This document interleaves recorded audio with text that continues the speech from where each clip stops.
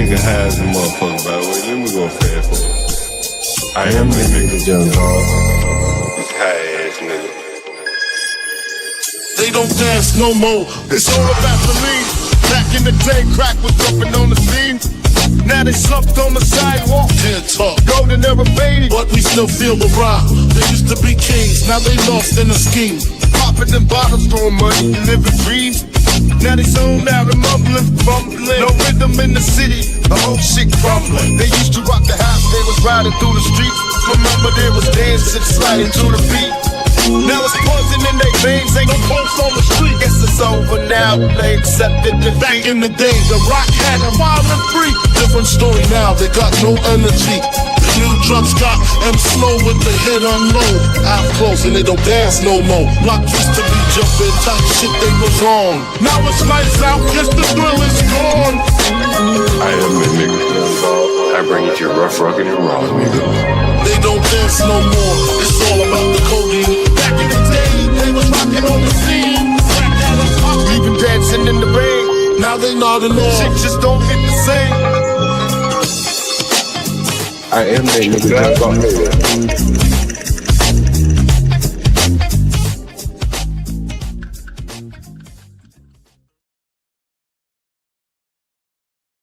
Give me a minute, guys. Here, let's see what the fuck is going on here.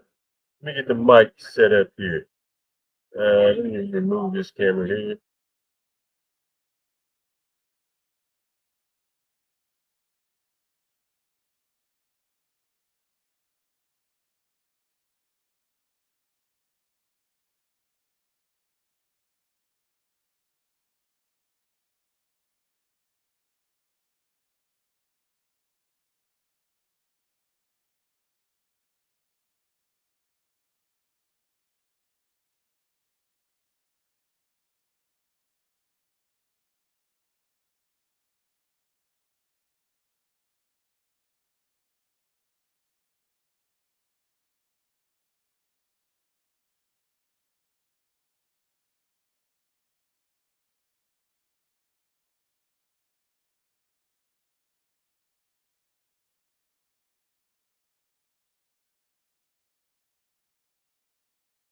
This is 11th Street Northwest right here.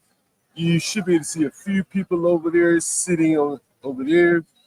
Again, this is 11th Street Northwest, Washington, D.C. here. And there are people outside too. Pretty much a yuppie area. So we're gonna get people as they come in and out. We get them as they come in and out here. And you can see the kind of guys, fluffy dogs here, big fluffy dogs. Just an interesting environment. I'm going to turn the camera around at some point where you get a better idea of how it looks over here. You get everything set up here.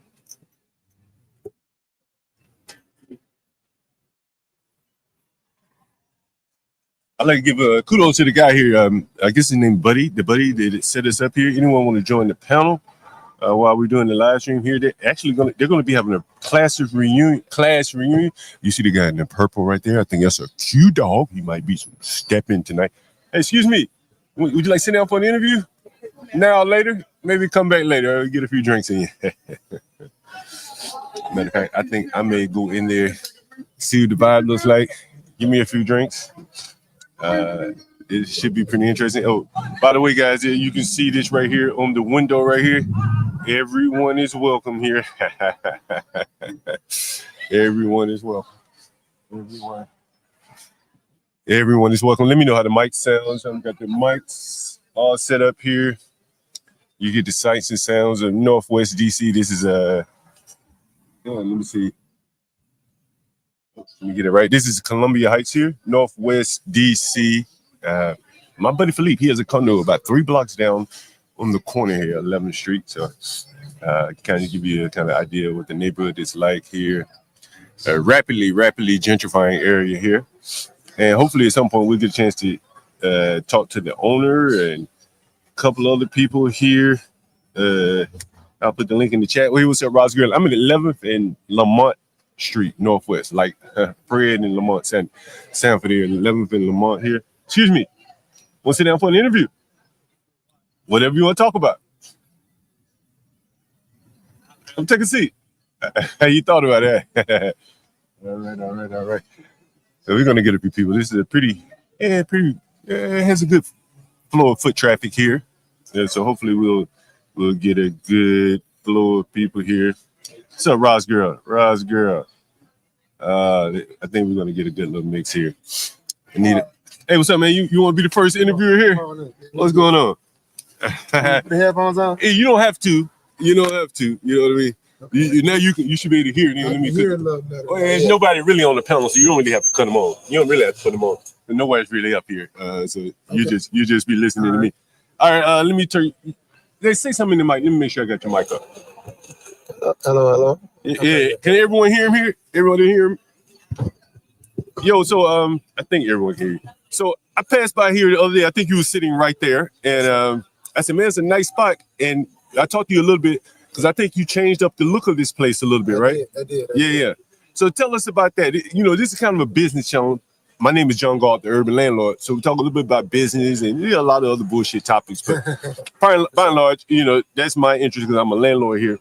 So tell us about how you, if you know, as much as you feel comfortable with, about how you got into the business, how you got into this bar, all that. So I cut my teeth in real estate. So I've been doing some development in the area for, I've been here for about 12 years now, 13 years. Yeah. And during the pandemic, I don't live too far from here. I'm a little bit further up in Brightwood. Okay. But I would come down this 11th Street corridor. Yeah. And I noticed that this place was closed.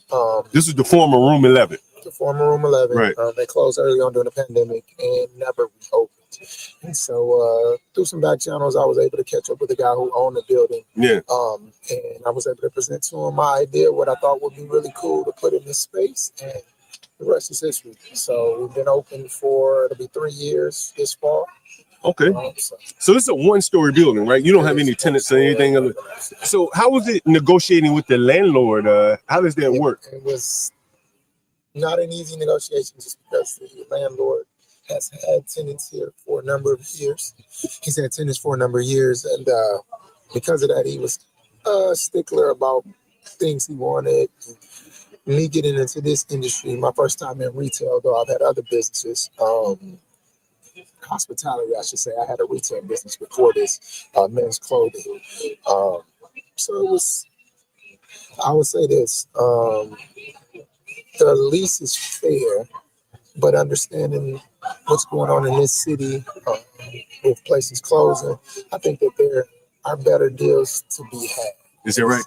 Did you have to say, I've heard it's like 10-year leases. Is that how it goes? Yeah. It's 10-year lease. Is that to your benefit or detriment? I mean, it's all about how you make it work. I mean, in the end, if you can't pay the rent, you gotta go. Yeah. Right. And so someone coming after you for years left on a lease, I've heard it doesn't happen. I can't see that happening. Yeah. As a landlord, you just want your building back, right? Exactly. Right. So if you hit your stride early, the 10-year lease probably is good for you. Yeah. Right? If you hit your stride late, you're just hitting your stride when the lease is coming up. Is that how it works? Yeah, and these types of businesses, you really don't know. Yeah. They are tough. They ebb and flow. So you always have to be prepared for the rainy day or the day when, you don't have as many people coming in. But it's been a learning experience over the last 3 years. And I enjoy it. I definitely enjoy it. Let me ask you this question. If business is going really well for you, right? Just hypothetical. Yeah. Do you go back to your landlord like year 7 and be like, hey, man, let me get some more years? No question. Is that what you would do? It's for the audience here. Yeah. I definitely would. Go back and renegotiate the lease. You don't want to wait till the last day. No. Right. Okay. Let me ask you this question. Now, you did a lot of build out here. Is that right? I did. You telling me something? You changed the windows or something? So not so much the exterior of the building. I did do a few things. We got rid of. We made a walkout to the patio. Right. Not one before. Right. And then we opened the space up a little bit. Yeah. Took out. Wouldn't necessarily lower it. Took out some drywall. Kind of opened it up so we can see through. Yeah. And that was about it. Reposition the kitchen a little bit, like move the sink pit where the dishes were washed, stuff like that, just so that it can be more linear. So you had some plumbing work to do. Yeah, we did a little bit of plumbing. Yeah, and some drywall. How amenable was the landlord in terms of like? I mean, he he on didn't the do any bill of for it? 40 years. He didn't do any of it. I did. Really? He said, "Fuck, I ain't doing anything. It's all on you." He give you any breaks on rent? Like, hey, We had a short term that I had maybe about 60, 90 days to kind of get it up, but it took 10 months to get everything damn. together. So you had to have some cash. Yeah. I definitely had some cash. So wait a minute. So from the time you 7 months before I was able to open. So let me ask you this question: from the time you signed your lease to the time your first payment was due to the landlord was what, 60, 90 days? Yeah. And the time that you, from the time you signed your lease to the time you actually opened, how long was that? It took about 6 or 7 months. 6 or 7 months. So you just paying him rent without any money. God damn. And he's like, yo, bro, I don't give a fuck what you do. God damn. They not. Now, I've met other landlords that are more amenable, especially when someone's doing the work that I did to this building to bring his value up. And there's still some things that we battle over because he's just not a very involved landlord person. But he's a good guy, and we've been able to work through it. So we just, sometimes when you have spaces like this, in a city like this that has seen the real estate jump the way it has, you just become so used to not needing to do much because I mean, it's like, somebody else will. Yeah. Damn, that's very interesting. So you have is it one of those triple net leases? You have the triple net. Similar, but it's not triple net. So I don't have to pay the taxes and things like that on the space. But property taxes, those are on him. But I do carry, our lease term, and triple net has a few more things that are tied to it. I'm not entirely for sure, but when we negotiated the lease, it wasn't like that. Okay, cool. So you had a party here tonight, huh? Not. Well, it's a class reunion. Right. They're 20-year class reunion, so they're coming to celebrate. It's kind of like a happy hour introduction weekend. Okay. We're kind of the space for that. We're not really a club, we're more a restaurant. Bar. So I think it's a good place for people to come, convene, get some food, get something to drink, kind of catch up, and before they go do the real party, right? What's the best thing on the menu here? What would you say? I always tell people to close your eyes and take a pic. The food here is absolutely stellar. The chef we have is second to none, and he's been able to cultivate a menu that I think most people enjoy. We got a question for you. Most of the people here are from DC. A lot of times, they're not from the inner city and stuff like that. Okay. Probably not from the East Coast. So when someone says they saw this sign on the window, why does he put the LGBT signs on the window? Does it help with business? And do you care about that? I know you probably can't answer that one, but the first two. Okay. I care because we created this space. It's called Buddies. We're in the neighborhood. And the old idea, we have Buddy on the wall in 8 different languages. This is a place that's welcoming to everyone. And so you want people to know that everyone is welcome here. That's a big deal. So this isn't only LGBTQ. This one also encompasses Black Lives Matter. It's kind of an all-encompassing sign. So it's not just that. Do you think it helps with business? I'm not sure. I've maybe not. Who knows? You never know if it helps, hurts. Because most people aren't gonna be open with you and tell you, "Oh, I came in here because you had that on the wall," or "I didn't come because you had that on the wall." I just, when people go ride by, you want them to know that, hey, whatever you got going on, you're welcome here. Come on in and get a bite to eat. Indeed. Yeah. It's one of those things that, like, it doesn't hurt to put it up. If you're in business, man, like I'm a landlord, man. I tell people I don't give a damn what your orientation is. Like, you gonna pay your rent, bro? That's all about. You know what I mean? Once you make it your business, then it's not a business anymore. You got a soap opera going on. Yeah, man. Anything else you wanna talk about here? No, man, I appreciate you pulling up this evening. Like you said, we had a conversation a week or so back. Hey, your man of your words came on through. Hopefully you get some good content out of it. I think I will, man. I think I will. You know the thing. Have you seen our thumbnbnail? Let me see if I can show you the thumbnail. I picked some good photos from your stream, man, and let me see if I can show that to you. I picked out some of the winners from your stream. Let me see if I don't know if this is gonna show you your thumbnail. Let me see. Oh yeah. All right, that's the thumbnail right there. At the top, you can see it. Okay. I don't know if you can see it. Right there. It's down right there. Yeah, I see it. I picked out some of the best pictures you had on your stream. Okay, On your channel. For sure, Buddy, for sure, live bro. from Buddy's. Yeah. Appreciate that. I would have put the address in here, but yeah, I ain't the best at making thumbnails. Usually, It's all we good, John. I appreciate it, man. hey man, same here, man. And I'm gonna make sure I get some. We gonna do this more often. Indeed, man. Indeed, for I love doing this. It's probably what I enjoy most of doing the interviews. Indeed, yeah. All right, let's go. I'm going to order me a drink real quick. Come on in. Yeah, old fashioned, my man. I'll be in there in a second. Thank you. No problem. Put the headphones in. All right, that was our first interview, guys. That was the owner of Buddy's here. Kind of told us how he got into the business. Thanks to Buddy for hosting John. Yeah. He seems real cool guy. They got people join. We got some women over there. I'm gonna get them one by one to come over here and interview with John Galt. Oh man. Well, he probably take a bit as long as they're spending money, but I don't think the YNs want to come here and spend no money like that. So he probably doesn't have it to worry about it. I think he's kind of going upscale on the sports bar aspect of it. You may be able to see the big screen TVs outside here. He has like a little covered patio there. So his big screen TVs out there and all that. I'm gonna go get me a drink, and I'll be right back. How about that?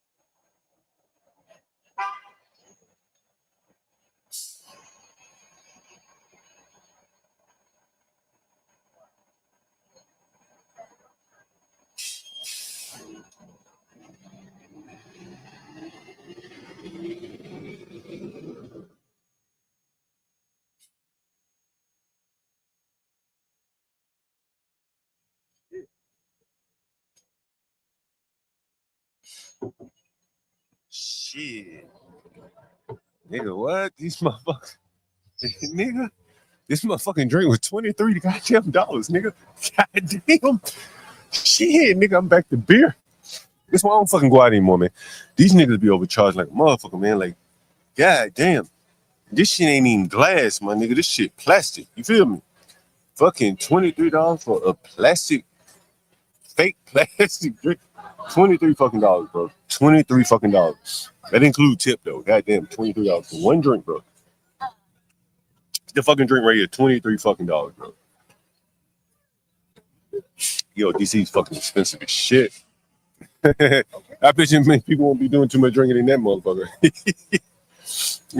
They gonna be, look at the table full of empty drinks, man. You can't drink in here. You can't. God damn. $23 fucking dollars, bro. Yeah, Richard. $23. That's tax, and they had a 20% tip on all orders, no matter how big or small your party. So shit. Damn. That's fucking insane, bro. $20 fucking dollars? One fucking drink, yo. What the fuck? Yeah, I can't come back here and do this shit. I'd be too tempted to drink whiskey, and whiskey is $23 a shot, man. Yo, what the fuck, yo? What the fuck, yo? Probably gonna be about $500. I feel like, man, I tell you, ain't hardly anybody in here drinking, man. Like, you know what I'm saying? Like, you know, DC so expensive. It's like you overcharge, and then you look at the tables. There's hardly anyone drinking. You know, they can't afford a drink. Maybe if they were a little bit cheaper, they might drink 2 or 3 drinks. But at these prices, bro, shit. Not even John Galt would buy this shit. You know what I mean? God damn. Anyway, by the way, guys, anyone want to support the street interviews? We're going to have some good street interviews tonight. I just haven't been cranking up, getting the people yet. I'm just trying to get acclimated to the spot, but there are quite a few people inside. I saw a nigga getting his Q-Dog gear on, so we're gonna have that. We definitely gonna get some of these Q-Dogs. There's gonna be a class reunion tonight, 20-year class reunion of I think the owner's birthday party, so it should be pretty crowded. I think you're gonna enjoy this quite a bit. Hey, what's up, my man? Yeah, I think you're gonna enjoy this. We even have an extra set of headphones tonight, so if we get a guest and you want to come up and talk to a guest, we have that as well. And if anyone wants to jump on the panel, you're more than welcome to hop on the panel. Let's get these guys right here. All right, you like to sit down for an interview? Would you like to sit down for an interview? No, all right. All right. What am I looking for here? Oh, shit, don't tell me that shit up. Yeah, don't tell me I left my shit at home here. Expensive as this shit is up here. My own shit. God damn. A lot of diversity coming around the bend here. A lot of diversity. Lots of diversity, people. A lot of diversity here. Lots of diversity. Again, this is a Columbia Heights Northwest. I guess you could kind of say it's uptown DC, uptown from all the razzle dazzle of the the bars and clubs. Downtown, we're in the Columbia Heights neighborhood here. This is the next neighborhood over from John Galt's neighborhood, Petworth. And so this is where we are here. And let me see who's up next on the interview. Maybe I go inside and get one of these Q-Dogs, get them to come out. One of the Q-Dogs, something like that, get them to come out for an interview. A couple of table tabletop of 4 young ladies over there. Maybe I go over and get them at some point. They're enjoying their no drink. Their no drink. No drink table there. Let me what should I do? Should I turn around and let you see what it looks like outside here? Maybe not. Maybe not. Give me 1 second here. And right behind me is another bar called Wonderland. I mentioned that bar to you. I started to do a live stream from there. It's kind of a yuppie bar, a little less diverse, more of a beer bar than here. This is more of a whiskey bar. Yo, see a plastic glass here.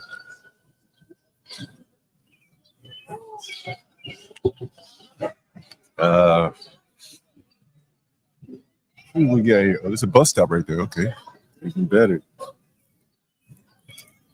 Even better.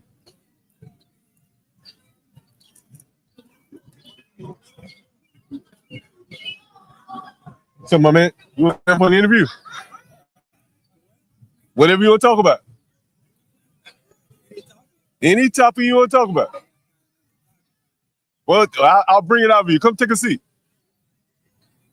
Yeah, go right ahead. We got another interviewer coming up. You gotta take a call. Yeah. Give me 1 second, guys. Smoke break.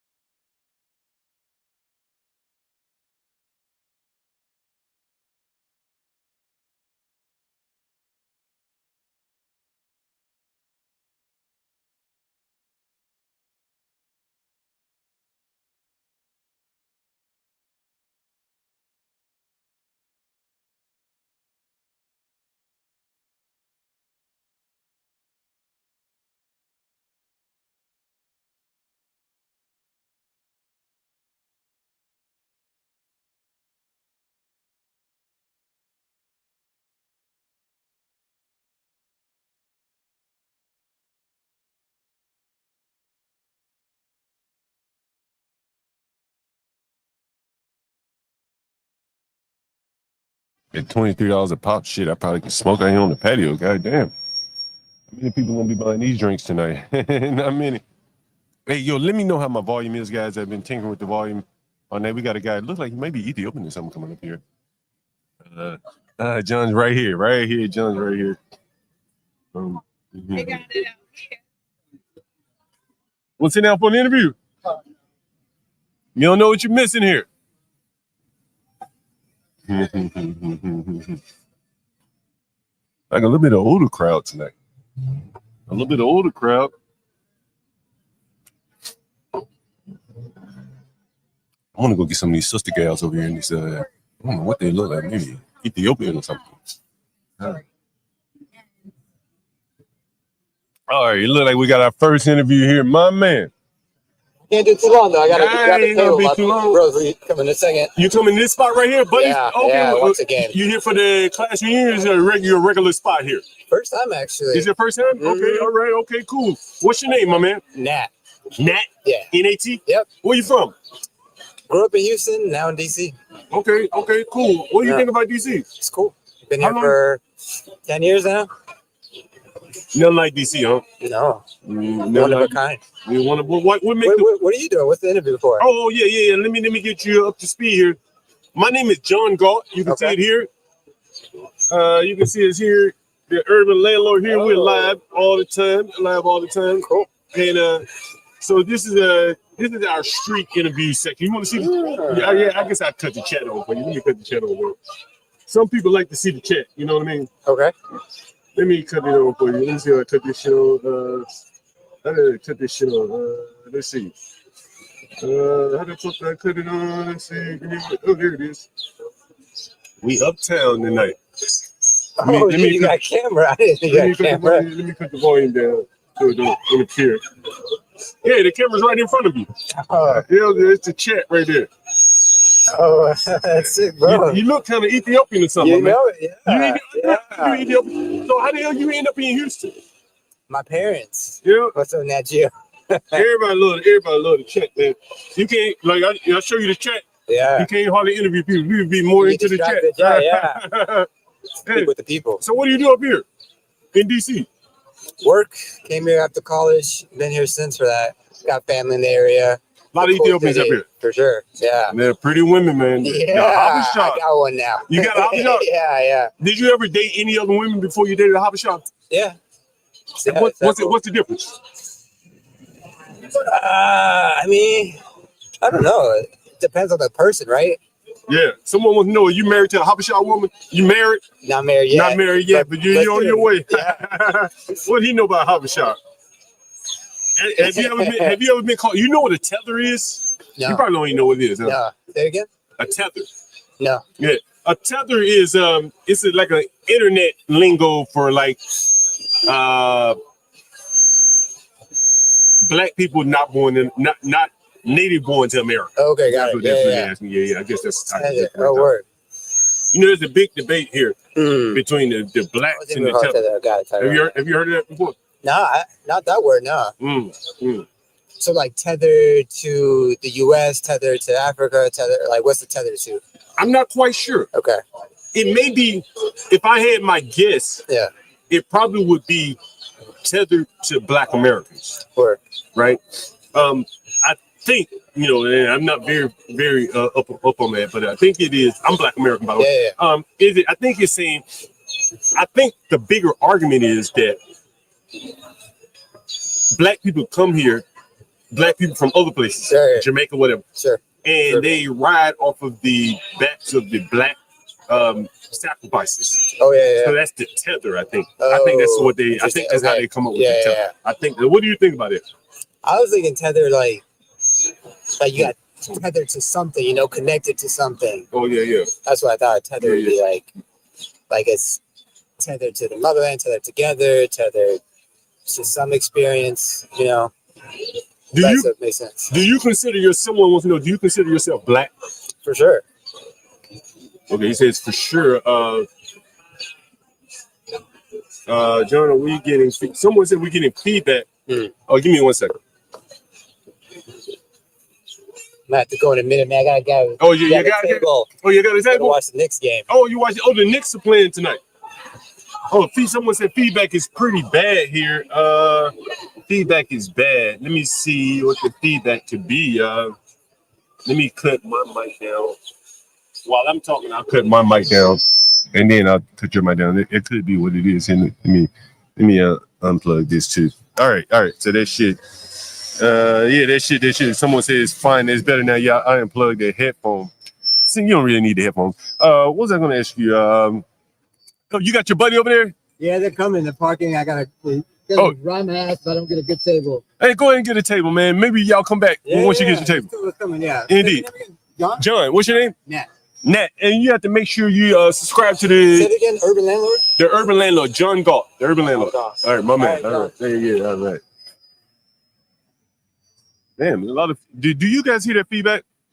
Yeah, I think it's some feedback. Let me see. Is it the mics? It could be the mics. Could be the mic. Let me get that mic away from me. Maybe that's better now. Only one headphone is plugged in, so that's cool. Oh, damn, I just heard it again. Maybe the mics are too hot. Maybe the mics are too hot. How's that? Is that better?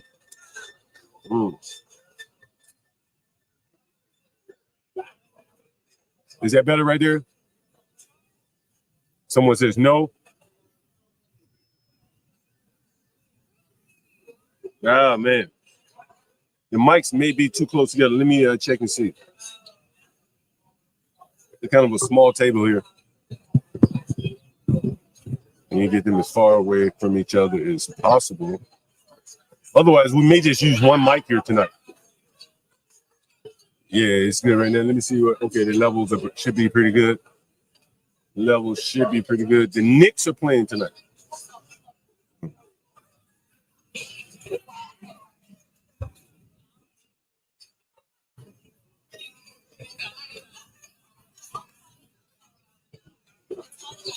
It's a very diverse crowd. I will say that.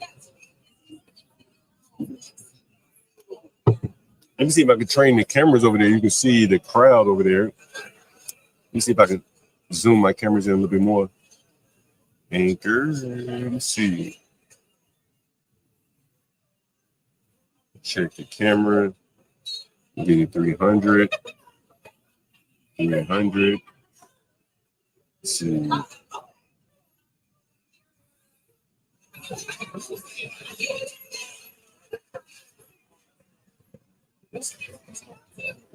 Degrees. That's better. See if that's better. 75 degrees. So I've been on 65-degree angle there. You get a view of all this over there.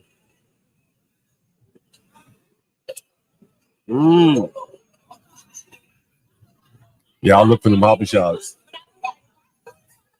I want to know from the hobby shops over there. They got that good hair. See if I want to get. I'm gonna get some of them to come over here for an interview.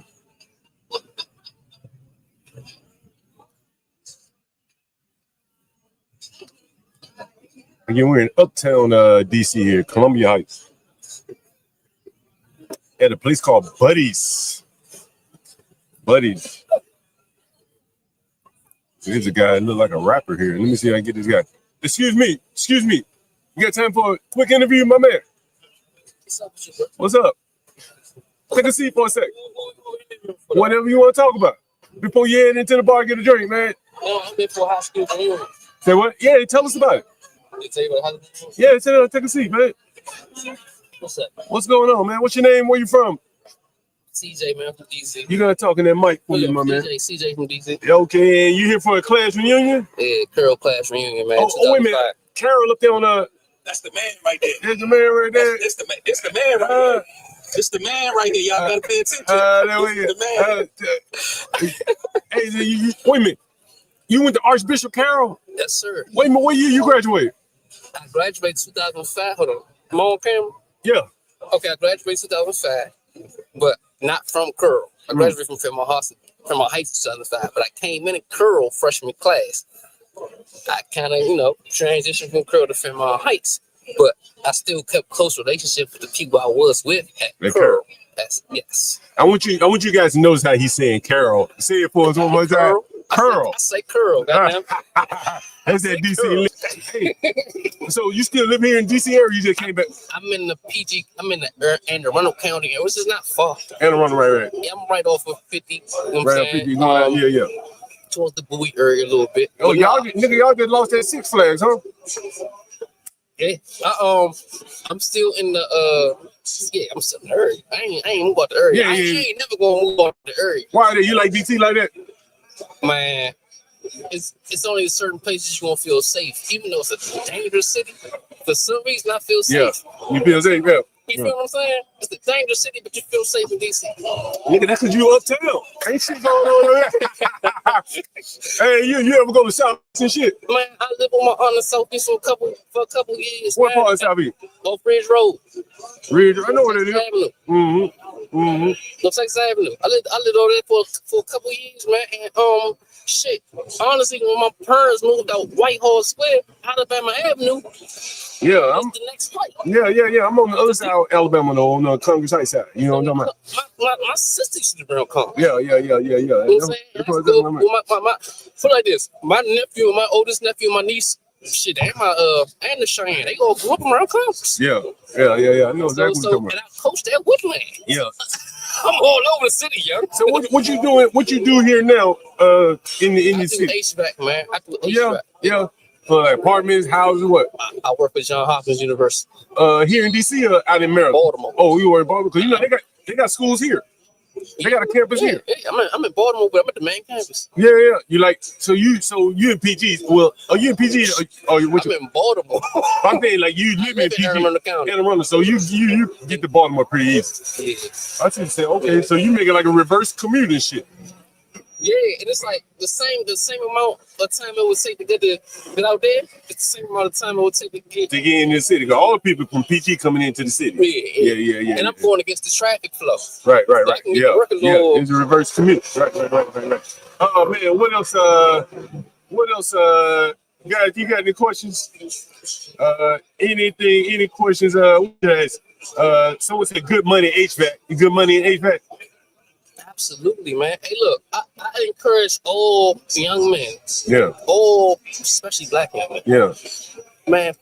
If you're gonna find a trade, they say by 2027, 2028, we're gonna have a shortage in electricians, and HVAC technicians, bro. And they're paying money for you to look. I know everything going on in the economy with Trump and all that shit, but this is the one thing that AI can't. It can't take your job. They're gonna always need manpower for this. You know what I'm saying? Yeah. AI can't. A robot can't replace. They can't take your trades, bro. Right. I got you. Yeah, that's a good look. Yeah. Indeed. Not older, just wise, as someone said. What's going on, man? You here for the class reunion too, my man?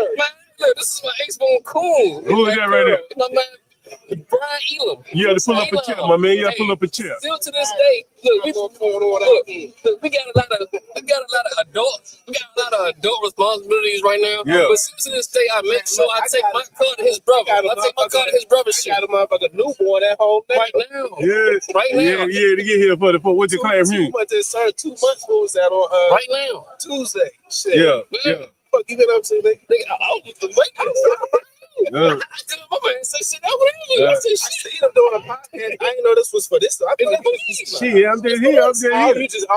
You can see the chat right there. You may be able to see the chat right there. Now I see a microphone on camera phone.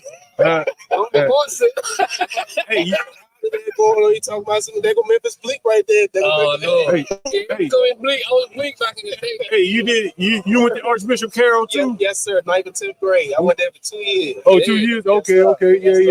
Yeah. Unfortunately, I was one of the ones that got kicked out after a while. I didn't want to say I got kicked out. Oh, you got kicked out? Yeah, we was on the dig. What was on that list? Yeah, we said, motherfucker, listen on the bad boy. That boy right here. That's a private school, right? That's a private school, right? Yes, sir. Yeah, right. But that shit was a private public joint.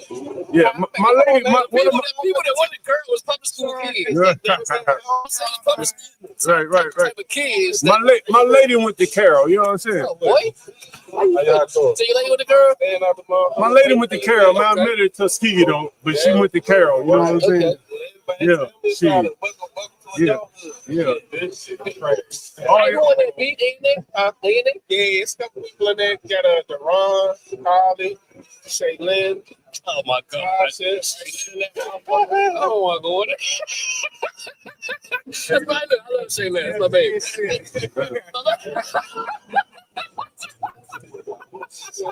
Hey, they are. I think Shaylin. What's your name, my man? What's your name, my man? Take a seat, my man. What's going on? No shit. Well, you went to Archbishop Carroll too? You already know. What year you graduated? 2005. 2005? Word. Okay, so this 20 years for you. Man, it don't even seem like it. Yeah. Did you graduate? Or you got kicked out like that? Nah. I graduated, yeah. And so what are you doing now? Right now, I work for DC government, you know what I'm saying, doing the regular IT thing, you know what I'm saying, supporting, users when they cry and be like, my shit ain't working and whatnot. So, other than that, just staying out the way. Cool. What DC government agency you work on? Bega. What's Bega? So, Board of Ethics and Government Accountability. Oh, shit. Okay, yeah. So, they be finding people, they be, making sure they do the ethical thing and shit like that. So, I put on the white face to work, and then the outside, I'll be like, I don't care about this shit. Right. Yeah. I know. Yeah. Hey, so what do you think about all this change in DC? This shit is horrible. It's horrible. I knew it was coming as soon as this motherfucker got in office. What do you mean? Education. I knew it was going to be rapid. I knew it was going to come, but I didn't think it was going to be like this because like original neighborhoods that I seen that was like mostly black. Now I see it's white. Now they upping the price on selling houses, trying to get all the black folks in a low income area of like PG County, Maryland, and shit like that. It's just too much. No shit. Yeah. Hey, hold on. Let me make sure I'm still on the internet, man. Losing my connection out here. No, I think I'm back on the internet. Just want to make sure I got on the internet. Oh yeah. Yo, guys, in the chat. Let me make sure I'm in the chat. It look like. Let me know if I'm still on the chat here, guys. You may be able to see the chat. Okay. Shit. So someone says I'm good. Okay, good. All right. Shit is a little slow out here. Yeah. But so what? So you saying the gentrification? You think it's been bad? Good? It's been bad. You know what I'm saying? I wanted to keep DC black. You know what I'm saying? Yeah. But, of course, the ones that just passed, they don't be, making these houses all like what 500,000, $1 million, and all that. Yeah. Like, this is too much. Do you live in the city? Nah. So I'm on the borderline between DC and Maryland. So like I stay in Capitol Heights. Oh, you live? Okay. I'm but in they starting to get more into the PG County side too as well. Gentrification? Yeah. No shit. Yeah. No shit. Damn. Yeah. So I hear a lot of the rich black people have moved out of PG County. So they some in Charles County, some down in La Plata and whatnot, in Waldorf. That's Charles County too, ain't it? Yeah.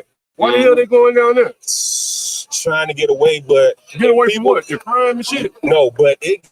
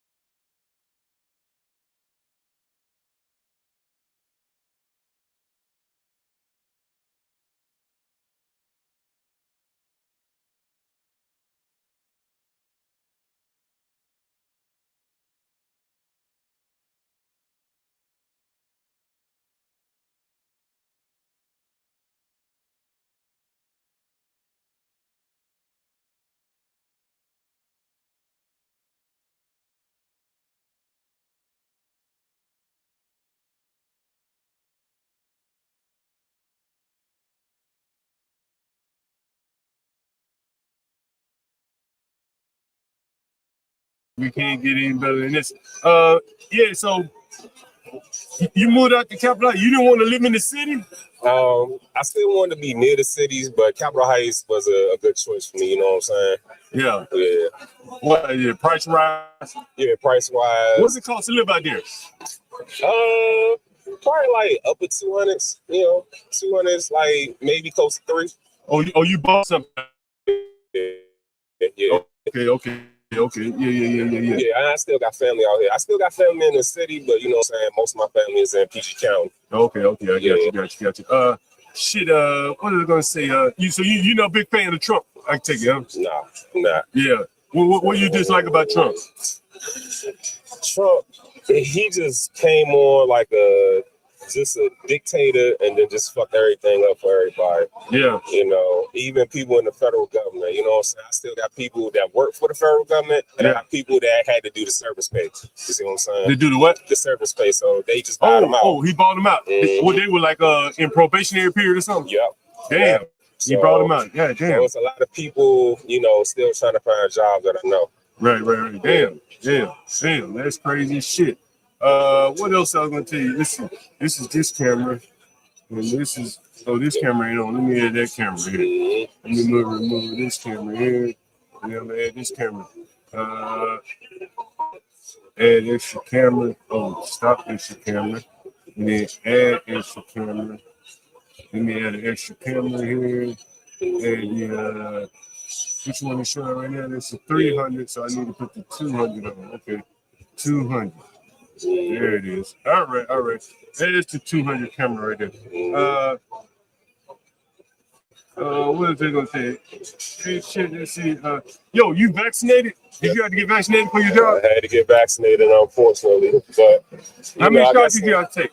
So I took 2, and then I took 2 boosters. And unfortunately, I had a family member that actually passed from COVID. So, yeah. No shit. Yeah. Did the boosters make you sick at all? Nah. But that first shot, the first shot made me sick. Made you sick? How sick? Say I was down for about 2 days, 2-3 days. Okay, but like second, COVID then. Yeah, but that second shot, it was just easy. You know what I'm saying? I took it, drank some water, I was back on my feet. You took 4 of them, okay. What's the dating scene like in DC for the people? Tell the audience what's the dating. You gay or straight? I'm straight. Okay, all right. You had to ask in DC, man. Shit. Yeah. I don't want to assume. Oh, no. You a man, right? Man. Some of these motherfuckers. We had a motherfucker walk up to us the last time we were on street interview. Motherfucker was straight like a man, bro. Niggas a woman, bro. Niggas straight woman, bro. So I had to ask you, a man, right? You born a man. Born a man. Okay, all right. No disrespect to anybody that's doing the Pride and all that, because I know Pride Month coming in DC. You know, they got the flags up and all that. You know what I'm saying? My cousin's gay, so I support them. But I'm straight. So yeah, dating scene. What they say is piss in the pool. You know what I'm saying? But what do you mean? It's trash. It really is. Why you say that? Just certain women they don't give niggas a chance. You know what I'm saying? In terms of what though? As far as you talk to them, but you gotta have like a certain physique, a certain money profile, certain just everything. They picking and choosing. Even you think even in here they doing it? Oh, I don't know. I'm gonna check here in a little bit. But in general, when you came here tonight, you thinking that it ain't really gonna be shit popping out because the way it is. I mean, probably the way it is, but I know it's going. I mean, you know these people. Yeah, I know these people. Right. That's why I went to school with them. But in general, when you go out, it's like it's like 50-50. You know what I'm saying? The women be like money, shit like. How old are you, by the way? I'm 37. 37. Okay, so what generation? Gen X, Gen Y, whatever. It's like Gen X. I don't know what the fuck it is. That's interesting. We hear a lot about that on the channel. People call in, talk about, how dating is so different these days versus, and shit. It all seems the same to me, but for the young people who are actively out here dating, you know what I'm saying? So, you put better context. Hey, by the way, man, I'm John Galt. This is the Urban Landlord. Make sure you give us a subscribe, by the way, on YouTube. Will do. Hey, you can check back tomorrow. We have it all clipped up. You see your interview and everything. Okay. Somebody, do you go to the Pride parades? Hell nah. Just because I got this colorful ass polo on don't mean I ain't going no damn parades. Nah, I'm chilling. I'll support from a distance. How do you support them from a distance? Just don't. Well, pretty much it's more so like, don't worry about what people think about you. You know what I'm saying? Live your life. You know what I'm saying? And that's everybody's mantra. Live your life. Whatever you're comfortable with, go with it. Right, that's all I'm for. You know what I'm saying? That's for everybody to be happy, healthy, get this money. You know what I'm saying? Because it's a lot of shit going on in the streets. Yeah. So, yeah. Man, these fucking drinks, $20 a pop. You should give me a subscribe, man. John Galt, the Urban Landlord, man. I got you. Damn, $20 a drink. Let me try to get one. You better go there and get me a happy hour. Say these, man. Hey, my man. Well, there you go, guys. LGBT. Hey, yo.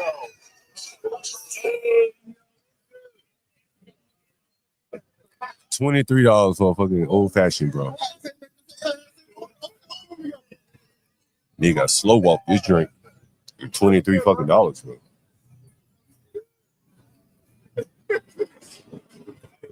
Yeah, he don't like the shirt, man.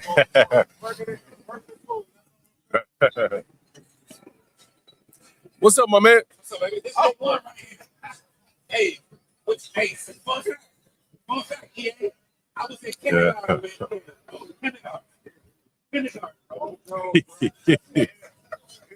Kindergarten, bro. I know, man. If it, like, bro, I paid $20 for a drink, man. It's like, pretty fancy affair, but sheesh, $20 in a sports bar. That's, you really pushing the limit here. You're really pushing the limit, bro. $20 sports bar. Excuse my man. Yo, my man. Yo, come sit down for an interview, my man. Come sit down for an interview, my man. Oh, can I do it in about 10 minutes? Yeah, go ahead. Yeah. I'm the one hosting. I'm sorry. Oh, you hosted? Yeah, okay, all right, my man. All right. Shit. My man. You think we can get that nigga to do that Q-Dog shit? Can I get him to do that Q-Dog stomp out here, this motherfucker? I'm gonna get him to do that Q-Dog stomp.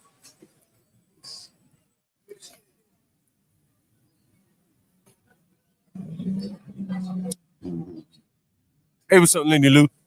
Thanks for supporting the channel, Lindy Lou. I like to support people whenever I see them in the chat there. Lindy Lou, Herman, Dolomite, everyone else that supports the channel, man, I really appreciate it. Everyone that comes out day after day as we talk shit up here, I really appreciate that too as well. Yeah. That's what makes me get out and do these street interviews and shit like that. I like to bring in interesting content. I think DC is a very, very interesting city. New York, the same. So just wanted to, I like to bring this interesting content to you. Kind of different than being in the studio, just talking about, whatever the topics are today. I think it's always interesting to hear other people talk as well. Do they even have the Yeah, it's always a nigga do the song. Yeah. That nigga do that bark. Well, we got some gays across here. You see them hugging each other. They hugging each other. Then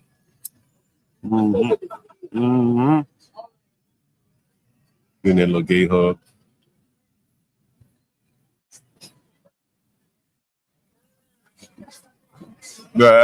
No more migrant hotels. They probably got their own place by now. They got themselves on their feet. I don't know if you can see it across the street. It's like a yuppie fucking grocery store. This shit is getting a lot of business over there.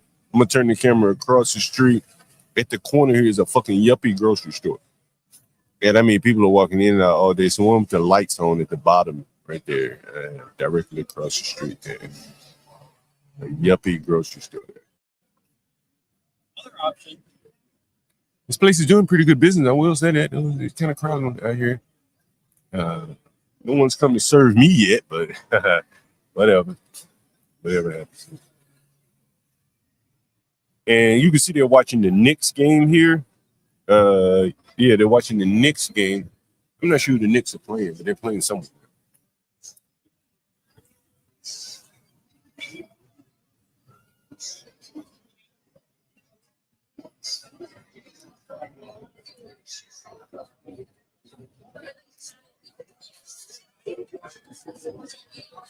Once again, we're uptown, Washington, D.C., Columbia Heights neighborhood. It's a rapidly gentrified neighborhood.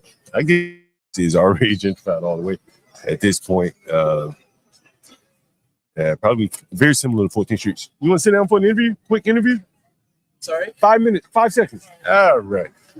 Yeah, this is rapidly gentrified neighborhood. As you can see, like, turn the camera over here. You see a lot of people walking up the street with their dogs and shit. Excuse me, my man. You have time for a 5-second interview? All right, fair enough. Yeah, rapidly gentrifying. Very rapidly gentrifying. I think we're gonna kind of hit on something. I want to see if you catch it. Kind of what people do for a living up this way. These are people that probably have a little bit more roots to DC, I guess you could say, than say the people that live, say, down 14th Street.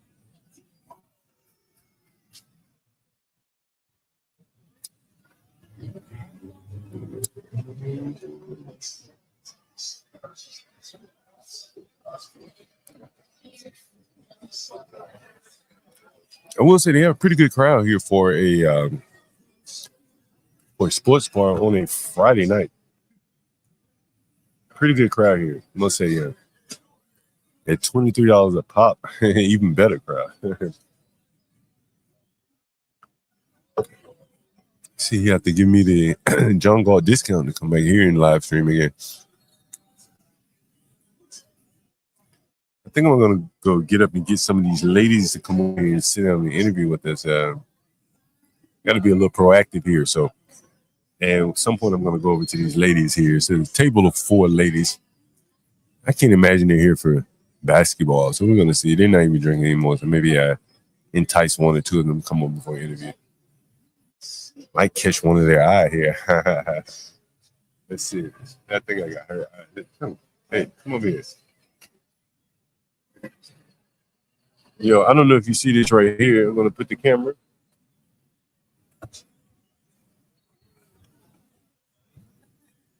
You see right there 2 migrant guys on the scooter together. You see that? One goes in and get the order, and the other one waits on him to get the order. This my scooter right there in front, and the migrant scooter directly behind it. So one picks up the order in the store. The other one goes out. You know, he waits.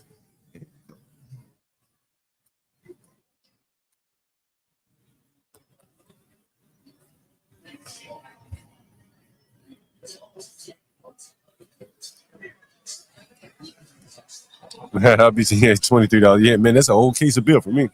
A whole case of beer, bro.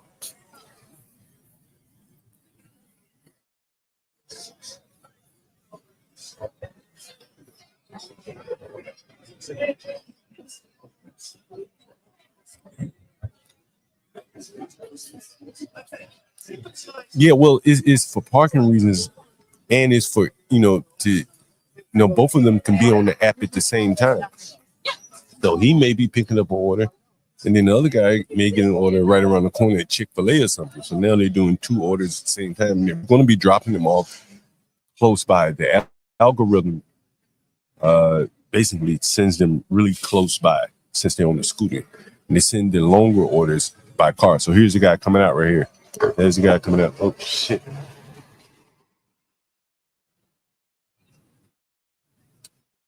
So there's the guy coming out right there. You see him coming out. He's going to hop on the back of the scooter there. He's on the back of the scooter. As you can see, he's on the back of the scooter.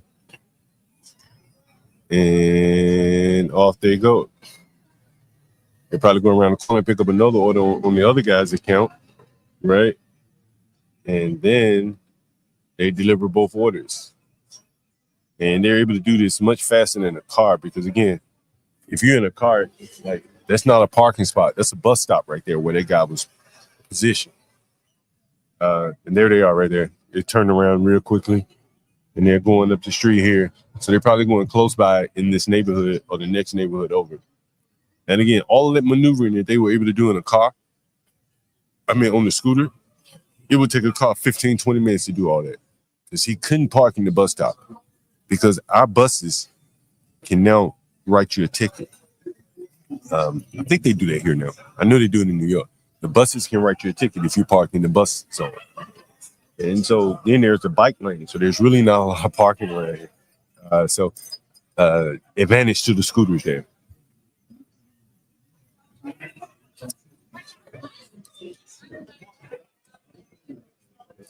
Lindy Lou, there was some 3 young guys, 2 black guys, and I think he was from El Salvador or somewhere, on one of the street interviews. And they were saying how the scooter riders make about $5,000 a month. Mostly Hispanics because they double up, and the Americans are riding bikes. You see a lot of Americans going up and down the street on bikes.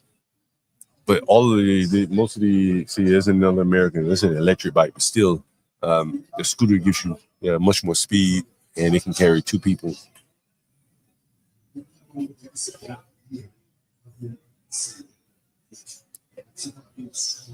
Now, one, it's not the bus driver, it's the bus.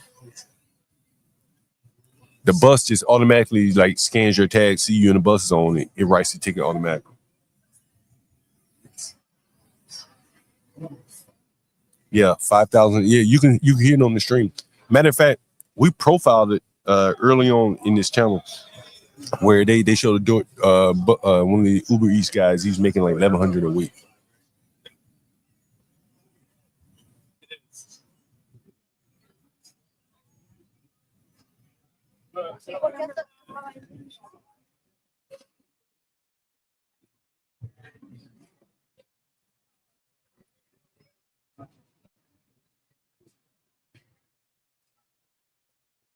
Oh yeah, if your car break down, you better get that motherfucker out there. Yeah, what's up? What's going on, man? What's going on? How much you pay for that drink, man? Shit. Let me come back. Yeah. How much you pay for that drink, man? Shit, boy. When that motherfucking tab get closed, boy, you gonna have a surprise for your ass. That motherfucker hit me for $23 a drink. I know how to do addition and subtraction, goddamn. I want no bad way. Nigga, I'm about to get to drinking me some beer, bro. You know, we ain't recording. What you drinking? Yeah, you lied, bro. Yeah. Yeah, I'm drinking Long Island. Man, what's the date? You know, I have to ask you first, man. You straight or gay? Straight, man. Oh, what's the dating scene like? Are you a man or woman? Because fucker, you could be a woman, goddamn. We gotta go through this. Man, we have to, man. Yeah, okay, all right. You born a man. You born a man. Okay, all right. We have to do this shit in DC, man. My motherfucking feet never on my. I'm sorry. Yeah, now we have to do this shit. My feet never on my knees. Hey, so listen. So what's the dating scene like in DC, bro? So the dating scene, Yeah. it's trash. Why you say that? Hold you. I got out the way at a good time, bro. Were you married? I'm married, bro. I am married. I am happily married. No shit. Absolutely. Everybody, ain't nobody shit perfect, but I'm happily married to my wife. How long you been married? Ain't even been a year, bro. I'm going on a year in August. No shit. Yes, sir. Oh boy, you got a ways to go then, huh? Hey, look, I'm gonna tell you something. We've been together. We've been married since. We've been together. We've been together for 6 years. Oh, okay, It's been like a marriage anyway. Y'all got any children? Y'all want to come for an interview here? We got 2 children. We got 2 children. Yeah, you got 2 kids. I got 2 kids. Well, boy and a girl. Boy and a girl. By her or you get by somebody else? My son is by me. The daughter by somebody else. Okay, so so your daughter by somebody else. What's the oldest? The daughter's the oldest. Okay, okay. I met her. Her daughter was already there. Oh, it's not your biological daughter. Okay, just want to be clear. She's definitely been like a real daughter since I met her when she was 5 years old. Yo, how is it dating? Like, is the father, what they call it, baby father? Is he in around? So y'all don't bump heads or anything? At all. We understand each other. Right. Hey, look, I told her, I'm in the pit. Hey, look, whatever you need to do with your daughter. Right. If it's something I gotta holler at. You want to interview? All right, come on. Come on through. I'm tired of talking. Well, if it's something that I got discipline her on, yeah. You feel me? Yeah.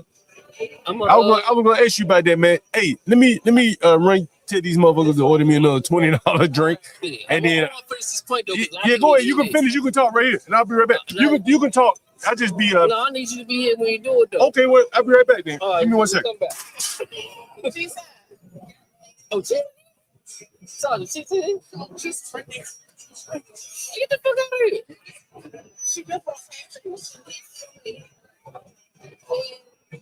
Jesus. What's up, man? Run day on, and then I need that you get there to call it day. Do me a favor, Parker, can you send me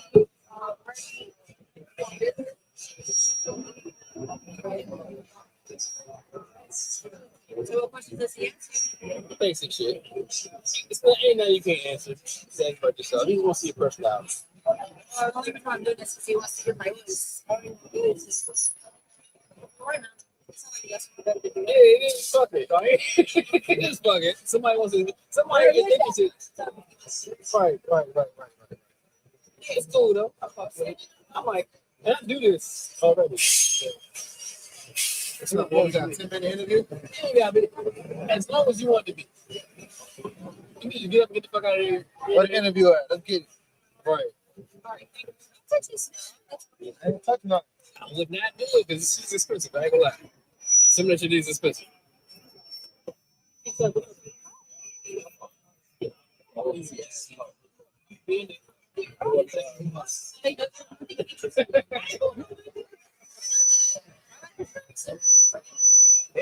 do it your life. Ask your question. What's in your mind?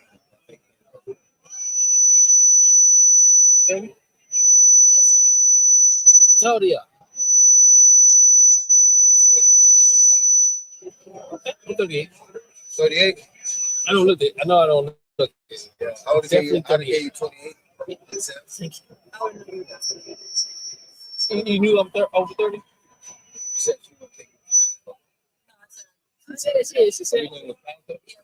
Yeah. So you got me at 2 years. Slang. I don't know slang, it's just the way you carry yourself. Someone's younger is gonna be like, wow, got it. That makes sense. But yeah.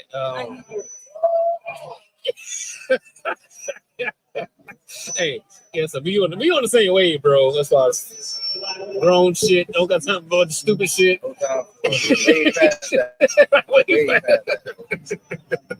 I think I was listening to somebody on a podcast say, Kevin said, We in our prime and our forties, and I definitely believe if you take care of yourself, you take care of yourself. You're the smartest you'll ever be. You got all type you're gonna have all the money you need. Your life finally got stability. Somebody asked me what I want to be 21 again, and I said no. And they were like, what? No, they didn't understand. I'm like, yo, at 21, you on some shit. You out here just moving. At 21, you frivolously, bro. Just frivolously, like, cause you just got all the energy. You can get finessed. You just want all the aggression. It's all aggression. It's all energy.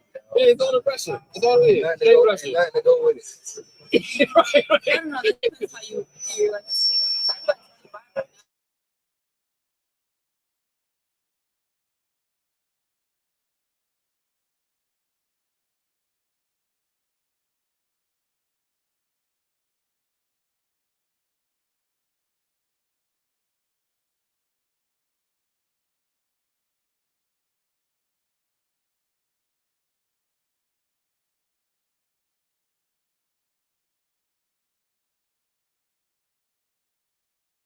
You don't know what life is about for real. You could grow up around President Obama, like two geniuses, and you still gonna be. You ain't gonna know what the fuck going on. You ain't gonna know what's going on. Yeah, that's gonna be your life where you gotta learn from shit instead of somebody's. Hey, someone said I'm getting feedback here. Let me see. Feedback. You said someone said I'm getting feedback here? You get feedback on. Oh, let me see. Hey, no, me and bro, what's your name, bro? Rucker, bro. Huh? Rucker. Me and Rucker. I'm CJ. That's all. CJ, bro, we was talking about, he's 40 and 38, right? We was just talking about how men reach their prime in their 40s. And I'm not going to tell you no lie. I'm at my best now than I was in my fucking 20s, man. Because guess what? You prepared for everything that come with you. I mean that, you know, all of the bullshit that could possibly come if you jumped outside, if you was outside with the woman or in the streets. You are prepared at 40 to know what the hell going coming for you. What was your ability to figure women out at 21 versus now? How much better at it? At 21, you so confused, bro. Because I'm trying to tell you, at 21, you do not. I don't know one man that knows a woman at 21. It's not so simple. Hey guys, how the audio right here? That's a lot women, y'all. Because I'm gonna tell y'all right now. What I'm trying to say is this shit kind of supports the women smarter than men narrative a little bit. Maybe you develop faster or something. Maybe. Okay. I had a debate with somebody about it. I don't necessarily believe that. I don't think it's that in a general sense, but I'm gonna tell you something. Y'all got to come a little bit closer. Y'all got to come a little closer to the mic over there. Yeah. If you want to be heard, you got to come a little bit closer to the mic. Yeah. I don't believe it, but it's okay. Because y'all not gonna think the way I am. That's just part of being a woman. Yeah, you know. We got 4 topics. So yeah, let's put it right here, right? We're gonna spit out the 4 topics and we out. Yeah. So only thing I was saying is, right? At 21, a man full energy, like you feel like, you know how you feel. Like you just feel like Thor or Superman or somebody, right? Listen, at 21 years old, you can have all the money, all the resources, But it's something in your Rolodex that ain't complete at 21. I don't give a fuck what's going on. Yeah, it's the maturity. We're not mature. No, I'm gonna be honest. I've met some 21-year-old people that was mature, but it's still something missing. It's nothing like life experience, man. It's a spirit. Experience is the best teacher. Experience is the best teacher. That's a whole other subject too. I don't necessarily believe that. You don't think so? See, the reason why we better at 40, right? At 21, we learned 13 by 40. Listen to me. At 21, if you told me women were bad, I don't want to hear that. Experience is the best teacher. Not 40. If you tell me the same thing, I'm not gonna do it. I'm gonna say, you know what? I'm gonna listen to you. I'm gonna listen to you, but I ain't gonna go to you. But look, at the end of the day, you think experience is the best teacher? I think it's both. I think you need to have experience, but also have the knowledge, and you take time to really build your mind, because your mind is the most powerful tool. Your mind. If you like Street Side versus Brooksmart, they both need each other, right? Because they're far extreme. But if you find someone who's in the middle, But look, he said experience is the best teacher. I don't believe that. And I agree with you. It's not the best teacher. It's a powerful one. Yeah, it's like it's not powerful. I just feel like they both are as important for each other. Like you need both. The reason I don't think experience is the best teacher, when you finally get to a point in your life where your intellect is on the right level, somebody could walk up to you and say, "Hey, man, I've been down this road. And you gonna listen to this ain't where you want to go," and your intellect gonna say, "Damn, somebody want to waste their energy and time telling me this out of in vain." So right, you can learn off somebody else's experience. Say, wait a minute, hold on. Are y'all a couple? You two? Yeah, you two. Y'all a couple? We are, but we're not. We're a couple, but we're not. She's single. What does that mean? But we ain't We're together. just friends. They vibing. We met because we're training. We're going through job training right now. But we vibe. They vibing. All right. Someone that. So. I'm sorry. What did you do? What do you think? You are right. You are 100% correct on experience, right? So what happens when, right? You get old enough to realize I don't need to experience that. That's when you're able. How many people ego, right? Ego becomes a thing, right? If you ain't experienced something, but somebody telling you don't do that, because I experienced it, and you learn from that. Okay, cool. I'm gonna tell you what these youngins do now. The ego coming into play to where, oh, yeah, I didn't experience that because you told me not to experience that. I'm gonna help you out. Yes. I'm gonna help you out. What you think the real definition of intelligence is? Adaption. No. I'm actually adaption is a major part of it. Listen to this. You don't know everything. Listen to this. The real definition of intelligence is knowing that you don't know everything. Listen to this. The real definition of intelligence is having sole control of your ego. And adaption. But you gotta have your ego, right? You got control of it though. But isn't that adapting? Yeah. But you just got You guys are control saying the of same it. thing. We are. You know the ego part. I know the adaptation part. The reason I didn't say that it was the same because I know people that could adapt to anything, but they don't got control of their ego. So I do too. So they still suffer. I do too, bro. It's a form of it. That's why. You're just being more specific on what you're adapting. 100% specific. Because if you say adopting versus being in control of your ego, it's different. There's some people that got control of their ego that can't adopt. You know, you got the total opposite. I understand. So let me ask you this question. You got two more. Hey, We out. okay. So you're Latino or Hispanic? Yeah, I'm Latino. Yes. And are you Black American or what? You're Black American. And so what's it like dating Black American Latino? How does that all work out? When it comes to culture, I mean, there's a lot of stuff anyways, but when it comes to culture, I don't think there is much of a, at the end of the day, it's about like being able to understand somebody's culture and respect it. As long as I respect his beliefs and how he carries himself and how he's raised, everything goes fine. I don't think like it's a bad thing. If you're really open to trying new things, I feel like that also helps out. I never actually dated Latino before, surprisingly. I've always dated someone who's of other culture because I like experiencing new things and I like to adapt. But I still hold dearly to my own beliefs because I am my own person. Only because I'm my own person doesn't mean everything has to go my way. I just like experiencing different experiences. Let me ask you, what's the difference between Black and Latino culture? One speaks Spanish and one speaks English. There is no difference. We have the same thing, just a different flavor. You don't think there's any difference between Black and Latino culture? We're raised the same. I feel like I get along a lot with a lot of Black people because first and foremost, I am the Black in the Latino culture. I'm Dominican. The way we're raised, you can be out the house after a long time. Same thing with Black community. Oh, we get shot up. Same thing with Black community. Oh, we're struggling because they're always keeping us down. Same thing with Black community. It's the same thing. It's the same struggles. It's the same thing. The only thing is one speaks Spanish and one doesn't. Did you grow up here in DC? Not from Jersey. You from Jersey? Yeah. Okay, so you kind of got that New York vibe. I'm not from New York. I'm from Jersey. Yeah, I know exactly what you mean. So, in New York, it seems like in New York, the Dominicans are pretty entrepreneurial.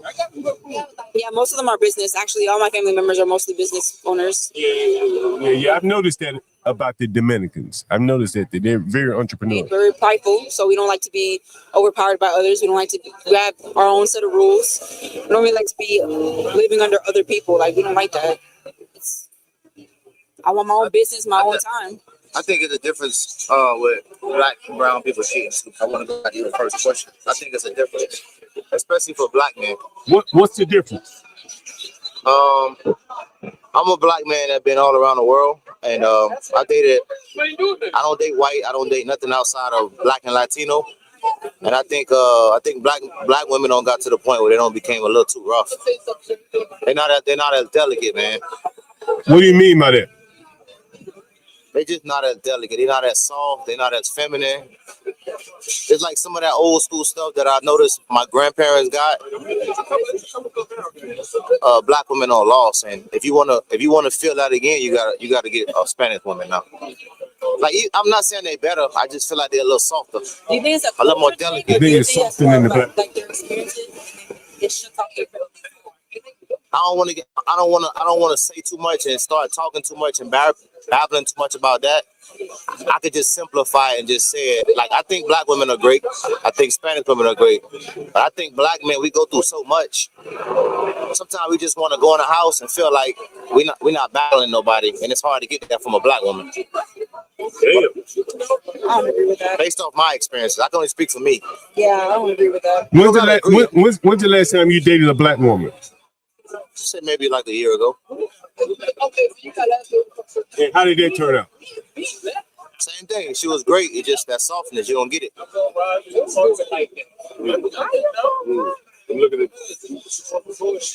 I'm looking at the chat right here. I don't know if you can see the chat. You want to see the chat there? Yeah, I see it. I see it. Yeah. Hey, expand that a little bit so it don't fall down.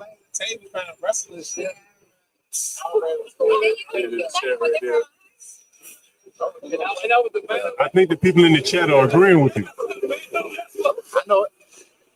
She don't agree, but I'm a guy that dated a lot of Black women, so I know what I'm talking about. You dated a lot of Black women. Listen, to reiterate, I'm not saying that Spanish women better. I think both of them are great, but I just think there's an element of softness. Like, this world takes so much from it. When you go outside your house, you got to worry about your job taken from you, your co-worker taken from you. The police might pull you over and take from you. Wherever you go at home or whatever you be around, you want that woman to feel like a charger. You feel me? Charge your battery. I just feel like with Black women, they take. She don't know it, but when I'm around her, and we haven't even known each other a long time, you never feel like you're alone. She feel like a teammate. You feel what I'm saying? Appreciate the compliment. Yeah, I get it. I get what you're saying. That's the only thing I think different between black and brown people right now. I feel like they got a little bit more of that teammate energy than we do. Okay. And if we can ever correct that, we'll take over. All right. Okay. But in our instance, right, you've seen the soft side of me, right? Yeah. But even you and I talk about how when you saw me at work and you didn't know the soft side of me. But guess what? Black women are just the same. But at least when I go around you, after I get over the fucked up side, I can see the good side. Imagine me, a woman, she got that at work, and then you go home with her, and it's more bullshit. And I'm telling you this because I dated all black women, and I would date a Spanish woman in between. So, yeah. Let me ask you this: have you ever heard of black fatigue? Never heard of it, but I can almost guarantee I know what it is. What do you think it is? Maybe being tired of being black, or being tired of dealing with what black people deal with. What if I told you it was like white people fatigued of blacks? I can believe that. We do a lot of things that get on people's nerves. I can believe that. Like what? We complain a lot. We make a lot of excuses, and nobody, white people don't want to hear that.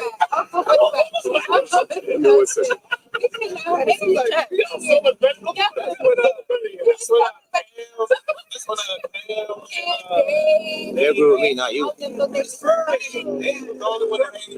nigga a black American is crazy. You're not a young nigga. First of all, put some respect. First of all, Caberno, put some respect. You're not a young nigga. So you got some time. You kind of understand black fatigue? Yeah. You know why? Do you know why I understand it? Wait, hold on. Yeah. Can you understand black fatigue? Yeah, talking to Mike right here. No, I do not understand that. I can be honest.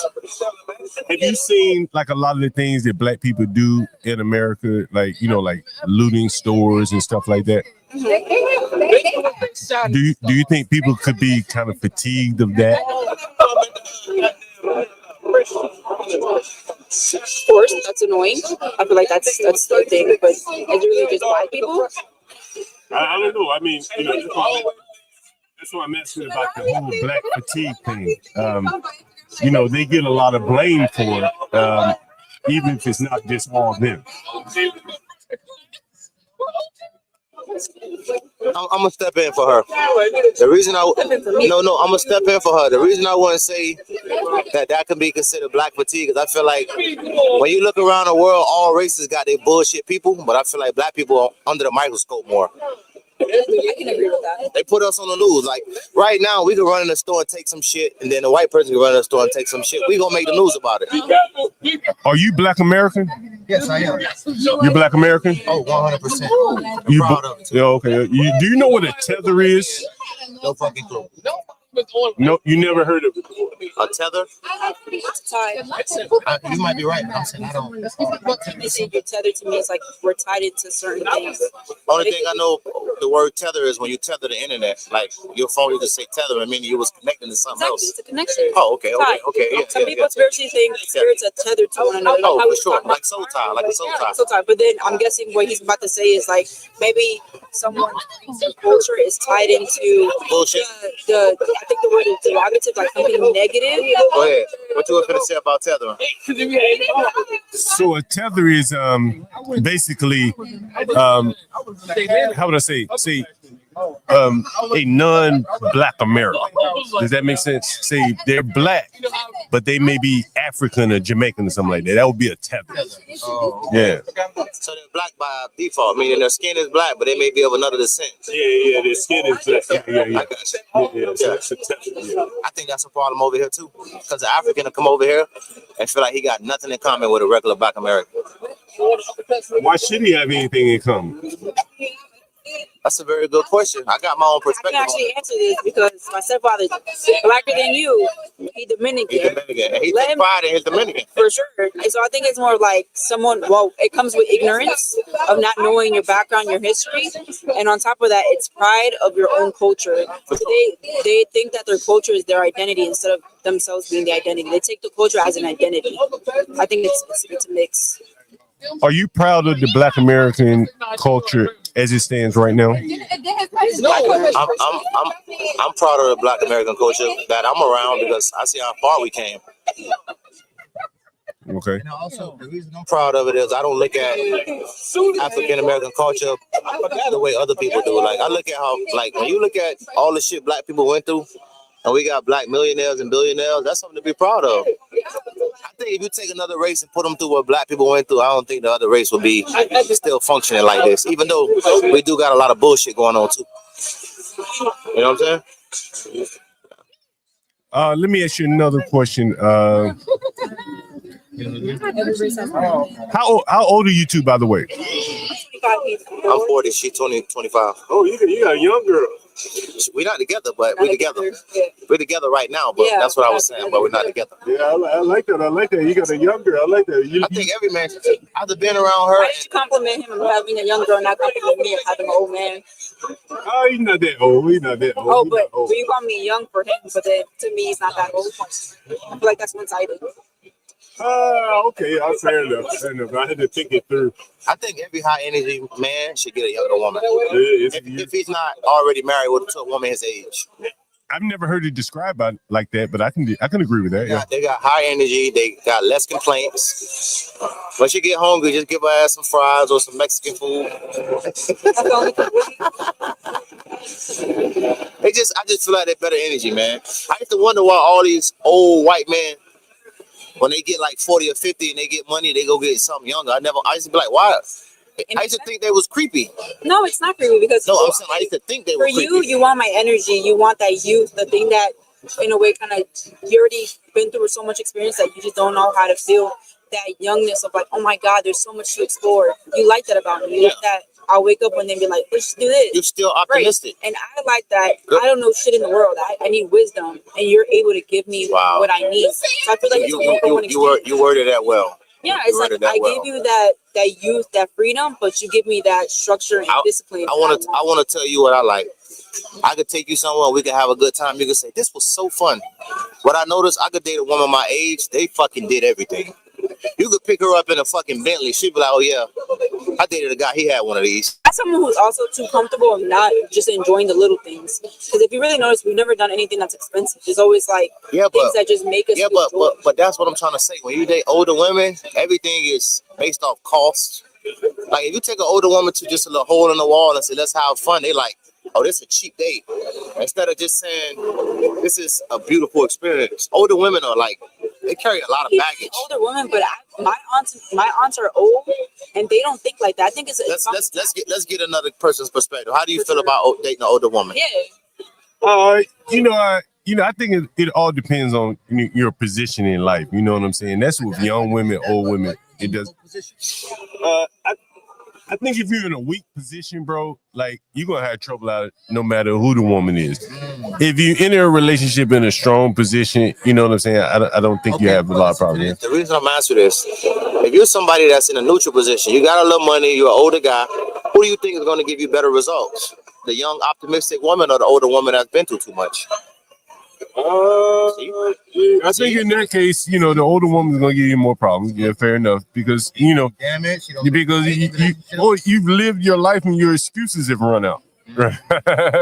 You know what I'm saying? You are what you are at that point. You're probably not gonna be any better. Maybe worse, but not better. At that point. I gave them some game earlier. The reason I think older women are not good. Whatever habits you take past 30, you're stuck with.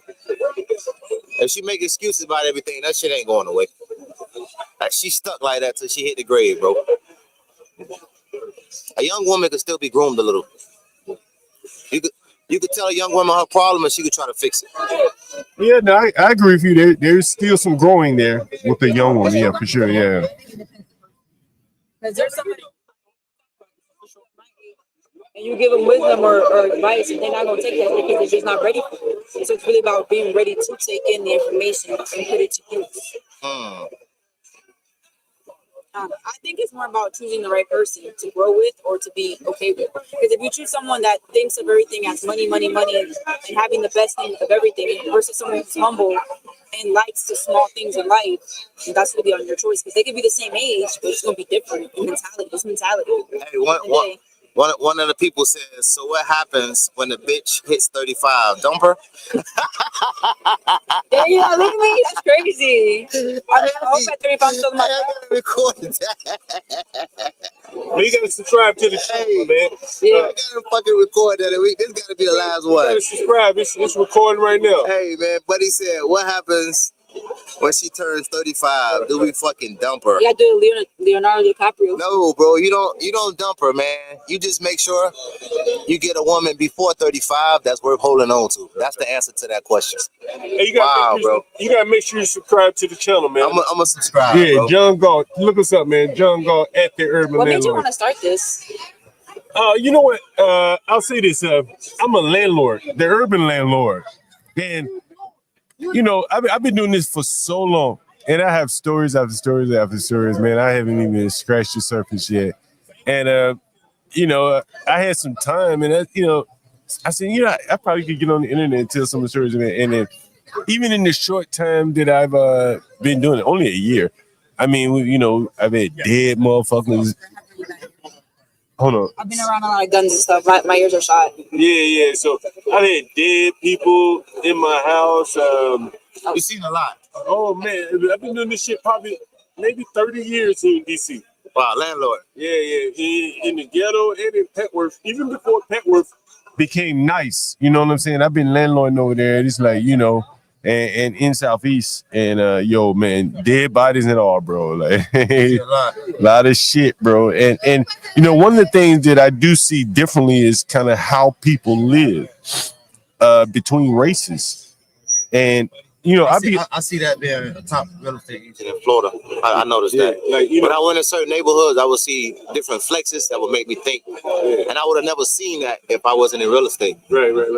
And I could just, you know, like, hold on a minute. Like, I know, like, I would almost say I have to segregate my tenants, and that shit might sound crazy to you. It don't sound crazy, you know. But if I didn't. It's problems. It's gonna be serious problems. Yeah. You know what I mean? Gonna be real serious problems. And so I think these type of things. The whites don't want to be next to the ghetto blacks. Right. The ghetto blacks don't want to be next to certain people. But the Spanish like their own kind. That's true. But I think the non-ghetto blacks will live around white people and be perfectly fine. Right. But I don't think the white people can see them that way. I don't think the white people live around ghetto blacks. For sure. You know what I'm saying? Like sooner or later, the white people are gonna move. The ghetto black, then you be left with ghetto black tenants. And so that's one of the things that I've had to work through. I'm in real estate, so I know what happens. You got white neighborhoods. If they see too many blacks come, everybody leave. You want a drink? Yeah, I do. What do you want? Whatever you give me. We in Long Island. Are you able to drive? Are you good? I ain't getting no Long Island, but you can get that. You get me. I'm gonna say whatever I want. Say Long Island, and you let me know. You know what? Go ahead. I'm gonna let you do it. Go ahead. I'm gonna get it. What were you gonna get last night? You got what? Margarita. Okay, get your margarita. So you've been landlord that far, bro. You would never believe this. I'm one of the top realtors in Florida, bro.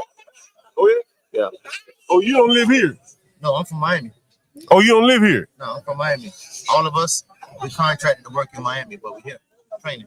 Oh, what are y'all training for? Homeland Security. For real estate? No, Homeland Security. That's my main job, but I do real estate as well. Oh, okay. Yeah. Okay. I work for. We have a Zillow contract. Yeah. And, okay, that's cool. Hey guys, let me know how the audio is. I've been tinkering with the levels. I don't want any feedback for you guys, so let me know how the audio is here. Put something in the chat. Let me know how the audio is here. It's nice. I like how they're looking at both perspectives. What do you mean by that? They was looking at both people's mindset, young and old. Oh, you talking about the chat? Okay. Yeah, I gotta subscribe to your stuff, and we gotta talk look about here, man. Urban Landlord, man. You got Insta? YouTube. Urban Landlord. Yeah, the Urban Landlord. I take my phone calls and everything like online. You know, people calling me looking for rooms and shit. I take the calls online, all kind of shit, man. It's very interesting, man. Very, very interesting. Man. You official with it, my boy. You see it right there? And then you have to subscribe to my Clips channel too, the Urban Landlord Clips. Make sure you subscribe to both there. Yeah, I like this. Yeah, let me pull up my Clips channel for you. I'm gonna show you give you some ideas Yeah, make sure you hit the subscribe button for me, bro. Let me show you my clips channel while I got you right there. It's the Urban Landlord clips. Yeah, CLIPS. Should be somewhere in here.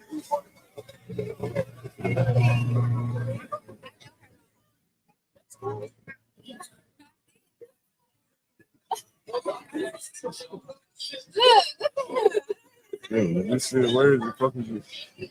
Oh, so I've got a space in this shit.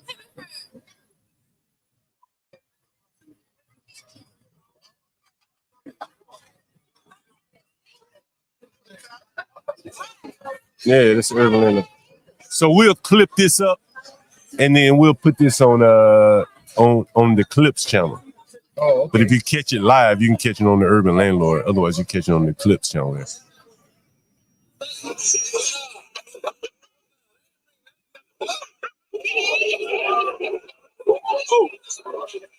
We got a question for you, my man. Hey, are you political? Who did you vote for in the last election? Man, I'm gonna be honest. I don't like to share the way I feel, but I will on this channel just because I may get roasted for this, man. But I don't think America was ready to have no woman in charge, man. This is a very sexist country, man. So I kind of wanted a male to be in charge. And I'm gonna be honest. I know a lot of people don't like Trump, but the last time Trump was in office, black people was able to do a lot of shit, man. They was able to start businesses, get loans. So I was shooting for Trump because I felt like right now black people are on some entrepreneurial stuff, and I felt like he was a better fit for us blacks. You know, whenever somebody come in office, I'm always wondering what they're gonna do for blacks. I don't want to get into all the rest of the fuckery, but whoever come in office, who's gonna help us black people out? Who's gonna help us achieve our goals? And I felt like Trump was better than Kamala for whatever reason. Did you vote for Trump the first time?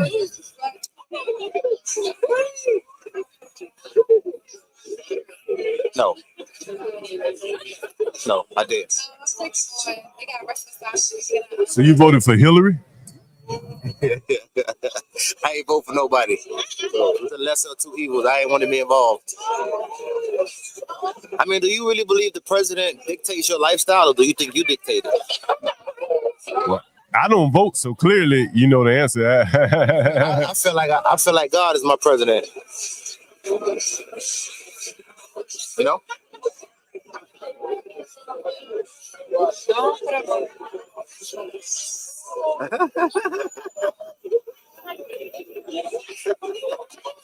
That nigga said our savior.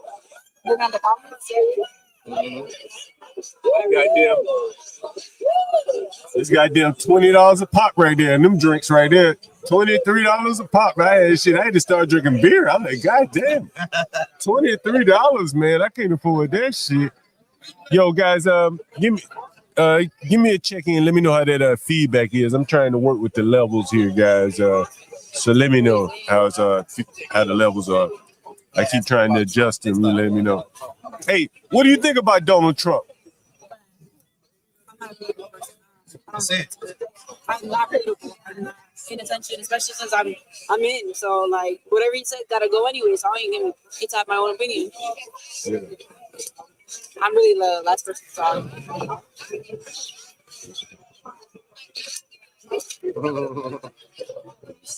What you like? Someone say the audio is good. Audio is good. He talking about the audio. Yeah. Hey, let me ask you. Are y'all vaccinated?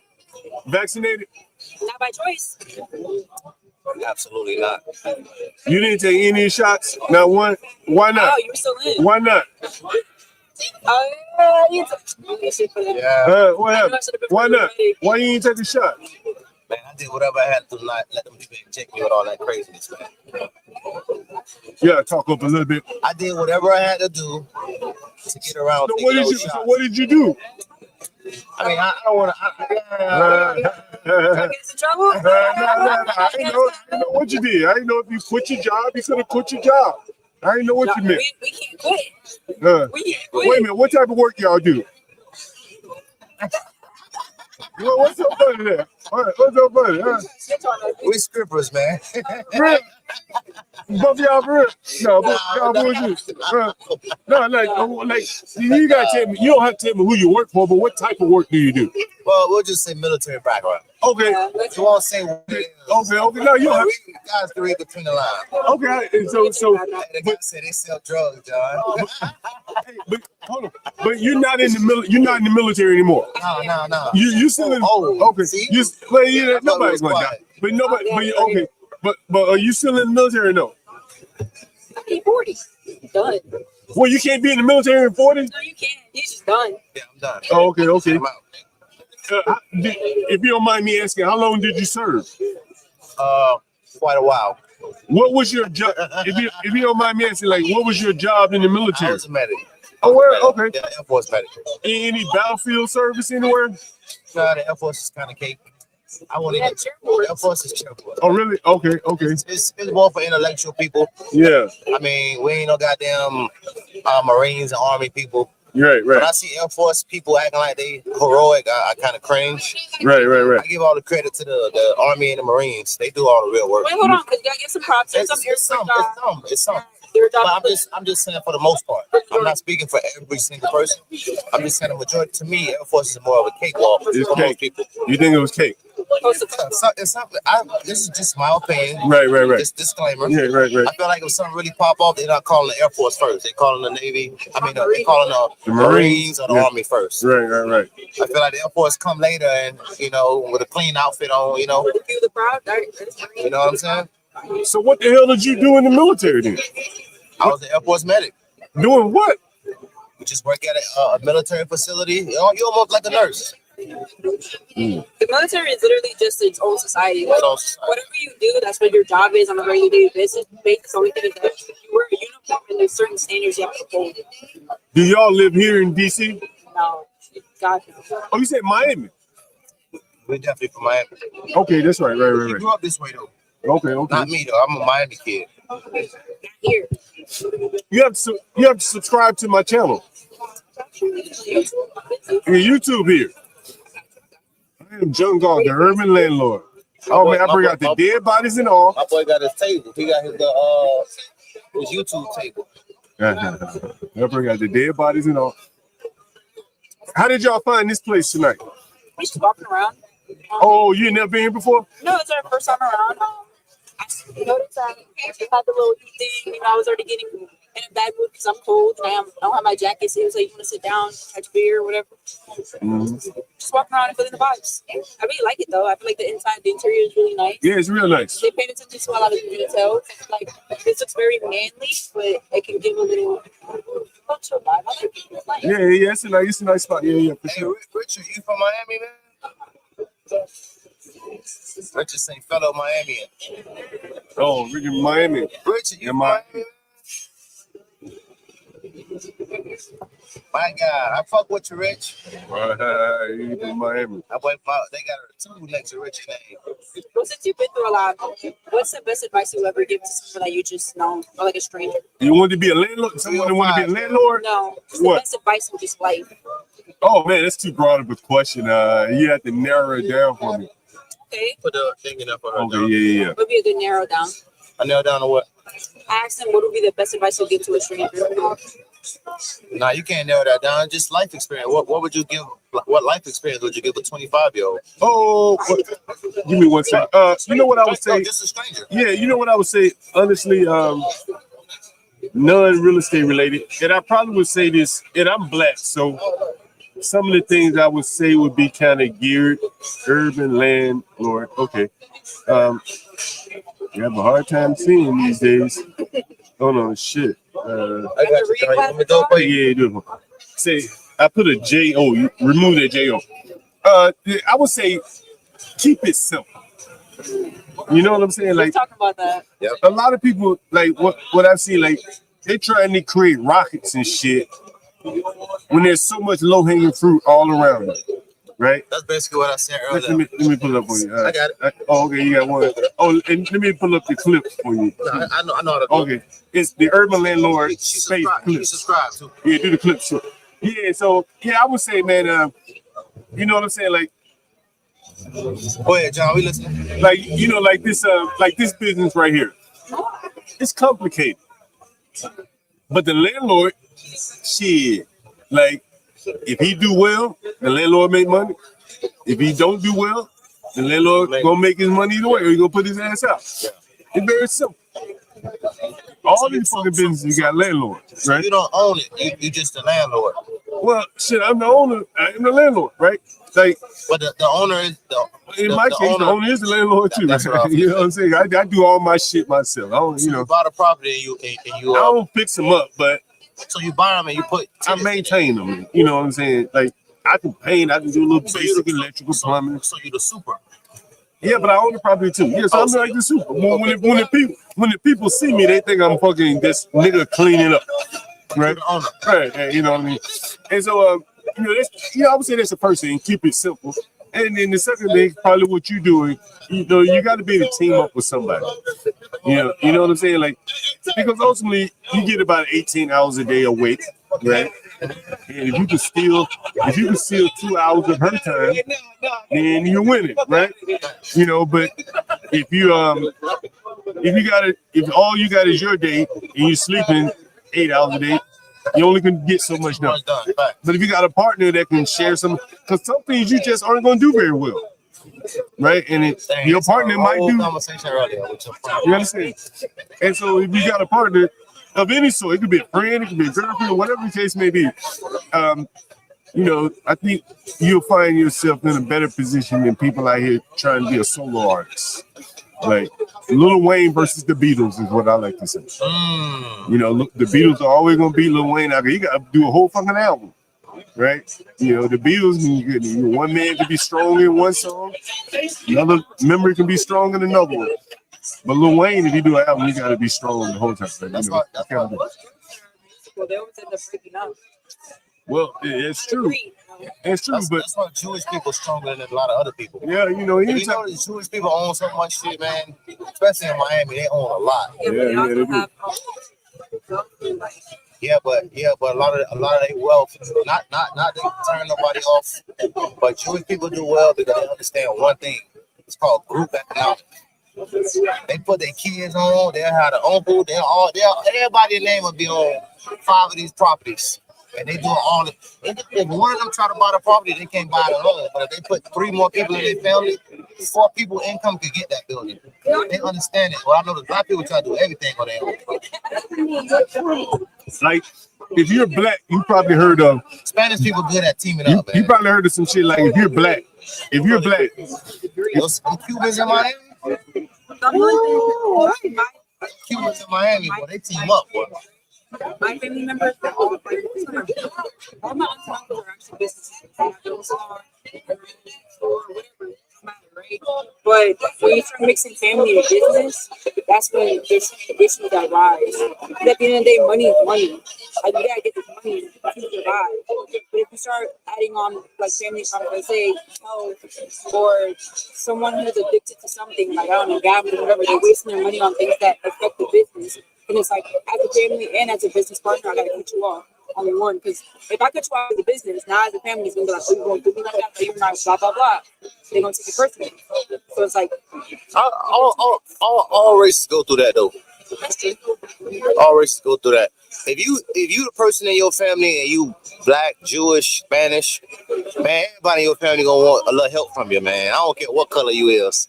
Ain't no exemption from that, man. Yeah, no, I agree with you on that.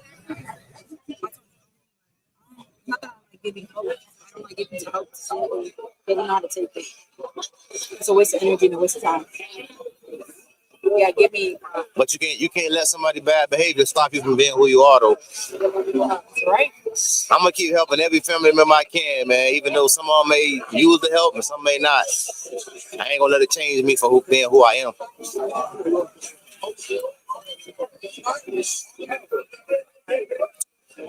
Yo, how did y'all end up in this neighborhood? Oh man, I had a brother graduate from Howard, man. He told me about Howard, China. So I drove almost an hour here to get that fried chicken and rice, boy. And I don't listen. I'm a big back man. I don't came back over here about 7 times, bro, to get that chicken and rice. Man, I got a funny story to tell you Howard's chicken, right down the corner by Howard. I got a funny story to tell you about Howard, China, bro. Yeah, I got a funny story to tell you about Howard, China. When I first moved to DC, this girl friend of mine, she was like, yo, pick me up some chicken and shit from Howard, China. And I had a nice little leather jacket on, like a little blazer type leather jacket. And a nigga walked up behind me. I already ordered my food. Nigga like, yo, it's a nice leather jacket you got on, man. How much that cost? Nigga, I left the food and everything. Took off. Got to the girl house like, shit, if you want that shit, it's still there. Go pick it up your damn self. Ain't gonna lie. Whenever I go to Howard, China, it's always low key. And then one day I bought somebody. That shit was ghetto than the motherfucker when I walked in there. I say, oh, this shit would be like this right now. I like it though. Yeah, that shit ghetto than the motherfucker. Yeah, but what I'm saying is Howard China is always kind of like college students in there. And the day we went in there, and it was a little odd. Like, nigga outside, leaning on the wall, looking like he hiding the motherfucker, he eating and shit. I didn't expect to see the happy side of them, honestly. But that's what I was telling you. It's so many Right? things over here. That's why I was saying we can go there and then we can go do something better later. When you go further down this way, they got like commercial restaurants and stuff down there. A big ass restaurant. So Yeah. yeah. Yeah, hot down there. Yeah. They get hot. Maybe you go that way. You go that way to the west. Yeah. Shit be real hot to the west. Yeah, get elegant. It's real hot to the west. I like things more low key and more homey. Yeah, you up in the neighborhood now. You in the neighborhood. As I should. I like it. So you got your boy Herman. Herman was talking to you, lady. He said telling people not to do business with friends and family is the worst lie told in America. Yeah, I believe that. I believe that true. The black people about that shit hook, line, and sinker, man. Herman, go ahead and explain what you mean, man. Go ahead and put a small statement, man, so we know what you're saying. Herman, you get up on the panel. You want to? Hey, Herman, they on your ass, bro. You said that, bro. They coming for you, bro. No. What I was saying, the chat was coming for him when he said it. It's not that I wouldn't work with family members and friends. I would love to. It's just that when it comes to that, that's we gotta build a boundary and state it. If I tell you, as my family member, when we do business, you have to make sure that we maintain that boundary and that goal and that discipline. If you don't have that, then I will not be working with you. Because only because you're family doesn't mean I have to work with you. It just means that if you have the same morals and mindset as me, then I'll work with you. Because that's an issue. I've been around some shrewd business people in Miami because I graduated from a big school called Chaminade. That's like it's like a wealthy private school, and they all the people I spoke to, they all said, when you're doing business, don't mess with family because family don't take your business as serious as a stranger would. See? And they was even saying family don't support you the same. They don't. They was saying like you would be surprised, like some of your biggest clients, the people that don't even know you, Yes. and your own family will see you doing it and won't support you. And then somebody else who you don't know will have an appreciation for what you're doing bigger than your own family. I just think it's more of like discipline and mentality. That's it. It's about being mature. Like if you're not mature, then I can't work with you in general. I'm not gonna sit here and say I don't have my immature moments, but a moment and you the whole entire time is two different things. You know, at the end of the day, you are human. You're gonna make mistakes, but after you do a mistake, what you're gonna do to clean that up and fix yourself? You're gonna stay down or you're gonna get up. I don't know. I don't like putting my energy towards something that I know that. If I open a multi-million-dollar company, I'm not hiring my family members. No. I feel like if they make a mistake, they're gonna want to pass. I feel like that person from down the street that came over here genuinely working, trying to feed their family, they ain't looking for no handouts, no pass. They trying to get their money and they trying to come to work and get shit done. Now I know what family members you work with. Now, I trust. That's another subject. There are some family members. Some people come from prominent families. So that's a different subject. Some people come from families where it's a well-to-do family, meaning everybody's intelligent. Like I met some black people who like they had like 4 generations of like nurses, doctors. If they start a business, they got people around them. That's everybody responsible. So, you know, nobody really not a risk. But the average black family, you better not hire your family. Your ass is cooked.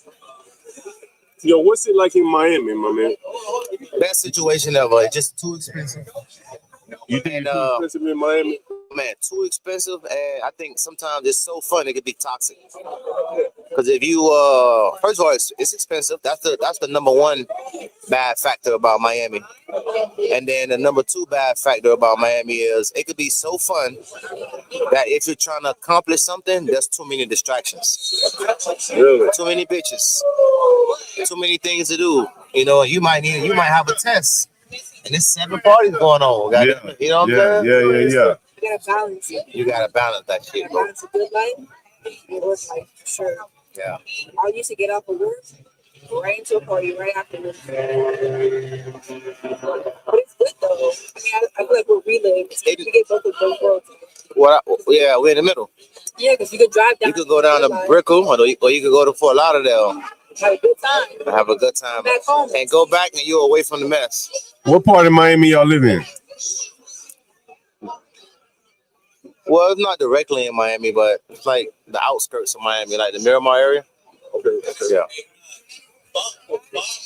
Yeah. Yeah, you can't say it. They'll stalk you. I got 17 guns, so they can stalk me if they want. Nice. They ain't gonna come all the way to Miami for you, that's for sure. Now let's see if we get it. See if we can. Hey, can you recruit these lovely ladies? Right? Boss ladies, y'all got to interview next, okay? Y'all got to come out and interview next. Damn, See if we recruit those lovely ladies. Maybe you can do it. Don't go like me. Sorry. John, man, we out, man. All right, man. We enjoyed your time. You have to log on sometimes. You have to log on sometimes and check us out. Jump on the panel. Wow. They was going in. This chat, it'll get jumping. Oh man, they rough in the chat, bro. John, man, bless up, man. Hey, same here, man. Y'all be safe, all right?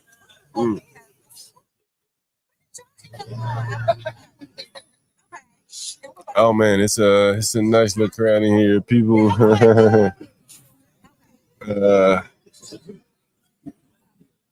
let's see who I get out here next. What do you guys want? Man, woman, white, black, sister, gal.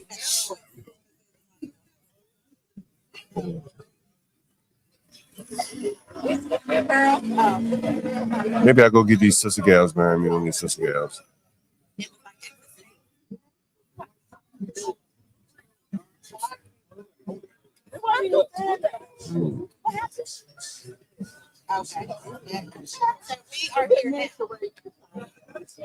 Guys, support the channel. Make sure you hit the like button. Make sure you support the channel too.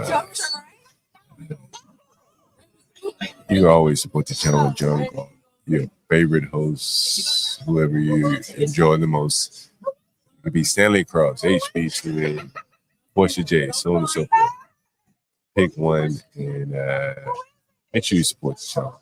Keep us going here, guys. And here, three kind of like Ethiopian looking people here. I don't know if you can see them on the stream. They're not coming. So it's a lot of interesting Ethiopian looking people here. This is very interesting. Here in DC, in this area, to be a lot of Ethiopian. Let me go do a little scouting. Well, I'll wait for a second. I'm gonna drink this beer. I'll go do a little scouting. A lot of women sitting around inside. I love people. I know they're gonna love attention, so we'll get them on the channel as well here.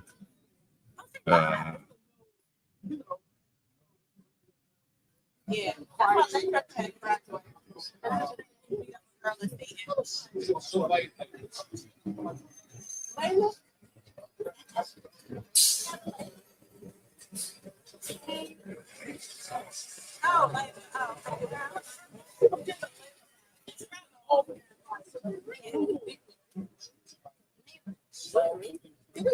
I think I'm gonna go get these ladies behind me here. One of these ladies behind me here.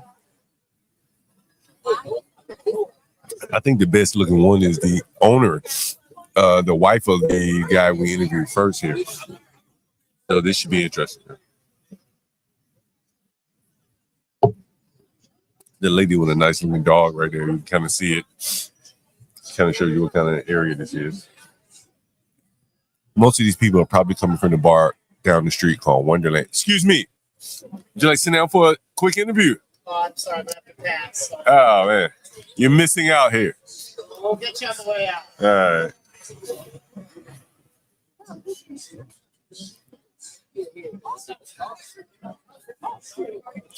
Candyman is I guess you could say, is a pasty woman right there. That's what you call her. There she is.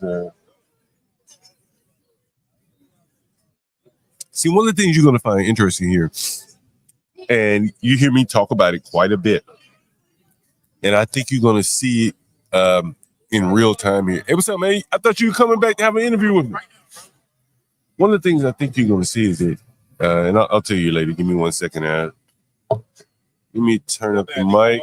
Yeah. What's going on, my man? Yeah, what's up with you, man? You Oh, man, one day at a time, my man. That's it. Let me turn that mic around for you. That's all we can do. Yes, you can do. Speak directly into the mic there, so make sure people can hear you. Yes, sir. What's up? I'm here. Guys, let me know how the audio is right there. Let me know, man. You drinking, man? You got 2 minutes for me to go get a beer? Yes, sir. Absolutely. I'm here. 2 minutes. I'll watch your equipment for you, man. Why don't you talk to my audience while I step away here? Yo, what's up, y'all? I'm DJ Tank Beats, man, mobile DJ, based out of Northwest DC, all over the city actually, DMV, and we are hosting our Carol reunion tonight, 2005 Carol reunion, 20 years in the paint. My classmates messing with me, man. He been trying to get me to come sit down and do an interview the whole time, man. But I'm trying to drink with my classmates. We're having a good time. I can't see y'all comments or what y'all saying, man, but I really appreciate y'all for tuning in. It's a real good time. I haven't seen some of my classmates in 20 years, man, and literally. And it's a real good time out here at Buddy's DC tonight. So if y'all outside, pull up on us, man. Carol class of 2005. We outside. We having a real good time, man, for real. Good vibes, no drama. Just grown folks doing grown folk stuff. I don't know if you can cuss on here, so I'm going to keep it PG. I can't see no comments. I can't see what y'all saying, so I'm just gonna keep talking to get back. He's saying he's going to get him a beer, so that shouldn't take too long. We got about 30 people that showed up from the class, man. We had 80 graduate with us, so you know, I can't complain, man. Everybody and people popping up, man. People that didn't even graduate with us. That's just showing love. That left like, you know, freshman year, sophomore year. They just pulling up off the strength, off the love, man. It's beautiful. Y'all make sure y'all go follow me, man. I'm DJ Tank Beats, TankBeats. TankBeats, DJ TankBeats, DJ Tank Beats. Like I said, a mobile DJ in the area. And again, man, I appreciate y'all for tuning in. We out here at Buddy's DC on 11th Street, having a real good time, man. It's real good to see all my classmates, man. That I ain't seen, some of them I ain't seen in 20 years. I try to keep up with all of them, though. I try to continue to be the glue, man, for everybody, to keep everybody together. That was my role when I was at Carroll, man. I had a real good experience at Carroll. Changed my life. I grew up in Northwest DC, projects that don't even exist no more. So, you know, I'm appreciative to still be here, man. And Carroll was one of those reasons for me that just kind of changed the way that, you know, probably changed my trajectory on life for real. Going to Catholic school, growing up in the Baptist forum. So I wasn't even Catholic when I was at Carroll. I didn't become Catholic until after I graduated Carroll.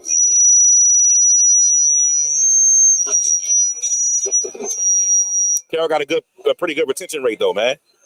Like all the alumni stick together. And it's a great time seeing everybody here tonight.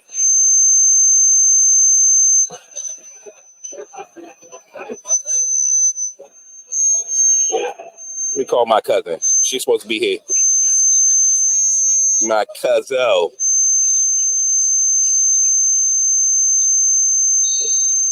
Y'all want to get on the phone with my cousin? Let me call her and see what she doing.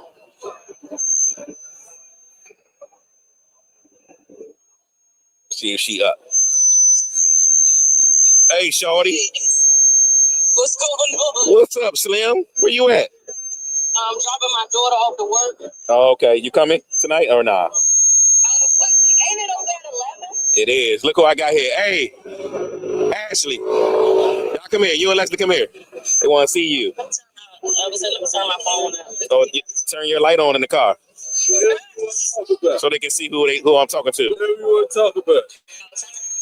Here. Look who I'm talking to on the phone. Hey, baby girl. How are you? Good. Woo. Tell her pull up.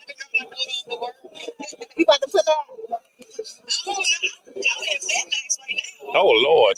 Oh my. What time is it? I mean, we out here. I mean, I said 211, but because if you in Fairfax, girl, that's far, girl. Sheesh. Oh. I'm gonna DM you my number.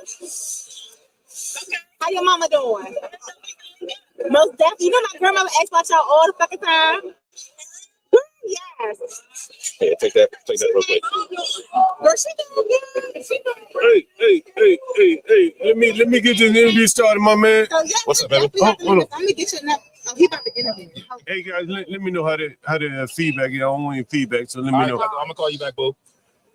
Hey, so let me make sure my mic, guys, let me know how the audio is. Let me say something to the mic for me. Check 1, 2. Yes, sir.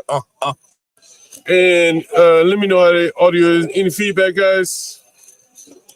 I think they've been wanting to hear from you, my man. That's why I want to make sure the audio is good. Okay. Is audio good, guys? Audio good? Sounds good. Hey, so we've been talking about the Q dogs and alphas and kappas. Okay. And you went to Delaware State? I did, yes, sir. And you're a Q dog? I am, yes, sir. Okay. And what chapter is that? Yes, sir. That is the Psi Epsilon chapter. Psi Epsilon. Yes, sir. Delaware State University. Yeah. Now, I didn't pledge, so tell me, what is it like, Divine Nine, right? Yes, sir. Tell me what it's like for my audience, really. I mean, I went to Tuskegee, so I know. So I'm speaking like, I'm ignorant for the audience. Okay. Tell the audience about the Divine Nine and everything. It's just it's a mass connection. Everywhere I go, it doesn't matter what organization you're a part of, man. The love is just endless. It's a brotherhood, sisterhood that just kind of transcends, man, amongst a lot. If you see somebody from the Divine Nine, you just feel compelled to show love. It doesn't matter if you're a Q, if you're an Alpha, if you're a Sigma. Yeah, we got those stereotypes and those battles on the yard, right? Because we gotta make sure, y'all choose the best and y'all choose the wisest, man. But it's love amongst the Divine Nine, man. I love everybody in the Divine Nine, man. No beef with nobody. You know what I'm saying? So it's love. Man, I gotta ask you, can you at least give us that HBC? It doesn't want to say it's HBCU, right? Yes, sir, absolutely. You gotta give us that HBCU Q dog. Oh yeah. My nigga, you know what I'm saying? Well, I ain't heard that shit in so long. I ain't been in the HBC. The only time I get it is when I look online or something, but it's authentic right here, man. Yes, sir. Yes, sir. Super authentic, man. Hey, absolutely. Let me ask you, so you live here in DC area? I do, man. Born and raised in Northwest DC. What part? I grew up in Cersei Quarter. Nigga, for real? Oh shit! Nigga, hold on. So what's that little girl that got killed in Cersei Quarter? Years ago? Yeah. Princess? Yeah. Princess Jakima Harris or something. Yeah. I went to her trial, man. Yeah. Man, do you remember what she said? She said something, and it clearly she didn't say it on trial, but it was in the paper. She was like 14 years old. Do you remember her? She was 14. Yes. And she said, "Ain't nobody gonna touch me because I got the best pussy in Cersei Quarter." Do you remember that shit? Yeah, I don't necessarily remember that, man, but I do remember Princess. She was good folks, man. I mean, you gonna make me look this shit up, man? Nah, she was good folks. I was at her trial. when the child testified about how the niggas kicked it, I think they came in through the back door and killed her. You know what I mean? Yeah, I hear you. Bro, I said, what the fuck? And I read that shit in the paper about her having the best pussy in certain quarter. And I'm like, damn, it's a 14-year-old girl talking like this. I said, whoa. Yeah, I don't know nothing about that. She was good folks, man. I don't know, you know, I don't definitely won't. Did you know her like that? Yeah. She grew up around the way. She was good people. Well, was she about your age? Yeah, we are around the same age. Get the fuck out of here. She probably about 3 years younger than me, though. Get the fuck out of here. Yeah, she was good people's, man. She was good people, so I don't speak no bad on her name, man. I didn't speak no bad. I'm just saying, I went there and tried. That was a little girl. Yeah, she was. Right. She was young at the time. Right. Yes, sir. Yo, what? Oh man, that's crazy, bro. Yo, that's fucking crazy. Yo, so you went to Archbishop Carroll? I did, yes, sir. Okay, the lady that brought me here went to Archbishop Carroll. Is that right? Yeah, hell yeah, man. Who was that? Huh? Who was that? She's right with it a few years before you. Okay. I met her at Tuskegee, man. Beautiful. Ooh, beautiful. Beautiful young woman.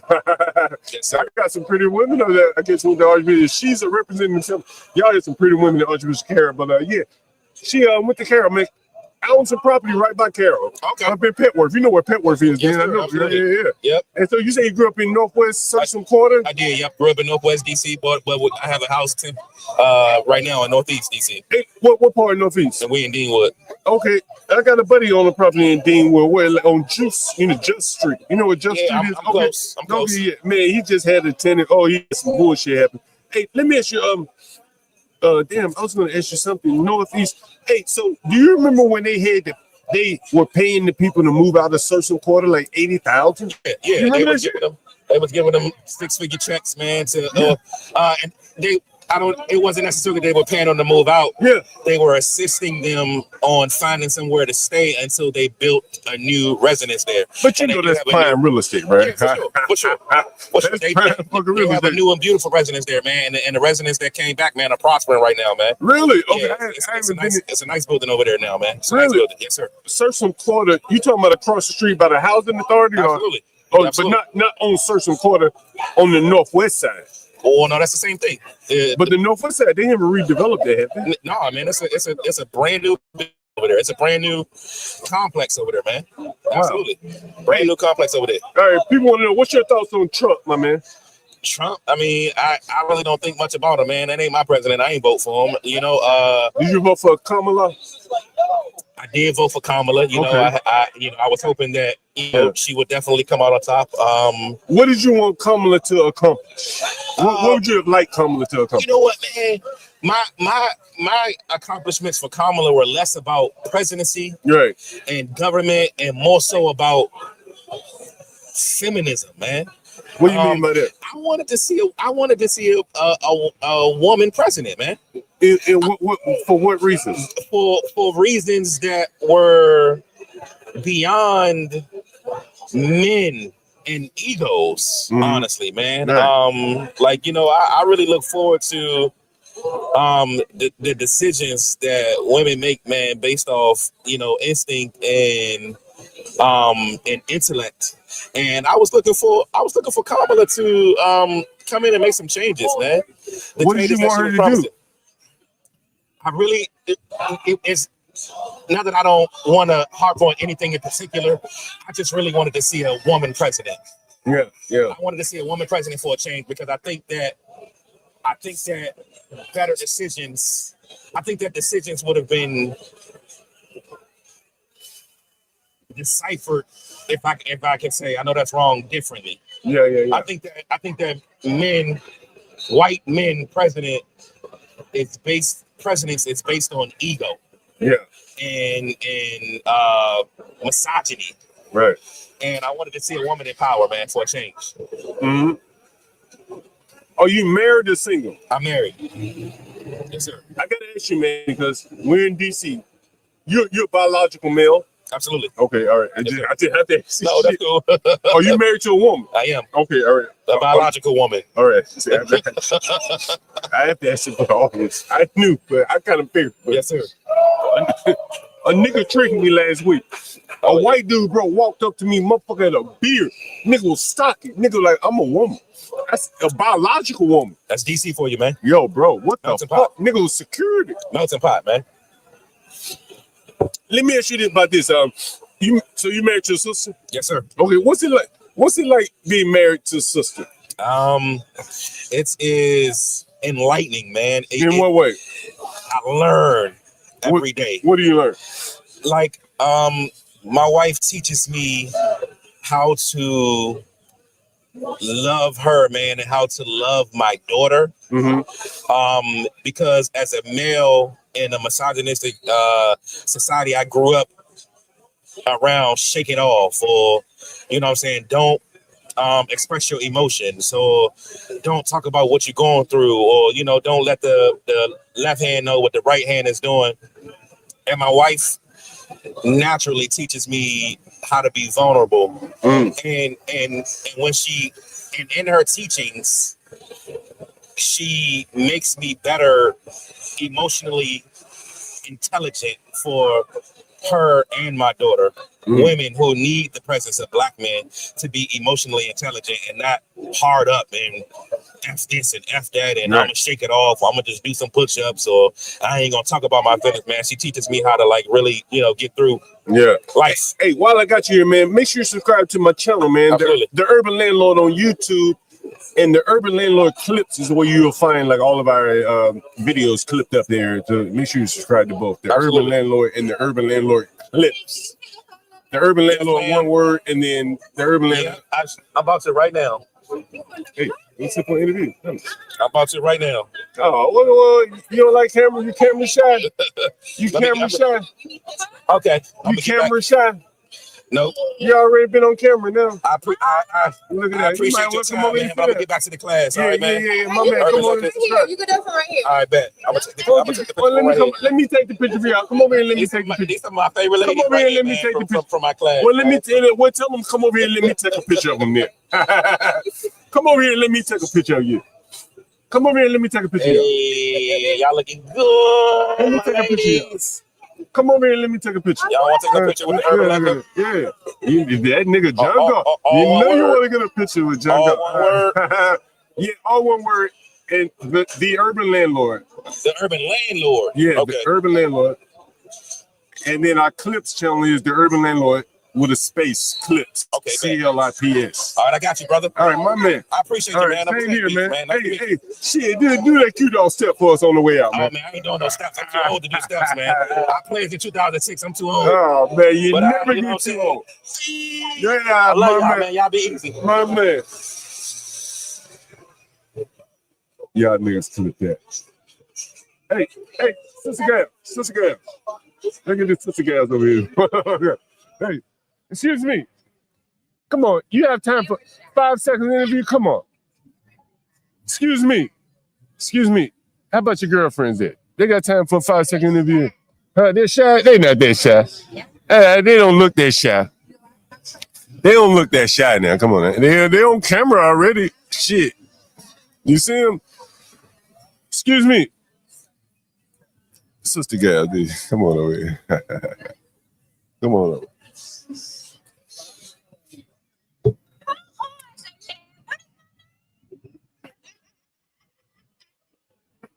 I'm gonna get one over here.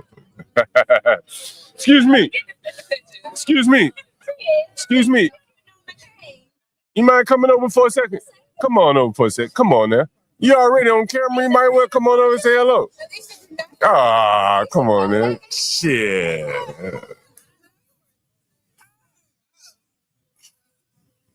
No, sister girl. Shit.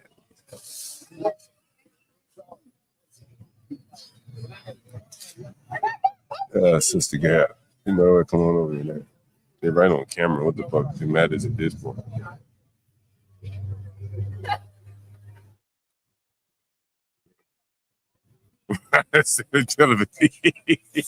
Herman, I read that. Come on over 5 seconds. Come on over 5 seconds. That's the cutest one. She got Air Jordans on and shit.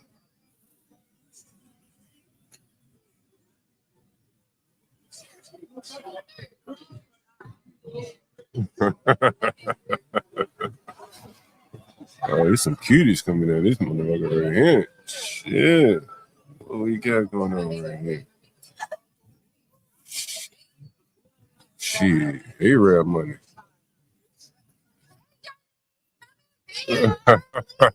Sit down. Take a seat right there. Take a seat right there. What's this for? I want. You gotta tell me what I'm sitting down for. Have a You gonna have me conversation. on social media? You can have a conversation about. Take a seat, my man. What's up? Take a seat right there on that seat right there in front of the microphone. Yeah. You in front of the microphone. What's going on, man? Y'all came down here for the party and shit? Yeah. We here for the party. Turn up a little bit. You gonna turn up a little bit? Gonna turn up? Yeah. You know, just holler at all the old friends, see how everybody doing. Yeah. Right here is a legend right here. Yeah. You went to excuse me. I gotta skip through because he don't come out this shit. Hey, don't knock this shit over now. Don't knock this shit over with your hugging and shit. Hey, come around this side. Don't knock this shit over. Don't knock this shit over now. You gonna sit right here or what? When he came as a curl, he was the finest nigga there. He's the finest nigga. He loved that nigga. You light-skinned nigga, huh? Sit down. I'm right there. No, I'm trying to Hey, see everybody. I can't even. So you used to get all the bitches in high school. You know what I mean, I was bitches from a past. That's my boy right here. I wouldn't necessarily say that, man. I was definitely, a popular guy. That's because they recruited me to Carroll my sophomore year there. And then when I got there, they recruited me at football to play quarterback for that team. So that's how I became good at it, man. Now, for my audience right here, I'm coming over there. By the way, I'll be over there. Pull up your phone, give me a subscribe, man. You on with John Galt, the urban landlord right here, my man. All right, my man. I'm that nigga, John Galt. Where we at? On IG? YouTube. The urban landlord. All one word. That's the full urban landlord. All together? Yeah, all one word. The urban landlord. All right. John Galt, yeah. Subscribe. All right, and then hit our clips channel, the urban landlord. Subscribe. John Galt. All right. And then hit our clips channel, the urban landlord with a space. Where we clips.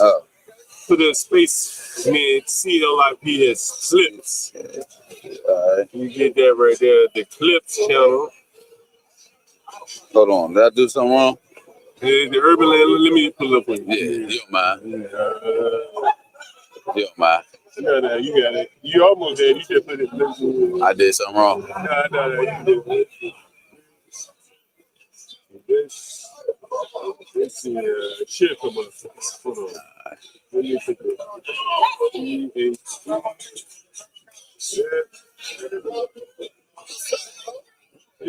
Old fashioned.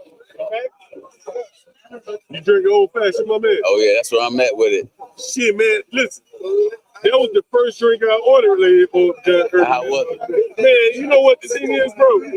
Too much ice. No, fuck no. That motherfucker was $23, bro.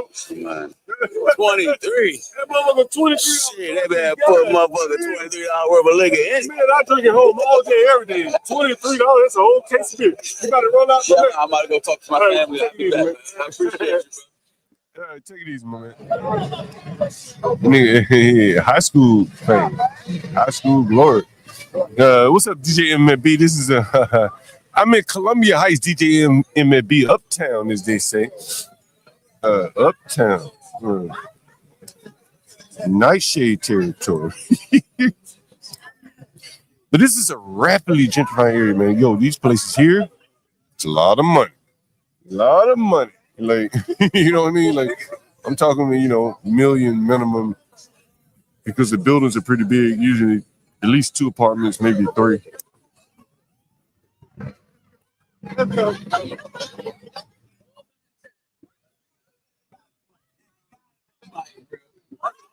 Straight Nightshade, Hispanic territory with affluent white people that moved into the area.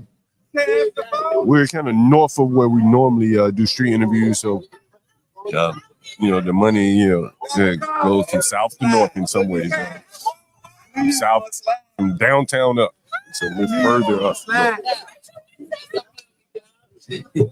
I want to know.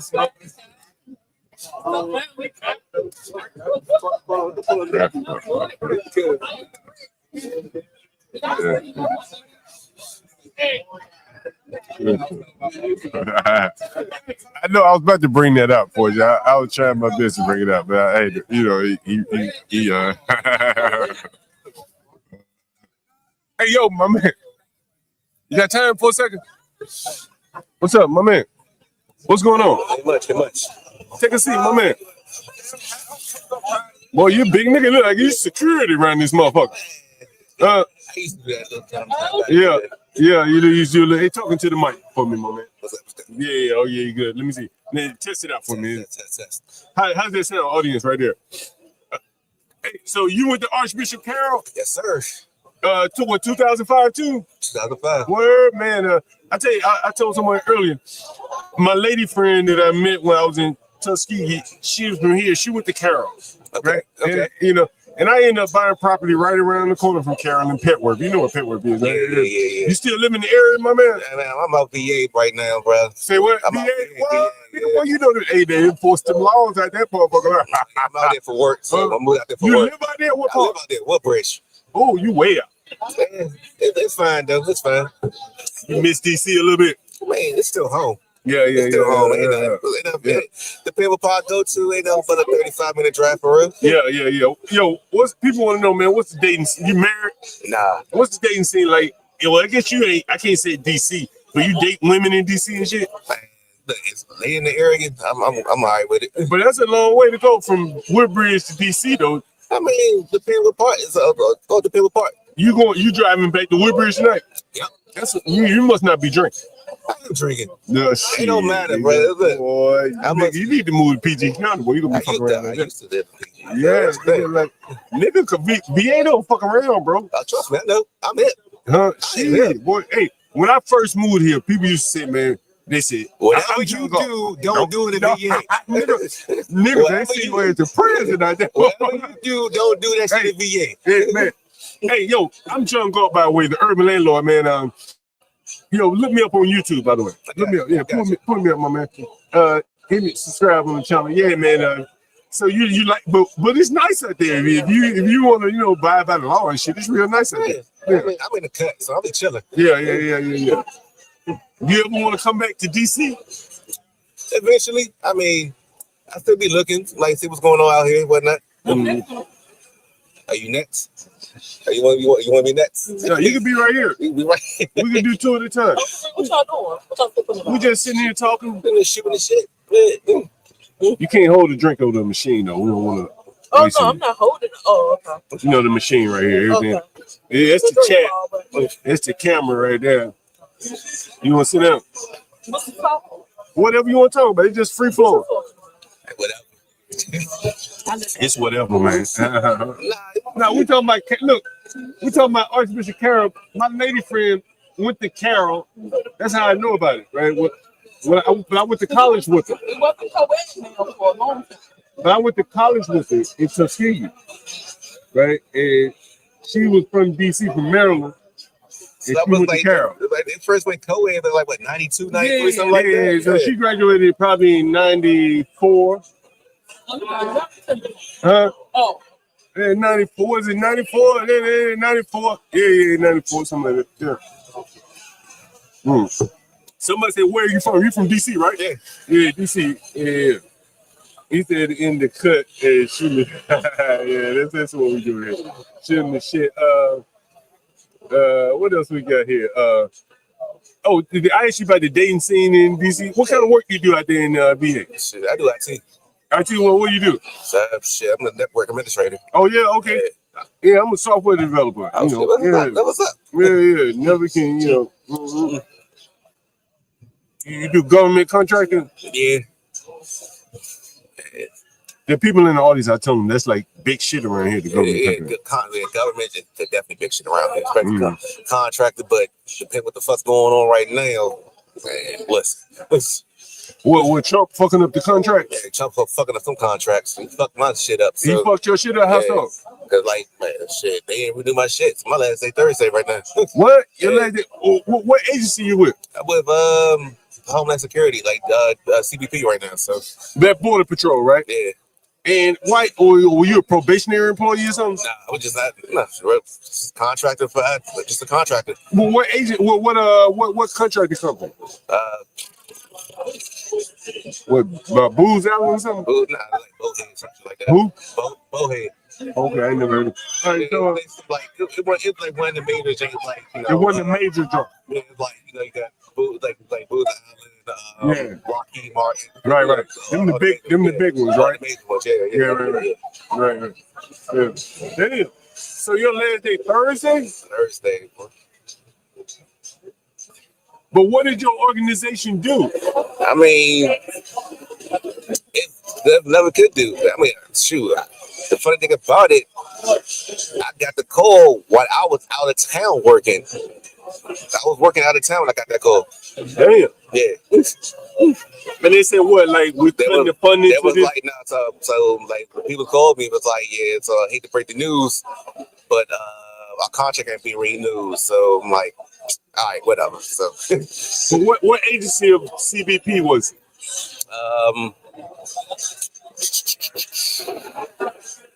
So I work for like field support. So it's kind of like our they kind of big. So it affects a lot of people, a lot of us. What do you think about DEI? That's some bullshit. Like, come on. What do you mean?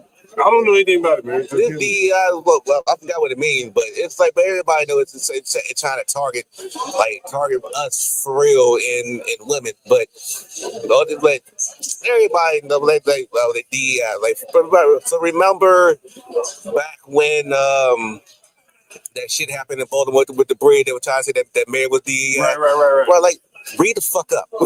Read up. Like, that's the thing. Like, read up on this shit. But half of these motherfuckers that claim DEI, they ignorant as shit. Do you think this Trump is disproportionately affecting black people?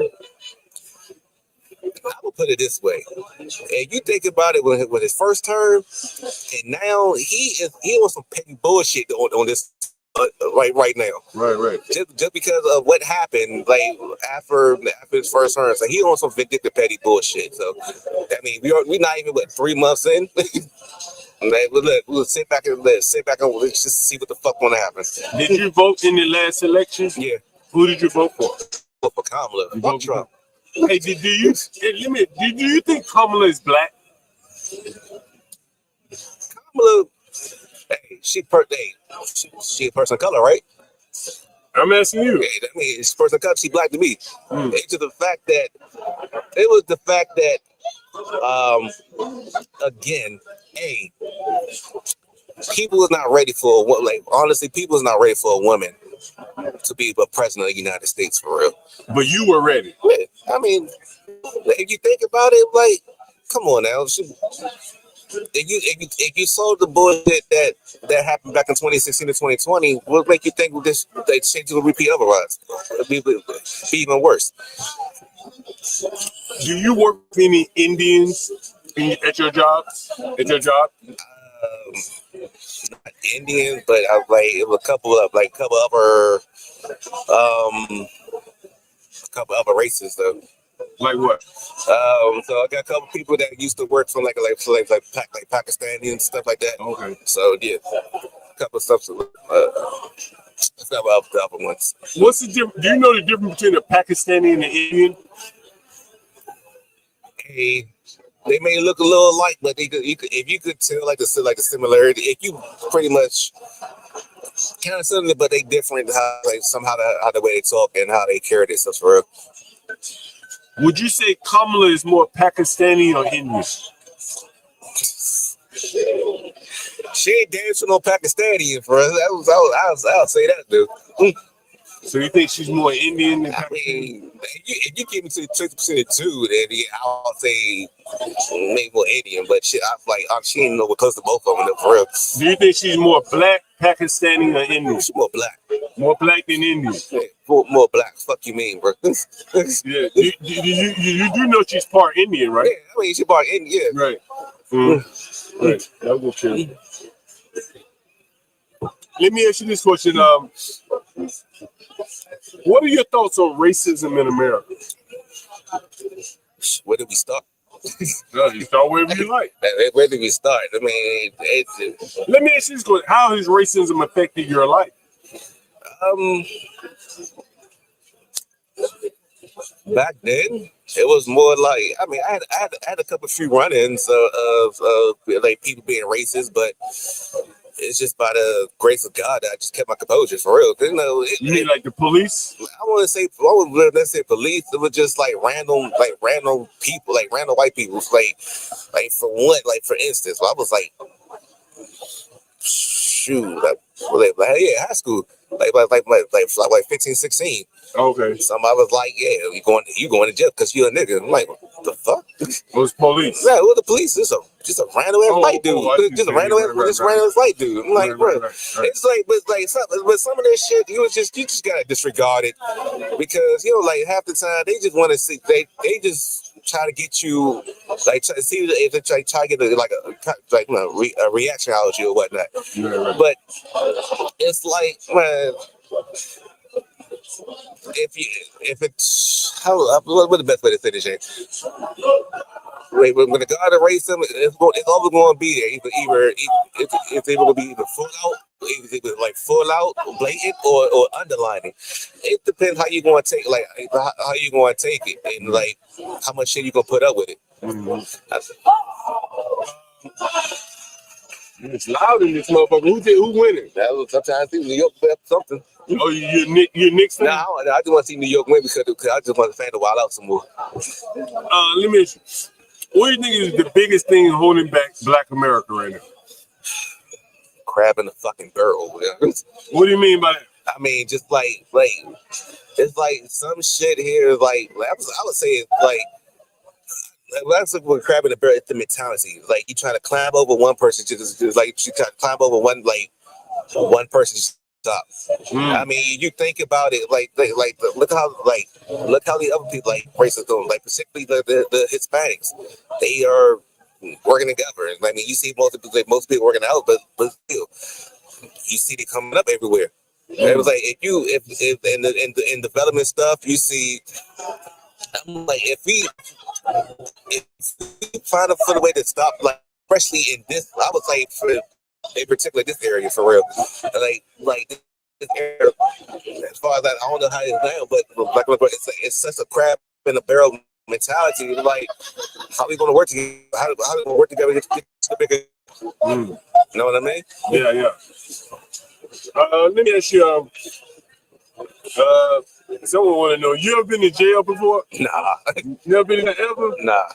So when you hear Black people talking about the police be harassing them and all that and shit, and you've never been in jail, you're a big dark-skinned Black man too. Nigga, I've been in jail several times. Look, before I had dreads, it was automatic 2 strikes on me. I was big and black, so it didn't matter, bro. So it's just like, when it comes to police, like, people say, like, most people do the most outlandish shit because, and some people say, like, well, I trained my dad, they had a gun on them, so they got a big dick because they got a fucking gun on them. But half the time, you think about it, most of these police, they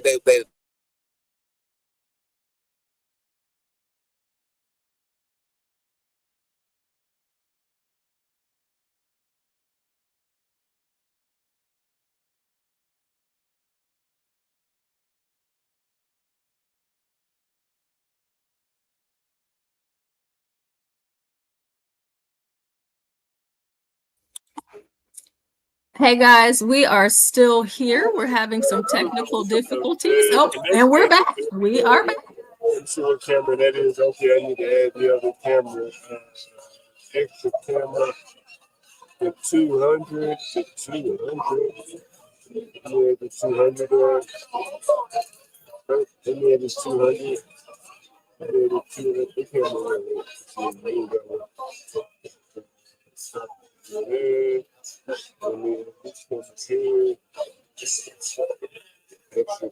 over here. 200.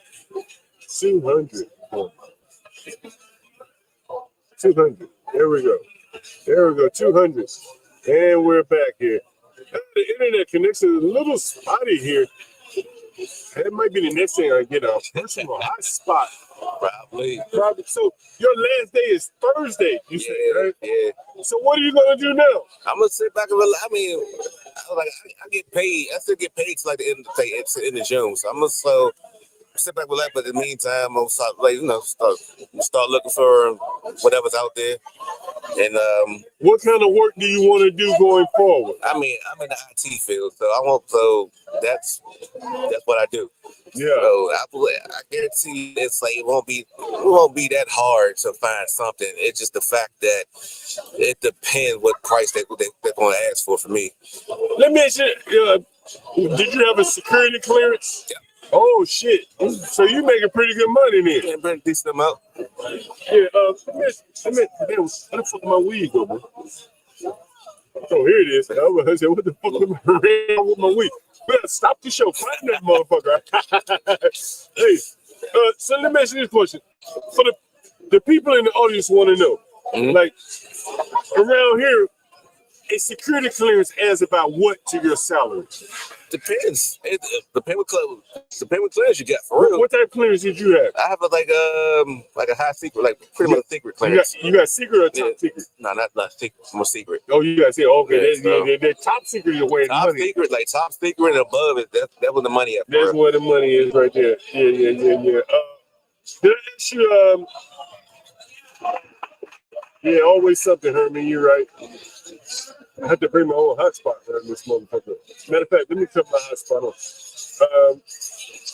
Did I ask you about the dating scene? Yeah. Hey, what did you? What were your answers again?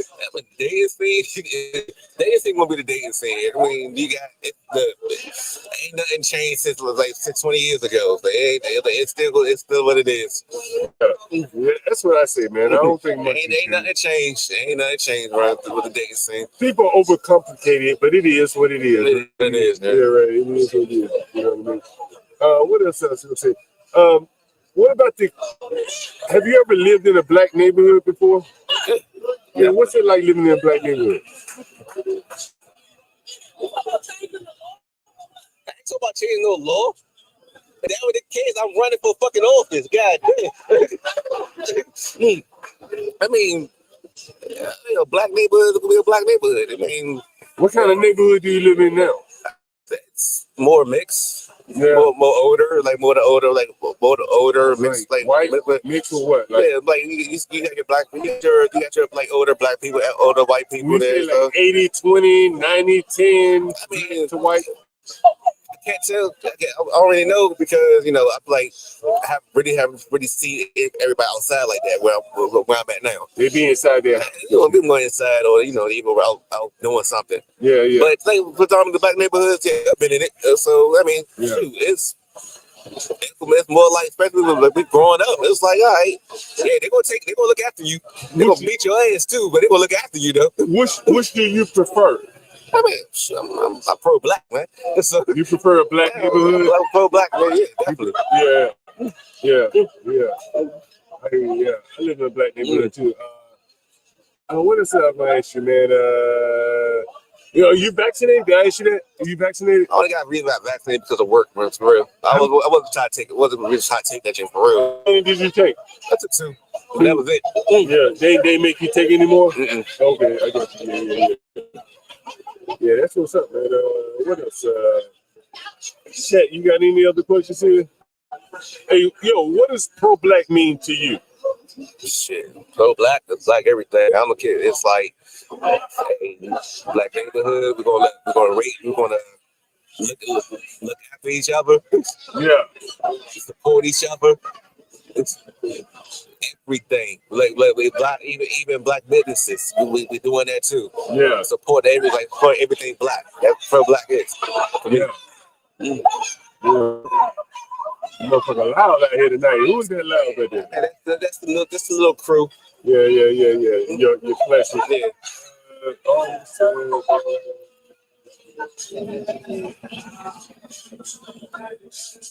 Someone do you support any black businesses? Which one do you support? I'm going to shout them out on the stream here. That's why. There's a few, I can't think of the names, but there's a few. So it's I mean, we're at one right here. This is one. It's a clothing store. My boy do out the blue. Bowie. Oh, Bowie. Yeah. Okay. So, a few others as well too. Yeah. Yeah, man. Man, Bowie has changed a lot, bro. God damn. Yeah. I heard Six Flags is leaving Bowie.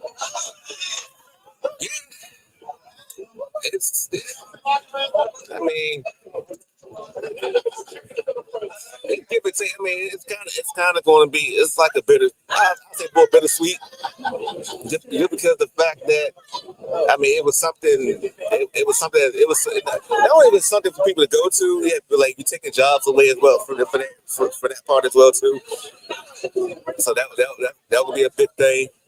Yeah. But then again, you know, probably I know it was shit. I think it was more of a company thing for real, but yeah. What do you think about these little YNs running crazy in DC, man? Man, they parents with their ass for real. That's more like parent shit. Like the parents need to do something. I mean, shit. Hell, we was wild back then, but we knew. But we knew it was like there was certain shit we don't cross. So, do you think that curfew is gonna work? Curfew? No. I don't think so either. Who that fool? That nigga doing beer pong again? Oh my lord.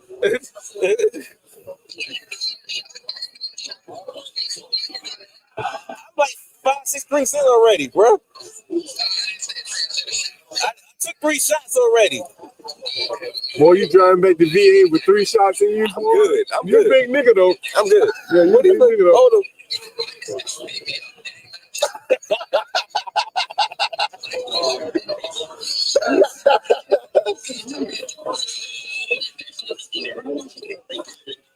Oh my lord. Took a phone, man. Gotta get on with that shit, bro. Yo, how did you end up out in Woodbridge, bro? It was just went because the office I was working at was out there, so it was just the fact that it was on the whim. I found that spot out there. Yeah, that's a long way out, that motherfucker. Yeah. That's a long way out. I only make it work because of the traffic for real, but no traffic, it's easy money. Yeah. They got a crowd out here tonight. Baby girl showing all that leg right there, huh? Oh no. All that leg. I ought to put that leg on camera right there. Turn the camera around, put that leg on there. Hey, try to tap on. Let me turn the camera around. Say shit. Let me turn the camera around. Let these motherfuckers see what's going on this side. Turn the camera. Turn the camera around. How many beer pongs how many beer drinks he in already? Like see through the window. Hey, can y'all see through the window here? Lady girl got all her legs exposed. Let me see if you can see through the window here. Lady girl got all her legs exposed. Get that leg exposed. Yeah. Hey, sweetheart, you want to come out here and get on camera? You want to come out here and get on camera? And say hello to the camera here.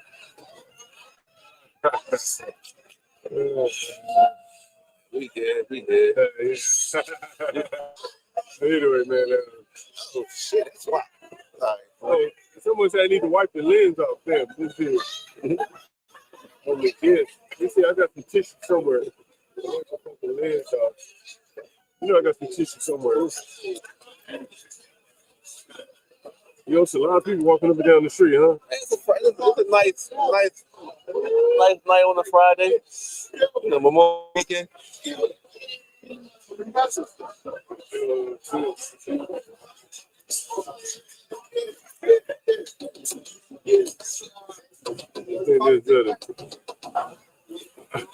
Yeah, I did knock on the window.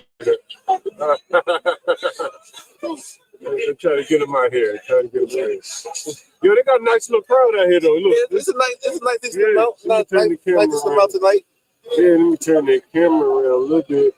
They got the little campfire and shit going back there behind him. The little campfire and shit going. You know, this shit nice right there. Yeah, real fucking nice. Got waiters and everything. I don't know why they don't come over and serve me. We got wave them down. Wave them down real quick. Hey, is he coming out tomorrow? What about the town? Huh? What about the town? Try to get grandma. Yo, you with that LGBT shit? Exactly what he said.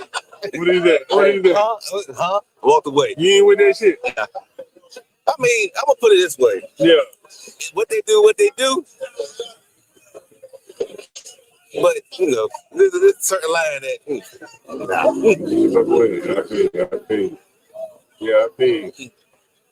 I feel you on that. Oh man, like I mean, cool living, but just keep it on that side.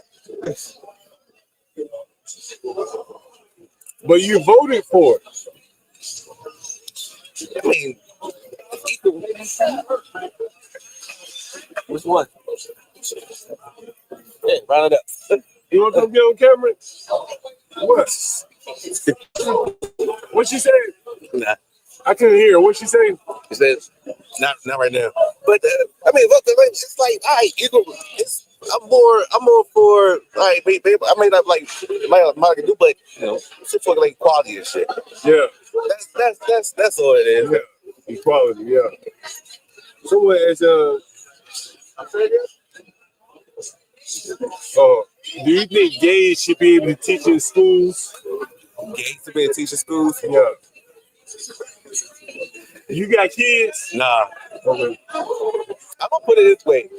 I mean, when it comes to that, all they teach is the curriculum, they ain't trying to, they're trying to force the narrative. They force that narrative. I'm fine with it. But it's just like sometimes, like some you see like society like now they trying to force the gay narrative at a certain point. Depends. You know how that is. Yeah. I know exactly what you mean. Yeah. Yeah, they got a good little crowd in here tonight, bro. Like a lot of women, nice male to female ratio up in here. Yeah.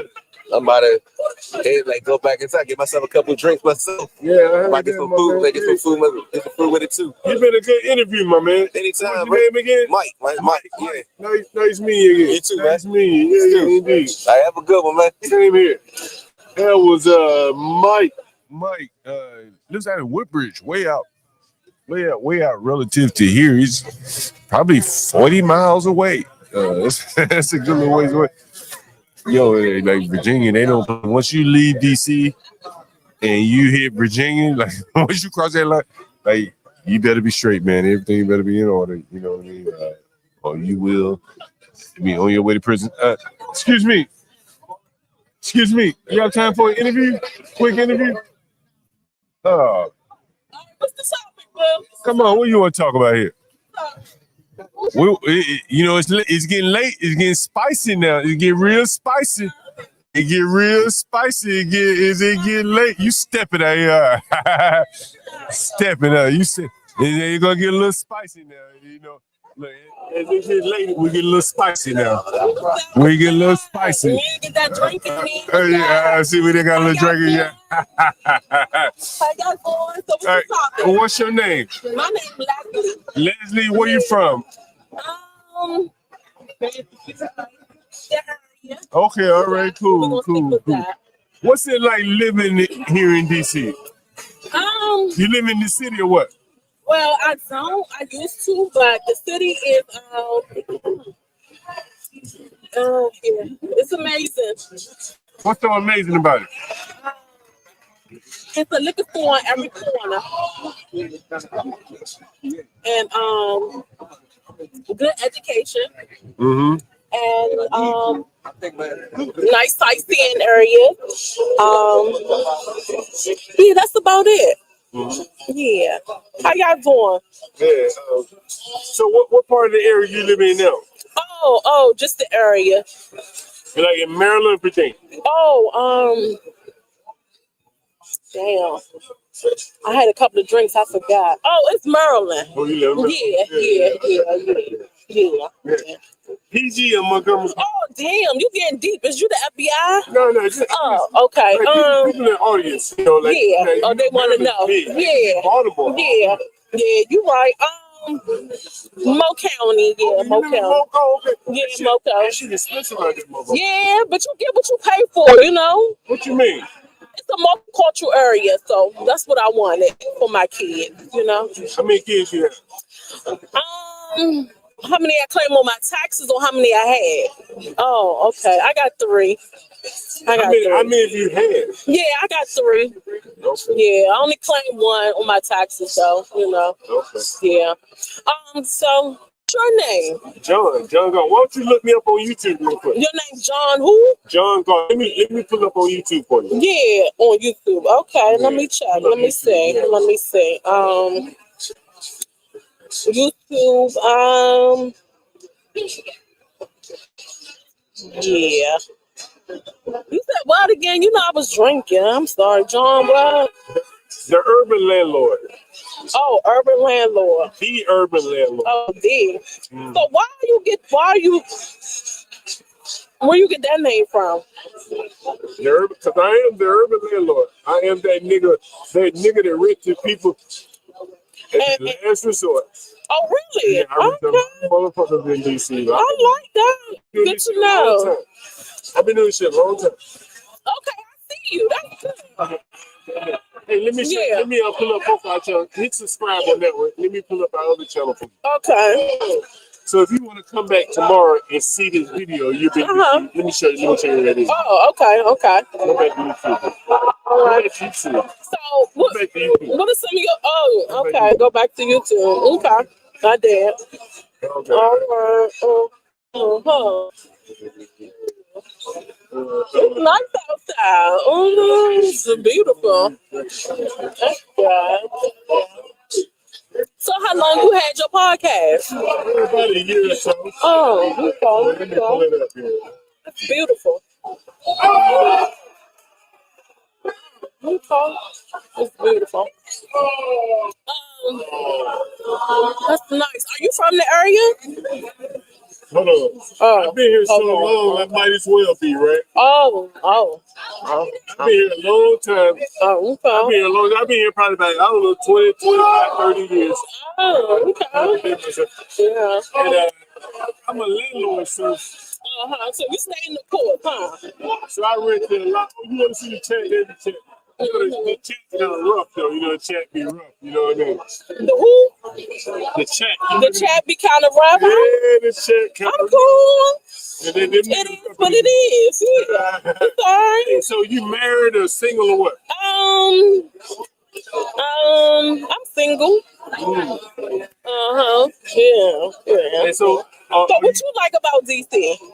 I love the sisters. You know, the economy is good. Then, I like the economy good in DC. See, I am the landlord. Niggas working somewhere. Yeah, I see. That's right. You work, don't you? Yeah. You live somewhere. You pay rent somewhere. See, there you go. I am that nigga that you be paying. That's what I'm talking about. Yeah. The economy feel for somebody. All these people in here drinking these $20 drinks. They must be doing all right for themselves too, though. Oh, okay.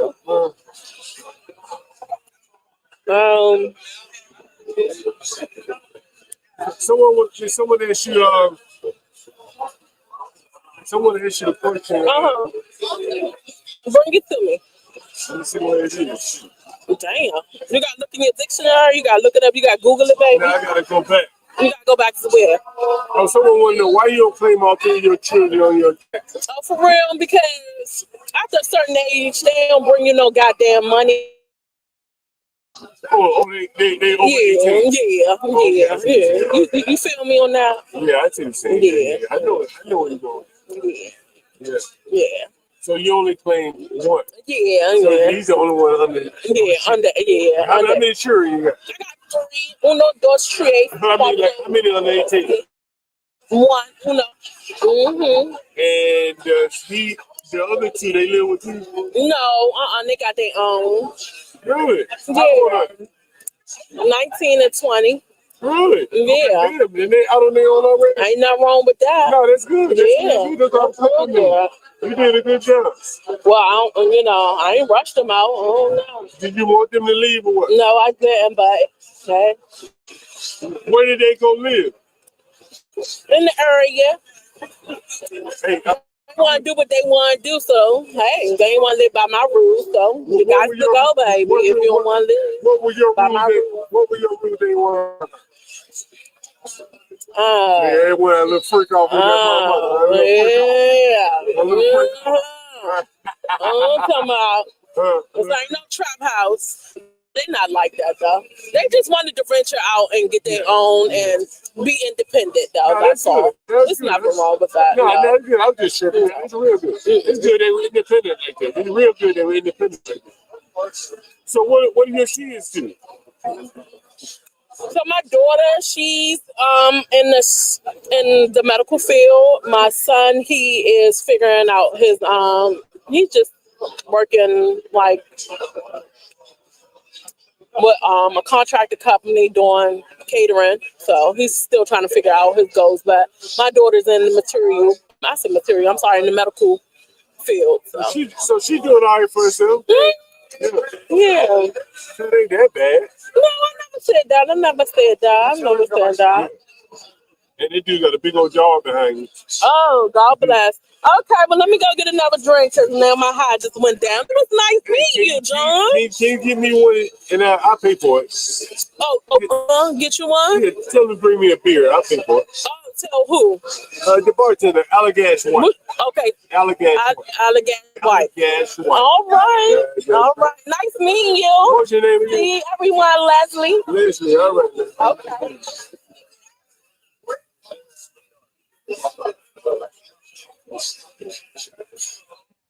What do you guys think there, guys? Guys, come on. Anyone want to jump up on the panel here, host these interviews with me? Where's Deacon Dave? Where is Deacon Dave here? Lovely Leslie. It just don't ring the same as lovely Lisa, I tell you.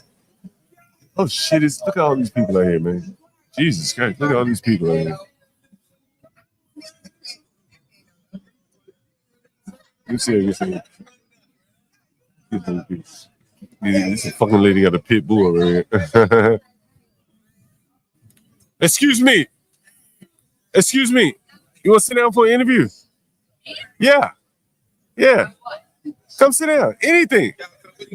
Come sit down. Whatever you want to talk about. It's whatever. Seriously. It's whatever. Go ahead and sit down. Sit right there. YouTube. You know, I'm a little wary of pit bulls. I ain't gonna lie to you. That's fair. But go ahead and sit down. No, but go ahead and sit down. You already on camera now. You might as well sit down. Shit. I can't fuck. Listen, I can't fuck. I don't give a fuck who got the people. Excuse me. You got time to sit down for a second? Come sit down. Sit down. Yeah. Sit down. Yeah, sit down. Take a seat. Come take a seat.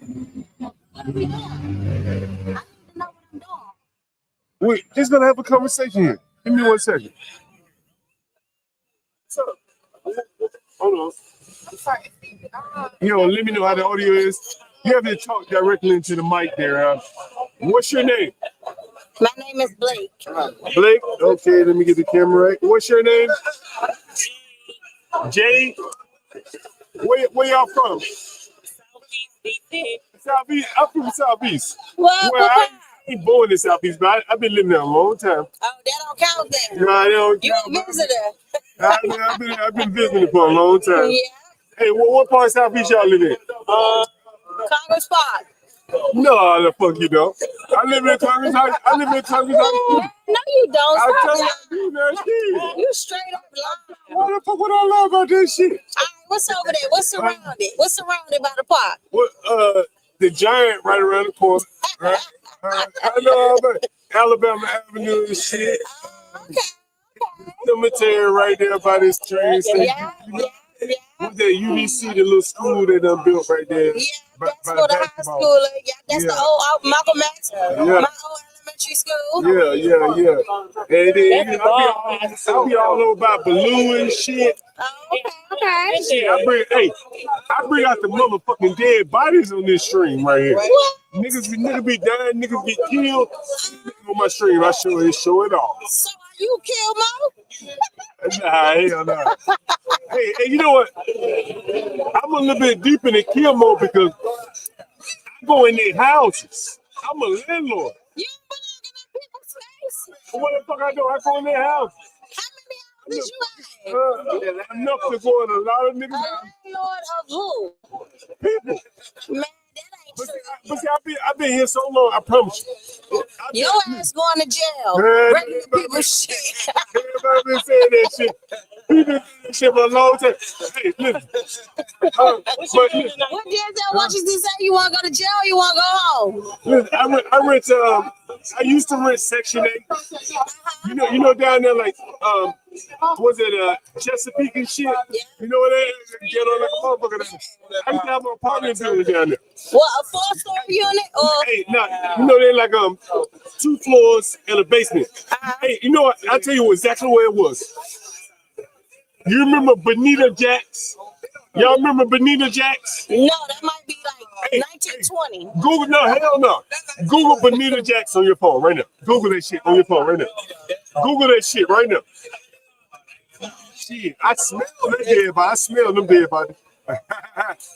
Go BANITAJACKS.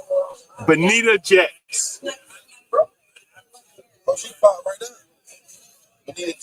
You never heard Bonita Jack's? Y'all never heard Bonita Jack's in this motherfucker? She killed her 4 daughters? Yeah. And she was living in the house with them motherfucker.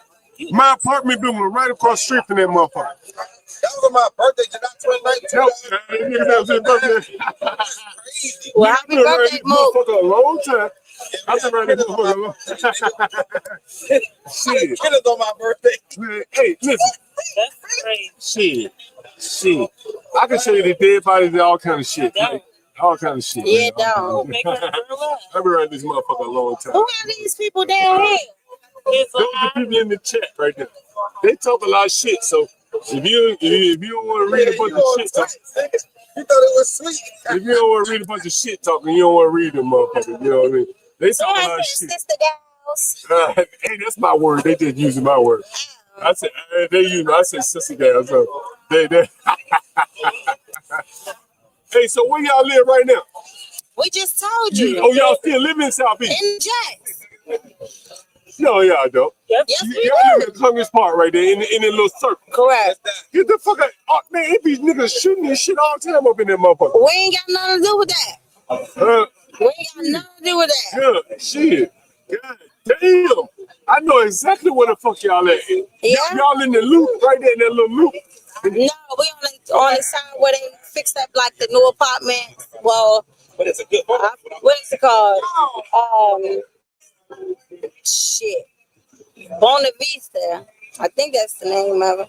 Oh, you know. John Galt. I am that nigga, John Galt. I am that nigga. Howdy, Blake and Blake's friend. I am that nigga. That's my little cousin. Hey, y'all, you know, I probably done seen y'all, mother. You live in Southeast too? I live in Virginia. She live in Southeast. She live in I probably done seen y'all there before. Y'all go to the Giant round there? No. Why not? There's too much security, like you going in the club. Hey, it be security in that motherfucker. I tell y'all niggas don't be lying. We make security like a motherfucker there. I'll tell y'all niggas I'll be laughing. She said, "What? So where do y'all go to the grocery store then?" I go to the grocery store out of Virginia. So you go all the way to Virginia. What's the grocery store right there by you? Yeah, it's just never like a lot. It's the lines are always long. It's just always just too much. So because I shop a lot out of Virginia at different, places like for clothes and stuff, I just go grocery shopping out there too. And I work far out there, so I just do all that shit. So by the time I get home, I already got my groceries. Yeah. I'll tell you, man. Yeah, shit, I be shopping at that Giant, man. Shit. You do? Yeah. You like that? Shit, I don't give a fuck about them niggas. Niggas be out in the front selling food stamps and everything. They do. Shit, I just don't feel like the hassle of going and what I want is never there. So yeah. So you live at? I live in South East. I live right off Alabama. I can walk to the Giant from where I live. What street you on? Man, I ain't gonna tell all these niggas on it. All right, but it ain't but 3 or 4 of them. We on what? Twitter. I'm before Mississippi. I put it like that. You know what I mean? Somebody said no, you don't. He don't live on Alabama. I don't live on Alabama. I said I live off that motherfucker. You know what I mean? It's probably far off. I'm talking 22 blocks away. No. I don't live past Mississippi. Feel like that. Oh, okay. Sade, why aren't you fucking up this man's shit? Because I'm reading the line. Lord have mercy. Maybe all 3 together? No. Maybe all 3 together what, Richard? Don't fuck with me. What are you talking about? I don't know. Yeah. He just said maybe all 3 together. 3 what? John's Black Excellent. That's your name, John? Yeah. John Galt. John is a liar. What I don't know, but I'm going to go get a drink. I see y'all at the grocery store one of these days. You won't. What, are those shorts or is that a skirt? This is a skirt. God damn, how do you walk around with this shit?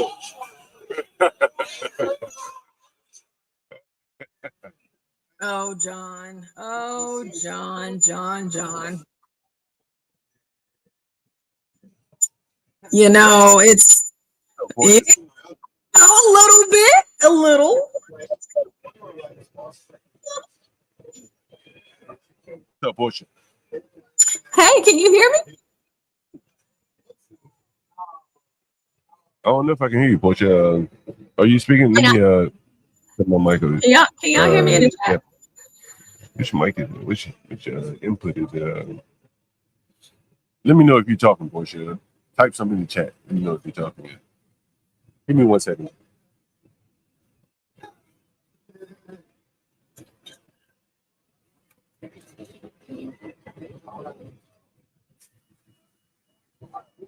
I thought I would get more streetwalkers, but it's really mainly been the people in this establishment that have been coming over. If they like to talk.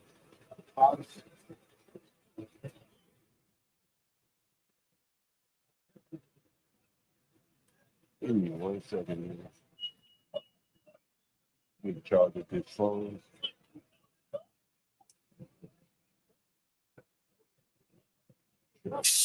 I think that's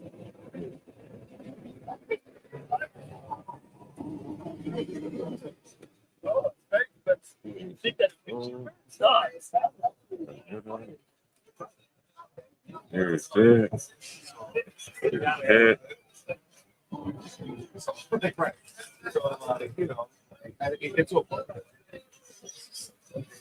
Hey, Portia, type something in the chat. Let me know if you seeing something.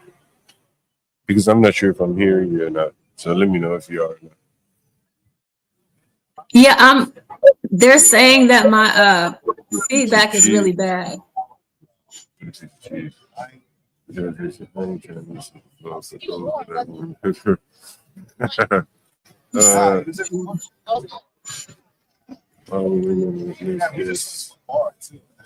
Were you saying something, Portia? Or are you saying something?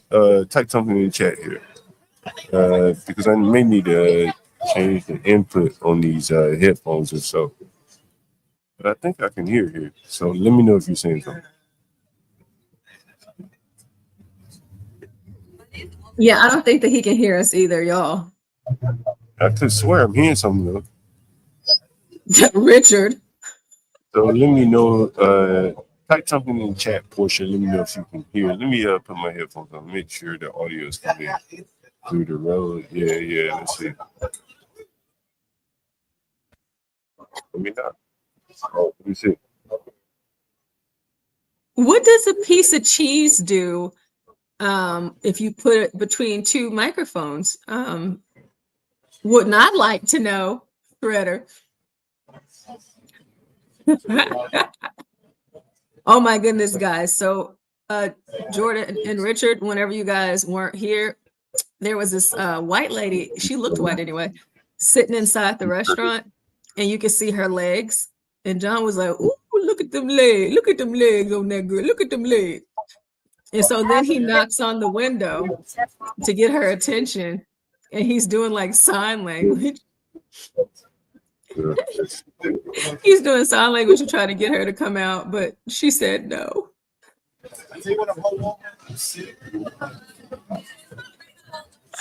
I see what you did there, Shredder. I see. Richard should have saw it. He was like beating on the window. Look at them legs. Look at them damn legs on that girl. Y'all see them legs? Look at them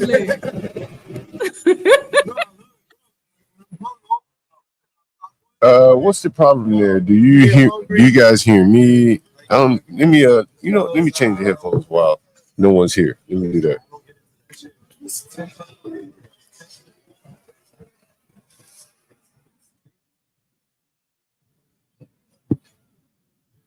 Richard, yes, he turned the camera around and put the camera right on the lady. It was insane. To this day.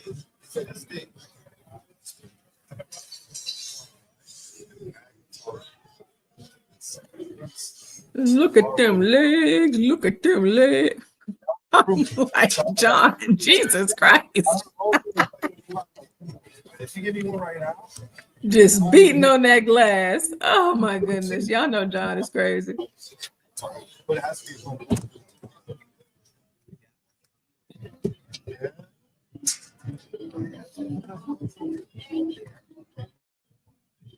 It don't much look like folks walking up. Oh, well, spoke too soon. But it don't seem like much folks walking up and down the street now.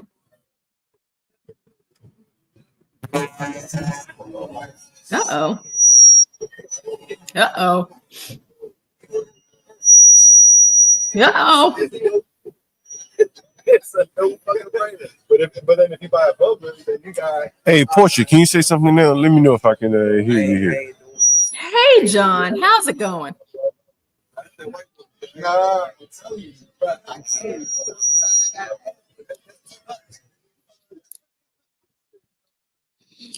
Hey, Portia. Yeah, Richard, this is your fault tonight.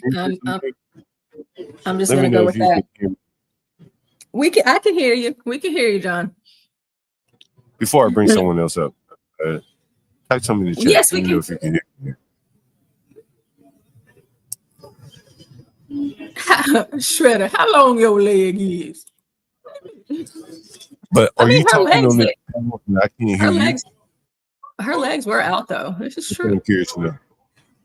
But she was sitting down too, so it hiked her skirt up a bit more. So it was like thigh. It was like full leg, basically. That's what I'm curious to know.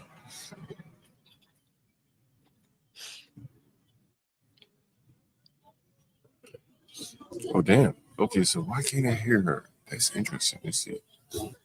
Settings, audio.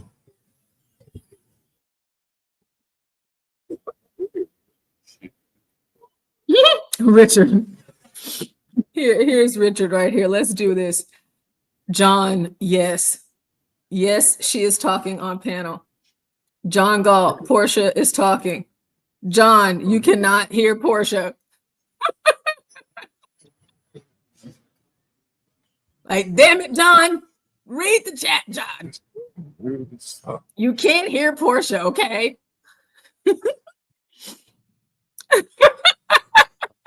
Sure, we'll fix that next time. Excuse me. Excuse me. Excuse me. You want to sit down for an interview, my man? I ain't going to hospice care. It don't matter. It ain't what it's about. It's about anything. He gonna say about anything? Yeah, come on. Oh, what though? Hold on, let me find the jail. Shit, I'm smoking one right now myself. Can you guys hear me, by the way? Shit, I'm smoking one myself. I want to see you roll it up there.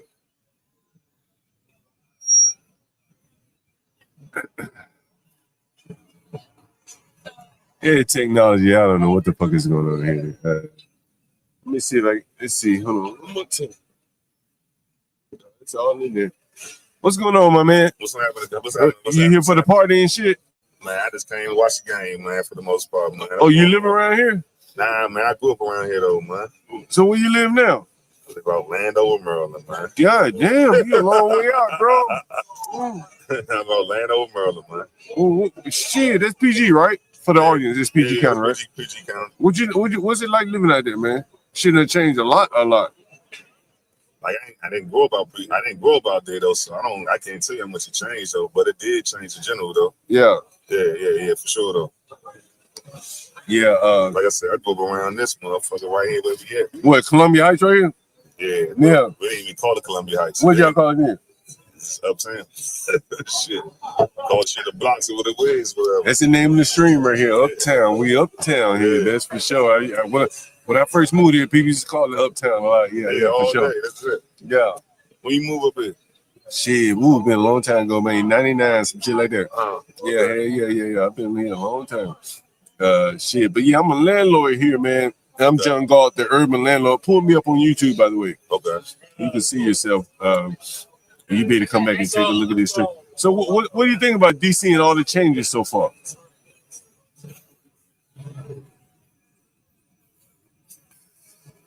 That's a gift from the curse, huh? You ever smoke weed outside? True that. But we were doing that anyway, though. But the police were fucking with you, though. But you pay consequences to it, though, but ain't no consequences now. Nah, exactly. I mean, that's the difference. I mean, we were doing that already anyway. But right. I mean, like, you got, there's so many different menaces now. Of course, that. You just have, you have better food options. You have so many things. Yeah, we sitting outside right here in Columbia Heights. Exactly, sitting outside, right? In Columbia Heights. Columbia Heights, chilling. Yeah. Like, they don't have this shit where I live. I live in Southeast. They ain't got this kind of shit inside. Oh, you live outside? Nah, that's where I live, though. Oh, yeah, nah. They ain't got no shit like this. You can have it on Southside, but there's certain parts of Southside, though. Yeah, you can see maybe Pennsylvania Avenue side, maybe. They damn sure ain't got this shit in Landover either. No shit like this in Landover like that. Hey, nah, hell no, not in Landover. I mean, if you go like up the street though, they do. Bro, somebody just said dippers in the chat. You know what dippers are? Yeah, of course I know what dippers are. Man, I had a nigga. I done had so many niggas off the dippers, man. You the dipper before? Nah, I ain't never did that shit, but so many of my tenants done hit that shit. Yeah, that shit drive them niggas crazy, man. Like, I wish I could play this clip for you. A nigga called in, but he had done some dippers and shit. It's that juice. Yeah. You ever done dipper before? Ain't small dipper. Yeah, you seen niggas do that shit, though. Yeah, this shit like make a nigga. Man, that's part of the culture in the city, man. Yeah, you fuck with that go-go? Of course. You ever seen Chuck Brown? Probably once or twice. Man, let me tell you. Once or twice. I was at work downtown one time. I saw Chuck Brown perform at the BB King up in New York. It was like a Tuesday night or something. Shit, I just caught a train up there. I never really seen him. Never really in the go-go and shit like that. I was like, let me go check this nigga out. Cause he was about 70-something. And I'm like, I want to see him at least before, he gonna pass at some point and stop performing. So I rode the train up to New York. And so before got on stage with him and everything, met his daughter and everything. And shortly thereafter, he passed away. But yeah, I got a chance to meet Chuck Brown. And a real nice performance, bro. He had his family up there and everything. I mean, that's one person that really goes probably like don't get his flowers as much as he should. Yeah. The man pretty much introduced a different genre of music, like to the point where like a lot of people might not connect to it initially when they hear it, but if you actually go to the go-go, you get that vibe, you get that connection of that. You know, the one thing about that drum, that Congo, that connects everywhere. That's universal. You like the drum? Yeah, that drum, that Congo, that's universal. Most anybody connect with that. Did you? What's your band? What's your other band? You like Rass? Or was it Rass? Right? Man, BYB for life, man. Backyard. You like backyard? Yeah. You know, I've been long here right here, long enough to know the letter. You like backyard better than Rass and all them? Yeah. Yeah.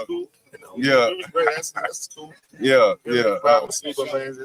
Yeah. Backyard. Yeah. Yeah. Backyard. What else I'm gonna say to you? What do you think about Marion Barry? Did you live here during Marion Barry? What do you think about Marion Barry? Marion Barry, legend. Always gonna be a legend. No, you can't talk bad about Marion Barry. Why did you like Marion? I got a Marion Barry photo campaign poster in my house, in my studio. I mean, what did you like about Marion Barry? I mean, Marion Barry feels though, you know. I mean, everybody like, you know, he's gonna at least look out for the city. He's gonna try. You know what I'm saying? I mean, you know, most politicians gonna do what they do regardless, but you know, everybody actually looking out for the city.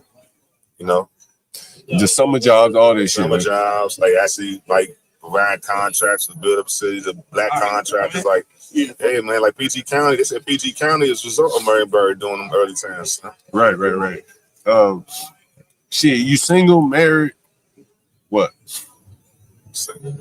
What's it like dating in the city, man?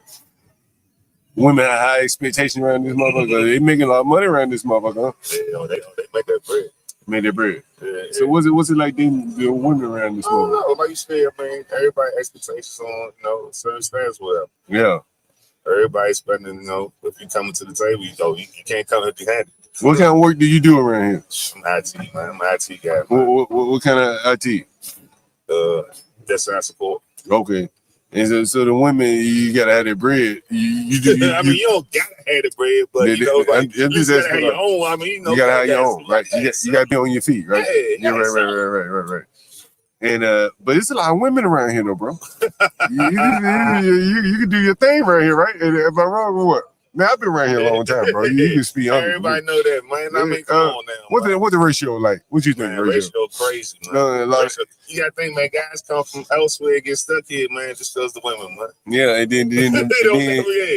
then a lot of these niggas be on their down low too, right? This motherfucker, real. You know, a lot of these niggas be on their down low, so they out the equation too. There's a lot of women, bro. Like, bro, I done seen a lot of like, it's a lot of gays, bro. Like, they may look straight in the day, but at night, like, they about the men, bro. The real flamboyant. Yeah. You know what I mean? Or they just may even look normal. But, you know, they in their life. You see the flag right here there. Welcome to Hey, Slim. It's okay you said that. Look, I see a flag on that. Oh, that flag on that. Yeah. You got one of the flags outside your house? You got one of the flags outside your house? Hell no, Nah, I mean, look, that's what you do. That's what you do, man. But hey, you Trump or Kamala? Which one? I ain't none of that, man. You don't vote? Nah, not really. Yeah, I don't vote either, man. I ain't gonna lie to you. Yeah, I don't feel as though none of them going to help my day to day. So you know, I have to feel that I ain't gonna say that, but feel that's something. No, like that's what you choose to do. That's on you, but.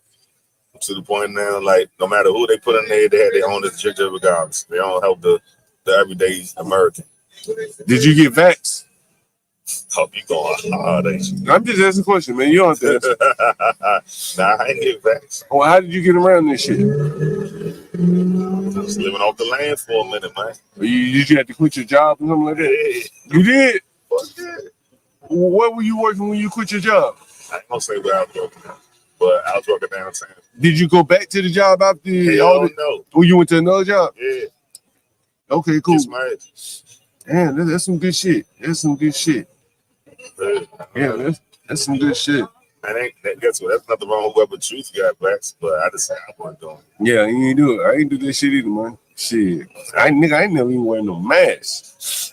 Never. What? Not one time. Ever. Nigga. What? They put me off a plane. I flew one time. Round trip without a mask. You never wore a mask? Never, nigga. Never? I was on buses, trains, planes, everything. Nigga, I got on a plane one time, a fucking homosexual told me I ain't put a mask on. I with my woman. And she knew, like, that nigga ain't about to win no man. We got to get out this plane. And she got her ass up, too. You know, and we was seated separate. Yeah. She ain't asked no question. She ain't question me, bro. Like, she got her ass up. Like I said, I was wearing the mask, because, you know, I was just wondering what the fuck was going on. Nigga, it be chemicals in the motherfucker, like For real. moisture and all kind of shit build up in the Don't get wrong, motherfucker. ever since they done lift, you know, but you know, they feel like, you can't come without that mask on. So, but ever since they lifted that, nah, I ain't wearing no mask. People still wearing the mask. Nigga, when I used to go in the motherfucking girl store, nigga, I'd be like a nigga in them bitches. Nigga, they tell me put one on, nigga. First thing I do when I walk in the girl store, I get bottles of liquor, right? You know what I'm saying? Like, I get bottles of wine in the grocery store. And as soon as they tell me put the mask on, I say, I ain't putting one on. Leave me the fuck alone. I'm going to go through self-checkout. Ain't no person. What the fuck I need a mask on with the machine? And they keep fucking with me. I just start dropping the bottles of wine. Fuck it. Leave me the fuck alone, right? You go figure it out one way or the other. I'm going to cost your ass, you know. I never put the motherfucker on. Never one day. Some ladies say, just stop fucking with me. They just act like they ain't see me when I walk through. I bet you never found out. Shit, You know what I mean? for that shit. But the police ain't coming. Yeah, Bro, I can show you a ticket right here. You know, right there on Florida Avenue, you know what they're in Florida in like 6 in Florida. I know exactly what's right? It's a restaurant right there called Cafe Royale or some shit right there. I ordered some food, man, and the nigga was like, put a mask on. I'm like, dude, like, they basically was outside, and they're like, I can't give it to you, even though we're outside. Like, they're like right here. Like, until you put a mask on. I said, man, I'm not putting a fucking mask on. Yeah, I'm like, outside, nigga, I'm though. outside, nigga. Yeah, What? Yeah, y'all tripping. Right. So he called the police, man. It was like 10, 15 fucking police came, man. Cause they ain't had fucking mask. They didn't have the ticket book to write me the ticket for the mask. Right. So I pressed their ass, like, nigga, bring the police that can write me a fucking ticket. And then when they got there, they couldn't demand my ID because I hadn't broken any law. Right? Yeah, so they wrote the ticket to John Doe, bro. No lie. No lie. It was at least 10 police, man. Bunch of, I mean, just showed you how idiotic the whole shit was over a fucking mask, right? Right? And the nigga had to refund me the order anyway. I'm like, Yeah, I know you talking about though. Right there, Florida Royale, bro. So you date the sisters or the white women? I like the sisters. Yeah, really? Hey, all day. You ever dated a white girl before? Nah, I ain't Never. Never. Me either. Yeah. But in DC, you can do that shit. Why you saying DC you can do it though? Because What's the difference though? You know, this is my opinion, right? And you know, because a lot of people in the chat, they deal with, you know, white women. You know, I don't have any problem with that. Yeah, that's what I'm saying. But in DC, like, you can skim some good women off the top, right? There's some good women here. Like, let's be honest. There's some good, nice looking women here. You don't think so? I'm not saying that now. I'm listening to you. Go ahead. And so I think that there's a lot of good looking women. And so I think that people in other places may go over to the white women, but here it's like, bro, it's sisters everywhere. It's black spots everywhere. Yeah. You know, you don't have to go to, you know, Georgetown to have yours. You know what I mean? Like, I may not be explaining it very well, but DC's kind of segregated. Would you say that's fair? Right? Like, from this side, from right here where we are going east, there's gonna be a lot of black spots. Oh yeah. Right? Understand? Yeah. So you can kind of get in, you know, right? Nah, I mean, like you said, the first we go east and south. Right. Yes. Yeah, right. And demographic definitely flavors into the right. No question. Right. But I will say, what? When you go like on 8th Street, and like, you know, that's where everybody go at. You know, 8th Street, yeah. 8th Street to U Street. You know, U Street, yeah. I bought U Street though. I do a lot of live streams over there. Yeah. You know U Street? Yeah, I mean, I do it right there in Baltimore and Poets. You know what that is? Because you get a lot of foot traffic. You get a lot of foot traffic right there. Exactly, man. Yeah, you get a lot of foot traffic. It's a good spot. It's crazy now. Yeah, it's crazy, motherfucker. Yeah. Hey, well, what do you think about these little YNs, man? They wild the fuck out, right? Sign the times, man. I mean, if I I'm pretty sure everybody was looking at the same way. I would just say like now, though, they just don't have no more respect for their elders and vets and things of that nature. But every generation had when the youth was kind of doing things like, you know what I'm saying? Like, think about it. But why do you think they behaving this way? We want to do it. Think about early 90s, though. You see right down, they behave. Why you like this is probably worse than they've ever behaved, when you say so? I mean, there's a lot of factors. What do you think the top factor is? I mean, it have to be home. Huh? It had to be home. It starts at home. Oh, you think the home? It starts at home. Yeah. Yeah. I mean, that's when we have to be the number one. What about like racism and shit like that? About this in general. Do you think that's affecting the young YNs? I mean, that's a factor. I mean, because they don't have access to the best resources and education, things like that. And, like, you know, things to keep their time occupied, but they, you know, keep them off the streets. I mean, sure. But with that still being said, like, the parent has to be, like, on that YN's ace. Yeah. What are you doing? Where you going? Don't get wrong. Like, if you can do that, they're still going to do certain things, but at least you, like, on their age. Like, you can't be their friend. Yeah. You think that's the biggest problem, like facing the little YNs these days, is like the parenting? I mean, I know you think about how I was parented and pretty sure how you was parented. Yeah. Man, parents walk around with an iron fist, man. They weren't playing. You had to be in before the lights come on. Do you think it could be? You want to sit down for an interview? I told you I'm not sitting down for no interview. I don't even know what you're talking about. I'm just joking. I'm joking with him. But I'm gonna come back when I get a little bit tipsy. All right. We're gonna talk about some real shit. Some real shit. We talk about some real shit. Do you think that it's possibly like they could maybe like, you know, sometimes you can kind of foresee what life has for you or doesn't have for you. When you were a young man, like, you know, you probably saw life had some opportunity for you. When you look at the young people here, like we brought in, let's just say 30 million men and women who can compete with these young men. You go to, you know, I live in DC. You know where the Popeyes is on Martin and Malcolm?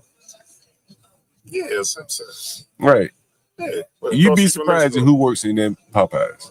Who works there? Who you think? Let me ask you this question: who you think works in there? I think the Migos playing there. Speak up into the mic. You think the Migos work in the Popeyes on Martin and Malcolm? I'm sorry, everybody. Look, I should be. No, that's fine. Well, you can say what you like. You think the Latinos work in the Popeyes? Why do you think that?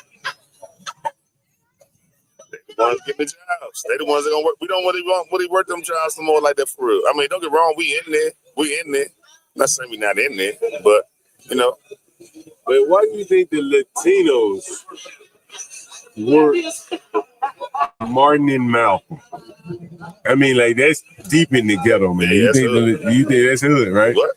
And you think the Latinos, if you had to guess, you think Latinos dominate? No, I think we should be in there. But who do you think, if you had to bet your last dollar? They might be in there. Really?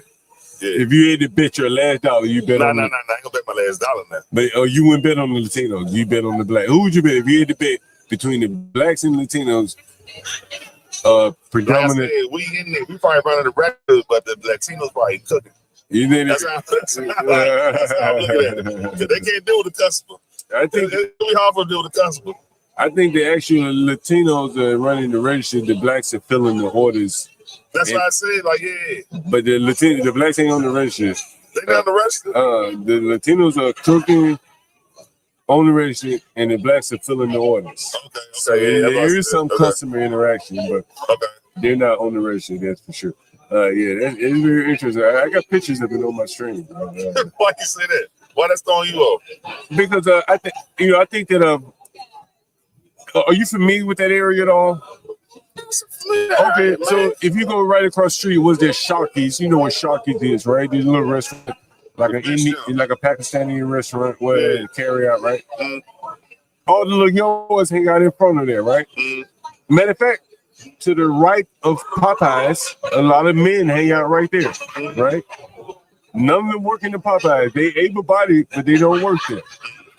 I think instinctively, like they know that, you know, that they can't compete with those Hispanics in that environment.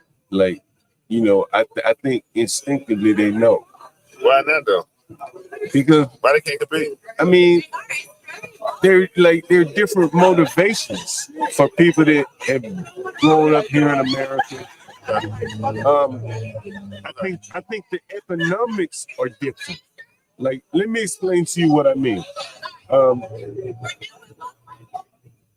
If 5 Hispanics live in a house and all of them work at Popeyes, and all of them eat beans and rice and shit, like, bro, shit, they caking, right? They made some money, right? Right? You don't listen. I get where you're going. Yeah, I'm the landlord, right? I get where you about to go. Right now, I get where you about to go. Like, think about it, like,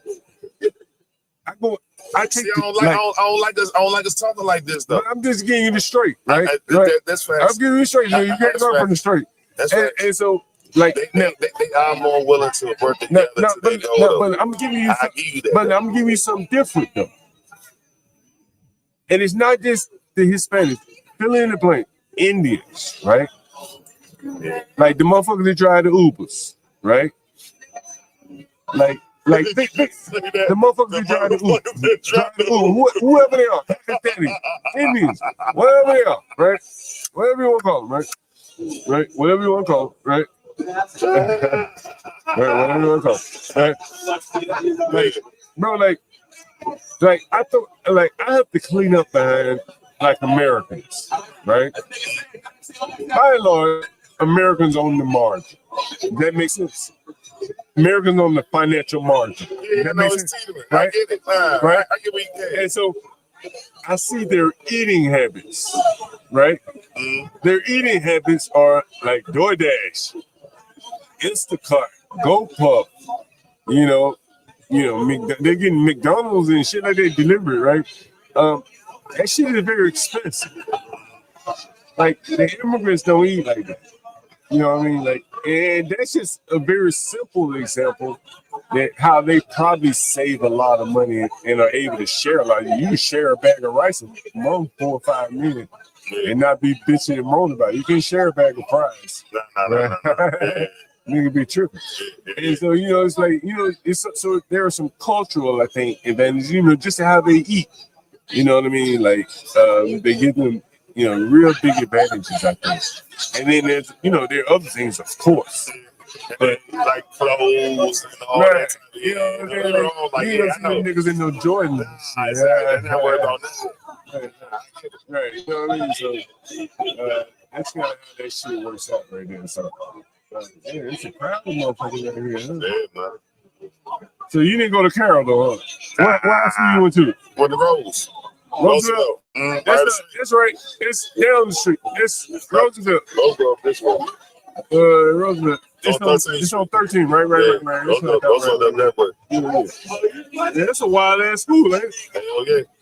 What was it like going to school at Roosevelt? Like you said, it was wild. It was, man, what? All types of stuff, man. It's like every day so they could try to get out of school, man.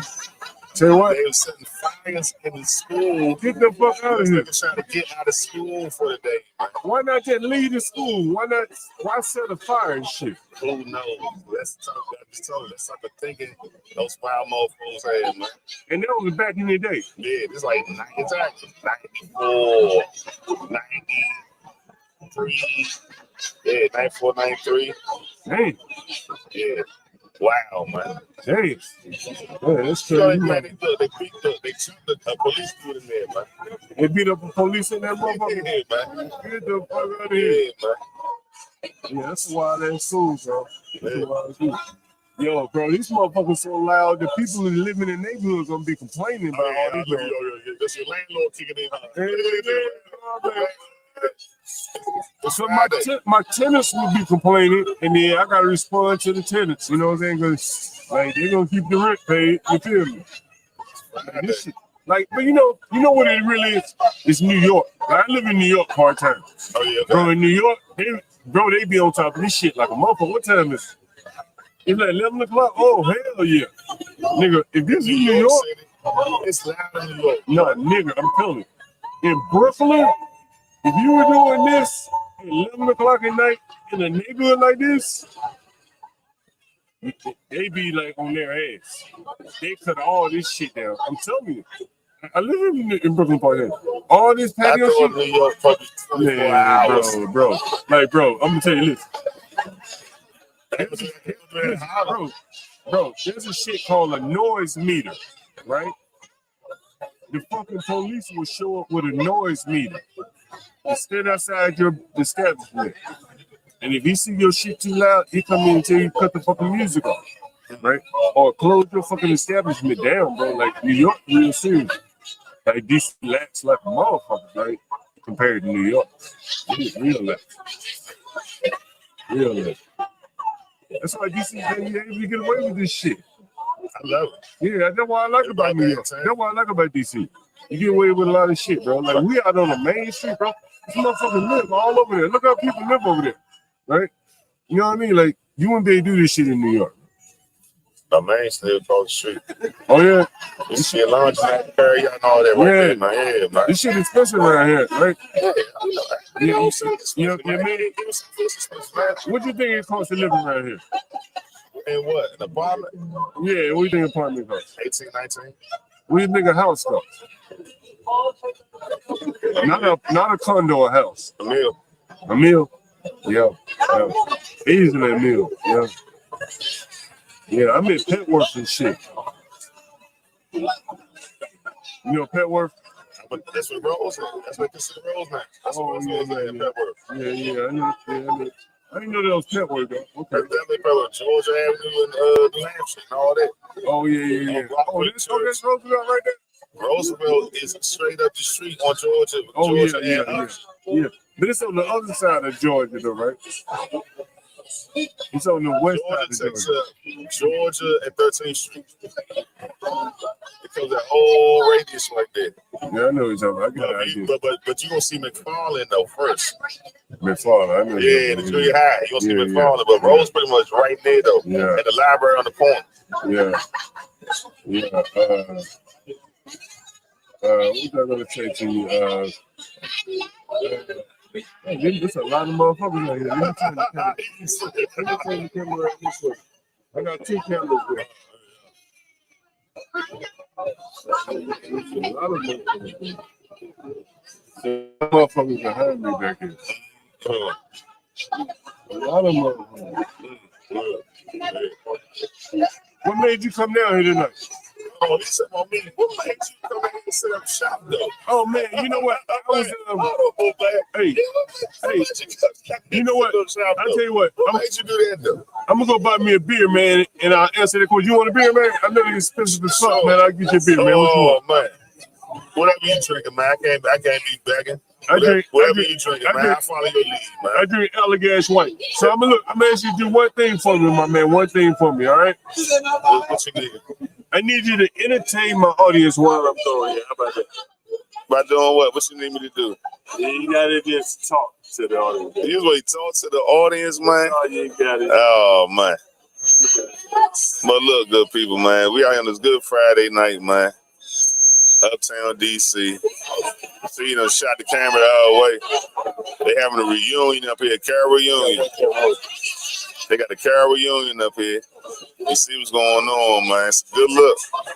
Man, Buddies DC, you gotta come through on a Friday. Good look up here. Yeah, y'all be surprised how much everything done changed though. Y'all would never understand. But yeah though. It's good man right here. He done set up shop. Said come here, I'm gonna set up shop up. Yeah. But yeah, it's Good Friday. Hope y'all good people out here, man. Enjoying yourself, man. Getting this, hope y'all doing the same, man. Y'all gotta get outside, man. It's that time of year, man. It's Memorial Day weekend. You can't be out Memorial Day weekend. Not all weekend anyway. I get him out a long week, but yeah, at the same time, like, yeah, you gotta get out. You gotta get out there. gotta get out there and get some air, man. Spread your wings a little bit. You never know, Mike, what you might run into. You might run to somebody interviewing off the humble. Might run to somebody interviewing you off the humble while you watch your Knicks lose. But hey, that's why you gotta come outside and do what this thing we do called life. Sitting in the house ain't gonna get nothing accomplished. They ain't gonna do nothing for nobody. At all. At all. Yeah, man. Yeah, man. Good people. Yeah, man. Yeah.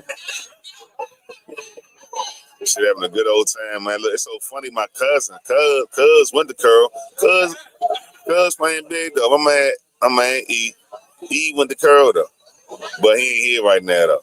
He want to duck his good classmates. Something about he know about, but he ain't want to come. Like, he terrible, man. Man, yeah. Bring your ass down here, E. You want to keep going to your spot down the Wolf. I ain't going to scream the name out. But you want to go down your spot down the Wolf. Oh, yeah, man. They got this joint flooded. My man told me they would have shut this joint down by now in New York. That's crazy. I thought New York was a spot. That's how we do, man. Look what we doing. Friday night.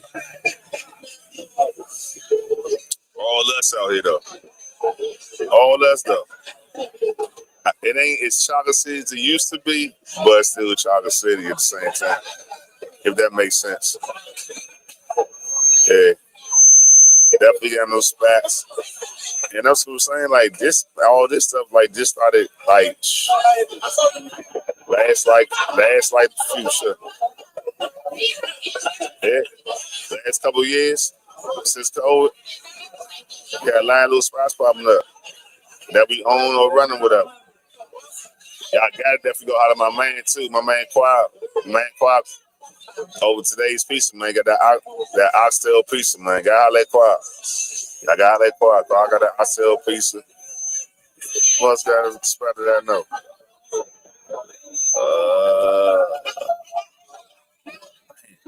That's bad.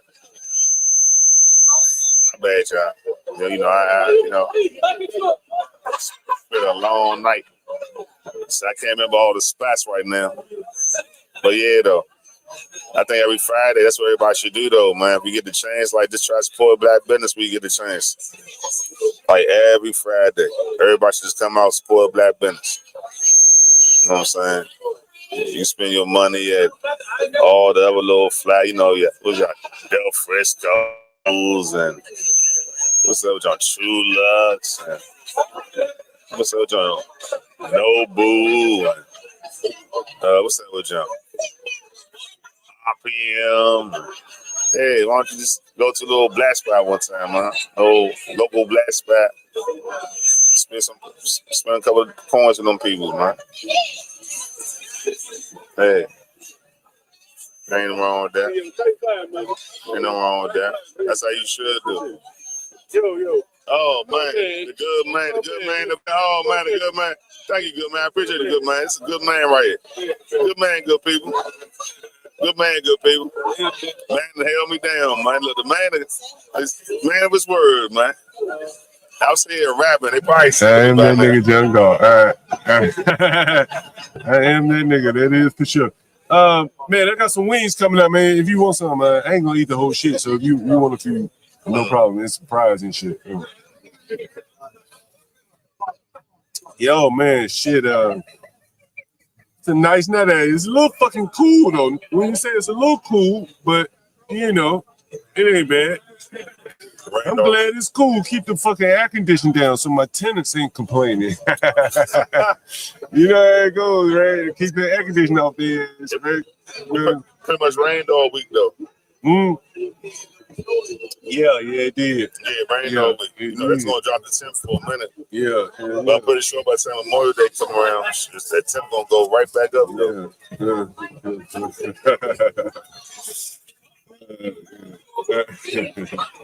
Yeah, for sure. My fucking lighter somewhere. Fuck my lighter. You got a light on you? No, you got a light. I know I had one too. That's good. Yeah, I got some wings coming, man. Let me move this fucking cup over here. This is a good idea for them to not have glasses, bro. You know what I'm saying? Save money. The motherfucker will be breaking these Yeah, glasses. save money. For sure. You know what I mean? Even employees break glasses. Yeah. Not just customers. Mhm. Yeah, for sure. Oh man. Yeah, DiCaprio.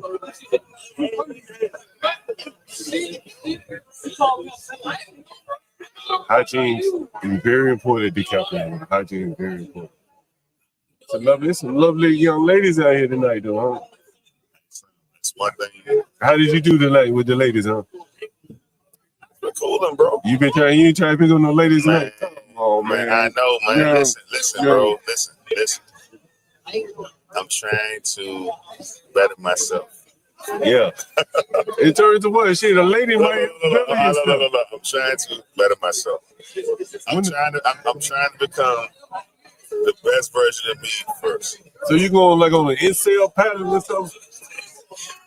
I told myself lately, man, at this big age I'm at now, I really need to lock into my goals and focus on the things I need to do.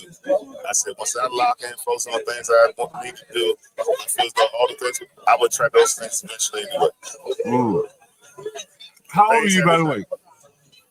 47. Okay, 47, yeah. That's a good time to lock in. See what he did, man. Right, yeah. That's what I'm saying. Yeah. That's what I'm saying. Where do you see yourself in the next 10 years? Gosh, man.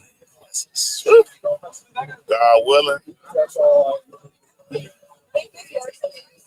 God willing. Hopefully I'm still alive, first of all, but hopefully still alive. You be 50, you be 57. I know, but life is wild right now, man. You don't know what do you mean? You in the streets? Nah, I'm not in the streets, but shit, we got food coming. Hold on for a minute. Hold on. Let me let you put that right. You can put it right. You can put it right there. Put it in that table right there. In this seat right here. Yeah, that's perfect. Yeah, that's perfect. Let me get some mail. Mail. You have mail? Yeah, that's perfect. Yeah. I like the mail on my fries. Yeah. Hey, look, man, you feel free to dig in, man. Yeah. There's no double dipping, bro. No double dipping this shit. You know better than that. It's fucking Old Bay wings here. Fuck the camera on me. Oh, the camera on me. You know it's hot too. Shit.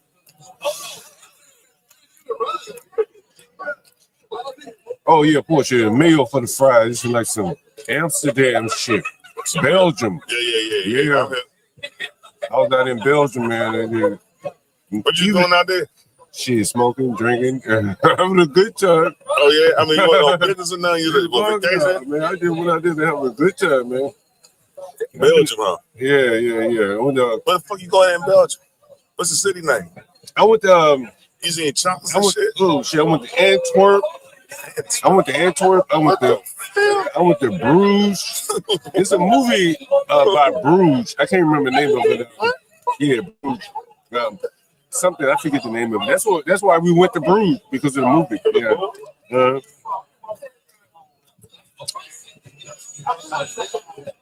Antwerp was a lot of Muslims though, bro. Like the Diamond District. You heard of Antwerp, the Diamond District, right? Yeah, Antwerp, the Diamond District, bro. A lot of Muslims, bro. In Belgium? No, hell yeah. It's hell. I ain't know. Oh, let me get it up. You put it bone in the head. I don't know. Oh, bro, hell yeah. All the immigration in Belgium, bro, be a lot of Muslim, bro. Yeah. Yeah. It's in Belgium. I'm thinking like, blonde hair, blue eyes, and I mean that's more Sweden. You know what I mean? But that's not too far from there, though, right? I'm not quite sure exactly. I mean, you know, geographically relative to here, hell no. But yeah. Belgium, huh? Yeah, that shit was nice too. You know, Belgium. Yeah, Belgium. What else we go? We went to Brussels. Was it Brussels? I can't remember. Is it Brussels? What is motherfucking cities in there? Brussels? Whatever the fuck. I know we went to Bruges and Antwerp. I knew we were there. You know what I mean? How long you stay there? Yeah, I don't know, 7-10 days, some shit like that. You know what I mean? Just on vacation. You know what I mean? Just going around, fucking around, looking around, seeing shit. You go back? I would go back to Amsterdam. Hell yeah. I don't want to go back to Antwerp. Fuck all Muslims. Shit. What the fuck I want to? They still got coffee shops in Amsterdam? Hell yeah. They said they're trying to get rid of them Jones though. I don't think so. They've been talking that for years. Yeah, because the tours. Too much money. There's a lot of money in that shit. Too much money. That shit be overpriced and all kind of shit. It's really overpriced. You know, like, you know, where the tourists are going to go, this shit going to be overpriced. You know what I mean? You know what I mean? So what's the 3-5 out there goddamn Amsterdam? Man, I can't remember the prices. Because, you know, most of the time, like, they ain't going to be selling, like, they might sell 3-5, but it'd be like retail quality, retail size. You know what I mean? Like let's say you're a cigarette, a weed joint. One goddamn joint. I mean, you can buy more than one. You can buy 10 of them. Yeah. You can buy, then you know it'd be. You go in there. Yeah, now you go in and buy like grams and shit like that, but like I buy an ounce of weed, right? Yeah, you know what I'm saying? Like, right. I ain't gonna tell you looking around for no fucking shit. I might smoke an eighth just sitting around talking shit, right? And then I gotta go back to the fucking store again. You know what I mean? Like, so that's kind of how it is.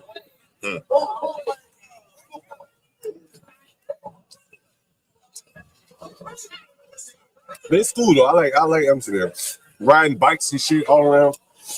You know, they kind of try and do New York like that. DC, like, look at all this shit. Yeah, bike lanes. All this Amsterdam. Yeah, it's real fan shit. Yeah, it's Amsterdam, bro. That shit bikes on steroids. Nigga, you see a motherfucker riding in Amsterdam hauling drywall, doors. On a damn bike. Fucking bike, bro. I ain't talking about no electric bike. I'm talking about, because it's largely flat. Okay. So you ain't run up a lot of days here. Like here, you come up here on the hill, bro. You struggle, right? Right. Yeah, exactly. So like you said, like honestly, you see somebody, yo, go get those women right there. Go get them, man. Go ahead, work your magic, man. Go get them, man. Come on, man. Go get them, bro. Go get them. Go ahead, bro. Come on, bro. Don't let them get too far. Go ahead, bro. You just looking. Go ahead, bro. Oh, come on, man. If I were you, I'd go get them. If I went right here behind the seat. All you gotta do is just tell them, come on, get on camera. Watch your interview. That's what I'm saying. Go get them. I just tell them, hey, you gotta go get close. You gotta have to go get closer, bro. You gotta go get closer, bro. Go get a little bit closer, bro. Hey. Yeah. Y'all trying to go.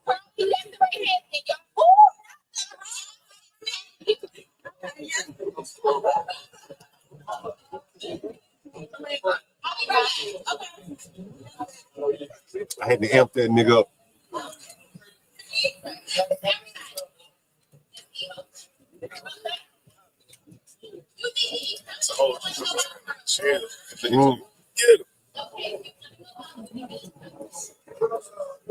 You need to work your magic the way you should have, bro. Yeah, that's fine. That one with them dreads, she look African or something. She look like African, you know what I mean? Herman said I did Amsterdam at 12, at 13. Huh? No, I ain't talking about Amsterdam. I'm talking about I saw the Muslims in Belgium, like Bruges, not Bruges, but Antwerp.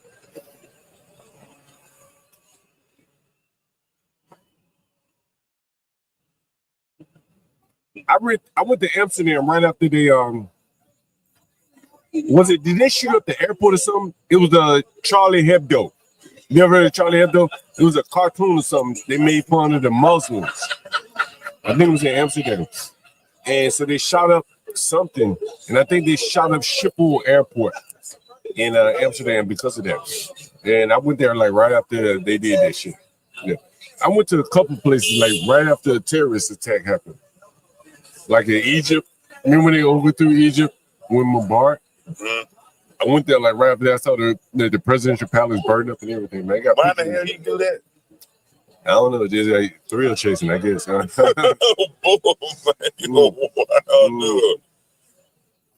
Yeah, thrill chasing, I guess. Yo, I was in Jamaica when they were looking for this nigga. They shut the whole fucking country down, man. And I was up in the countryside in Montego Bay. Was it Montego? Yeah. And so they shut the country down. I was oblivious to this shit, nigga. I'm just living, smoking every day, just chilling. I ain't on no cruise ship or nothing. I'm just up in the mountains, like in a resort house. And so, yo, they be like, yo, it's dangerous right now because they're looking for this nigga Doo-Doos. Doo-Doos? Yeah, that was his drug dealer. The United States wanted the nigga. So, Jamaica had to respond in kind. So I'm there and I'm like oblivious to the whole thing. And so I'm like, oh shit, let me get the fuck out of Montego Bay. I guess that's where it was hot at the time. And so I went in the grill and hung out for a little bit. Yeah, but I've been there before. Yeah, in the grill in Montego. The grill. I flew into Montego Bay. I like the grill better, man. Yeah, I say in the grill. That's at the resort though. Yeah. I stayed in the yoga house in the grill, bro. This shit was like real bare minimum living, bro. You know what I mean? Women come and do yoga in the middle of the daytime and shit. I just come out my little cabin and look at them and shit. Yeah. Yeah, no, we got a bed or something like that's all you had is like a bed, a mat. It was like a goddamn cabin or something. It's called a yoga house in the grill, yeah. Yoga house, huh? Mm-hmm. Yeah, man, look, you interviewing me, man. You need me. Somebody need me interviewing you. Oh man, I talk every day. Shit, somebody need me interviewing you. Bro, I talk every day on the stream, bro. Every day, bro. Man, you know I do all the shit. I talk a lot of wild shit on stream, man. A lot of wild shit. You know what I mean? When you start doing this shit? Well, only about a year ago, bro. If I started, 10 years ago, bro, man, once I started being a landlord, like, the thing is, like, initially, I'll say for me, is a lot of exposure. You know what I'm saying? Doing like low income housing. You know what I'm saying? A lot of exposure. You know what I mean? I'm banned from that, so I ain't have to worry about it anymore anyway. So now it's more like upscale, not upscale, but upper scale. You know what I mean? Housing. So I don't have as many concerns as I used to. So I'm a little bit more free with my tongue to say what I like to say. You know what I mean? But I think, for the people that listen, some of the shit I can say be, it ain't for tender ears. It's a joke conversation, right? Yeah. But I do think, like, I do most of my business in the ghetto. Like, I come up here when I have to do business on this side of town. That's why I'm doing live stream on this side of town, because I'm going to be up here for a day or so. And I was telling people, like, I don't even see black people unless I come up, or white people unless I come on this side of town. I don't see the white people in the Southeast unless it's like police or some shit, firemen. Like, I don't see any. I make my living over there dealing with those people. And I think so many black people stray away from trying to do business over there, even when they live over there. You live in Landover, right? You live in Landover, right? Yeah. But I work in that VR. Right. Okay, so you work downtown, right? Basically downtown. Then. Yeah. DC really ain't got a downtown, right? Yeah. It's all over the place. Yeah. No, I hear you.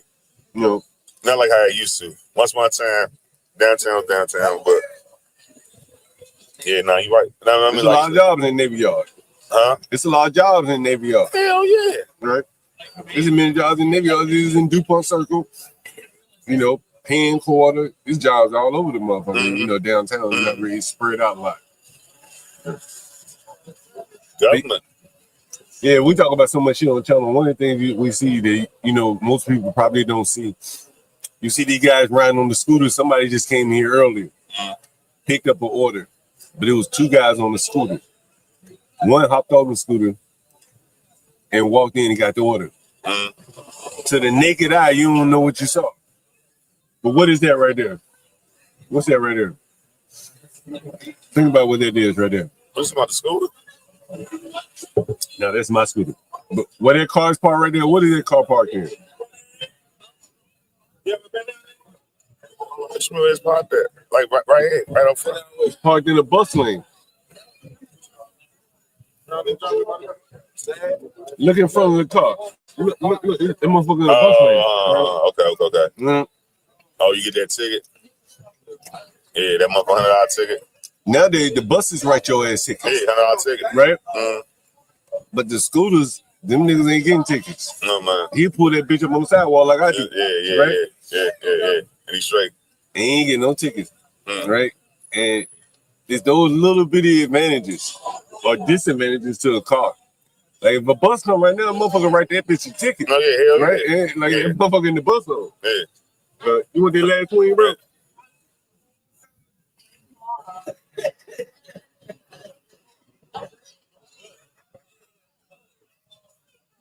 The wing's pretty good, right? Yeah. Not to say the food pretty good here though. Food pretty good.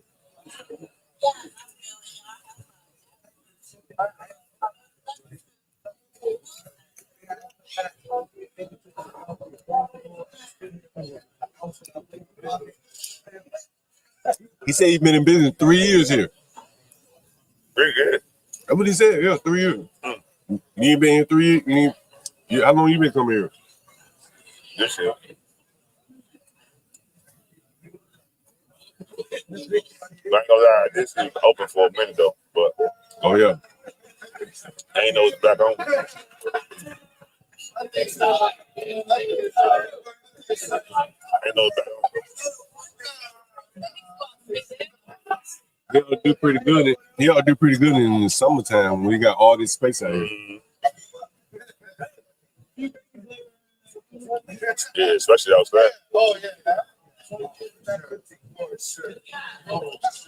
There's a lot of women in there too.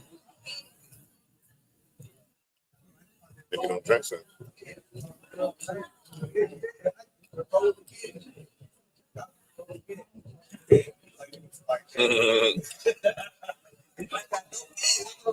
Yeah, I like DC, man. I don't know about you. What do you think about DC? I love this. I love it. I keep telling myself, I was telling my homie that the other day, said, you know, I keep talking shit like I want to go somewhere else. I don't say I ain't never leaving, but DC hot though. DC real hot though. Ain't gonna lie about that. Like, you know, just like to me, just because it's home though. Like, it's hard to explain. I tell everybody, it's hard to explain. Like, been to Houston, been to LA, been to Florida. I mean, I've been like, you know, been to that big. But like they say, no place like home. But like they say, everybody feel like they're about home though. Well, not everybody, but if you come from a major city, you know. Yeah, DC's kind of special though. I would say DC's kind of special. You know what I mean? It's kind of special. Love it here, man. I'm gonna love New York.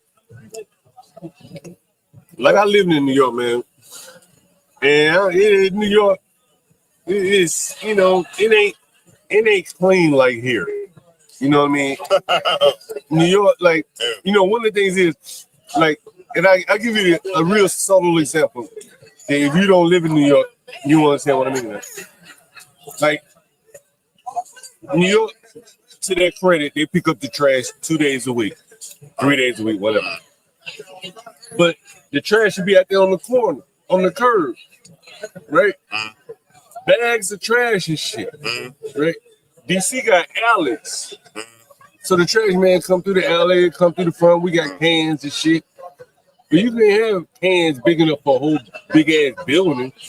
So it'd be big ass trash bags and shit. Yo, get those women, man. They coming back. Go ahead, man. Go ahead. Excuse me. You guys have for an interview? Not long, man. If you can come down 5 seconds. It said about whatever. 2 minutes. All right, 2 minutes. You gotta press it, bro. You gotta press it. Man, that's what You gotta press it, bro. You gotta press it.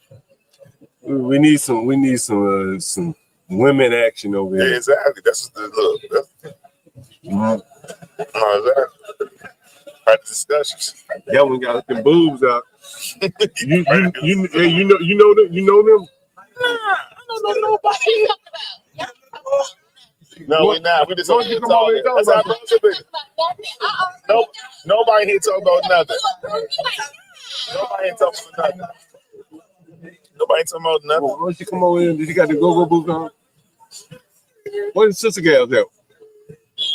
Where's Sister Gal? She's supposed to be coming back. Hopefully she come back. And laughing like Sally say he likes DC too. Yeah, I tell you, DC's hot, man. Like, and this neighborhood's all over the area just like this, bro. Like Noma, U Street, Adams, Morgan, Petworth kind of getting there, but it ain't as hot as this. No. But I ain't gonna lie, they had this spot though. AT-65 though. Right there on Georgia Avenue. Yep. Yo, yeah, I've been there. Yeah, what? When that jump was over, that jump was But they you know, it's a little bit too much on the fringe. Like this right here in the thick of things right here. You know what I'm saying? You know, closer to the thick. It's closer to U Street. U Street is where the action is. You know what I'm saying? Oh man, I got U Street. What time go down U Street? It's a lot of overflow from U Street though. U Street great. Trying to get them gals over here. Where them gals at, man? They don't come. You got the. You got to calm it down. Yeah, man. You got to calm it down. Man, look. Yeah. You got to calm it down. Yeah, my son, man. Yeah, they calm it down. Yeah, man. I think she's a lady of her word, man. Yeah, what she said, 2. We gonna give her 2 minutes. Did you go to college or anything? I went to barbering school and computer school. Okay. At the 910 college. A lot of people, man, went to college around here, man. That shit, I think college is like scam, to be honest with you. You know what I mean? But no. There it is. You bet. Whatever you want to talk about. Come on, let's go. All right. There it is, everybody. Everybody. She fine.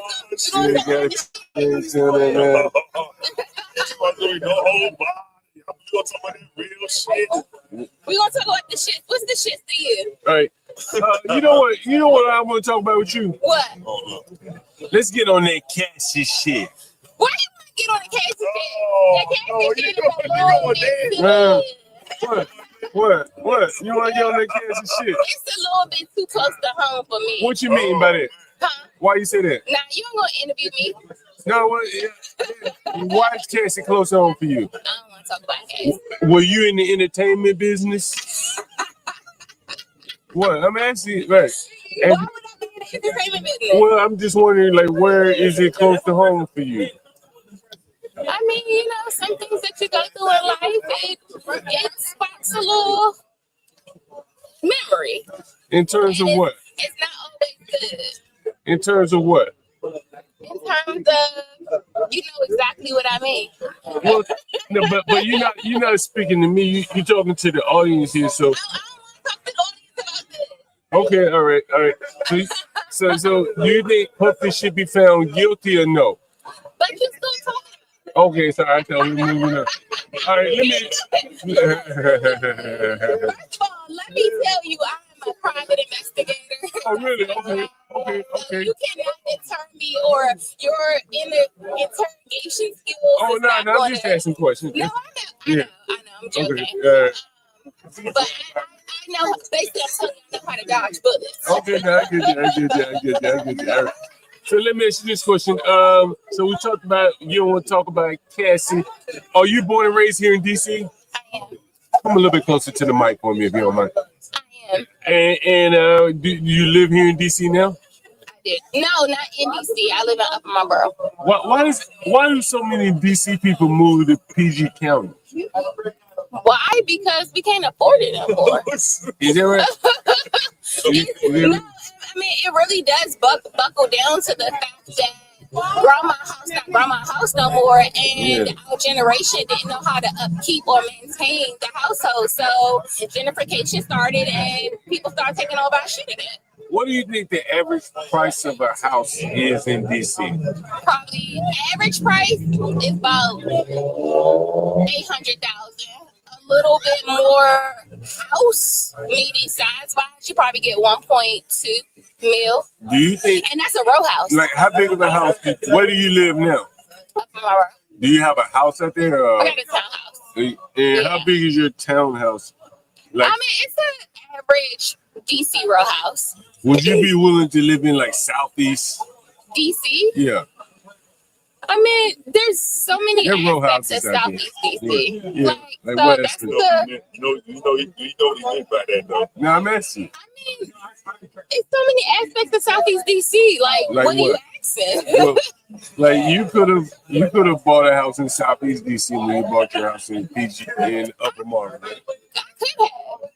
So, Which Sheridan Road, right there when he was first building those apartments and stuff over there, like off the MLK with a big chair, like I could have, but it wasn't what I wanted. I was born and raised in DC, but I'm also not like, I don't want the hustle and bustle, not be able to come home and pull up to my front door. So like, I don't like the city life when it comes to like life and raising a family. I'd rather be able to. No, I don't. But it's just me in general. Like, I don't want this to come home to. You know what I'm saying? Like, you don't like to have to look for parking. No. Especially when I go grocery shopping, I'm bringing stuff in, and it's hot, it's raining. Like, I want to pull up to a garage. Right. No. Hey, how old are you? If you don't mind me asking, you give me a range. How old I look? I can't. I'm terrible with it. You look like 25. I would say. Damn, I'm doing good. I was gonna say 29 and 35. I'm 38. 30, okay, I'm a little bit off. Okay, we're celebrating our 20-year reunion. Hey, so you said no kids, is that right? No kids. Yeah. Are you single or you have a man? I'm single. Are you actively dating? What's the dating scene like? I'm not actively dating. What's the dating scene? Well, why not? Bullshit. What do you mean? What do you mean? What do you mean? I'm saying. Bullshit. What do you mean bullshit? Bullshit. In terms of what? Like, give me an example. Dating scene is a joke these days. Why? Because people don't cherish the moment of getting to know people. So and actually like struggling through something together. Like everything's a walk away situation if you don't like the way somebody says something, does something. So like it's a fucked up generation and it ain't gonna get better, it's only gonna get worse.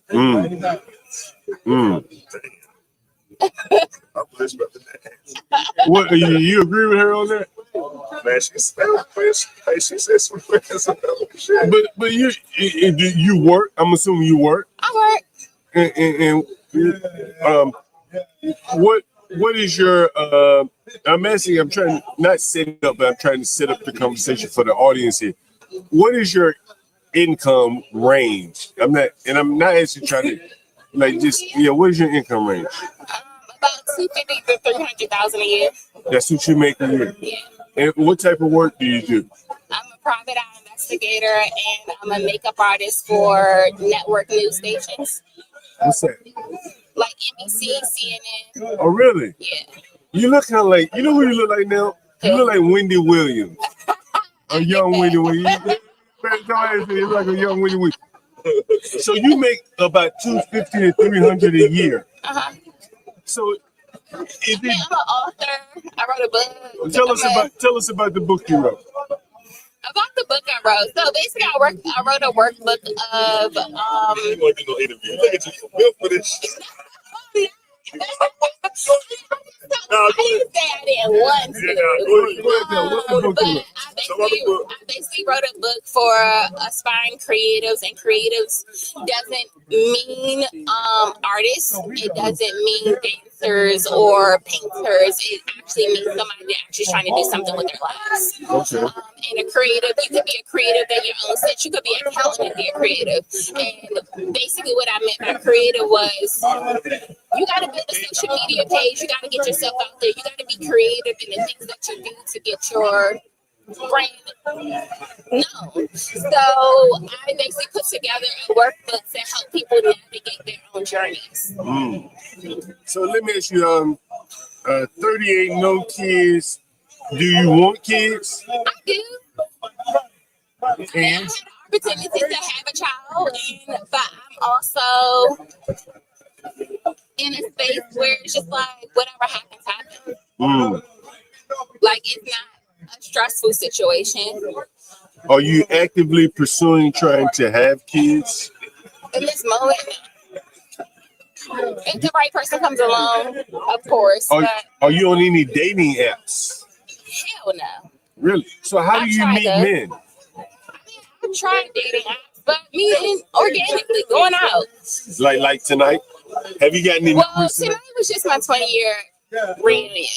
So normally I actually got pulled out the house tonight. So you'd be in the house tonight? I would have probably been in the house in the pajamas in the bed and not doing shit.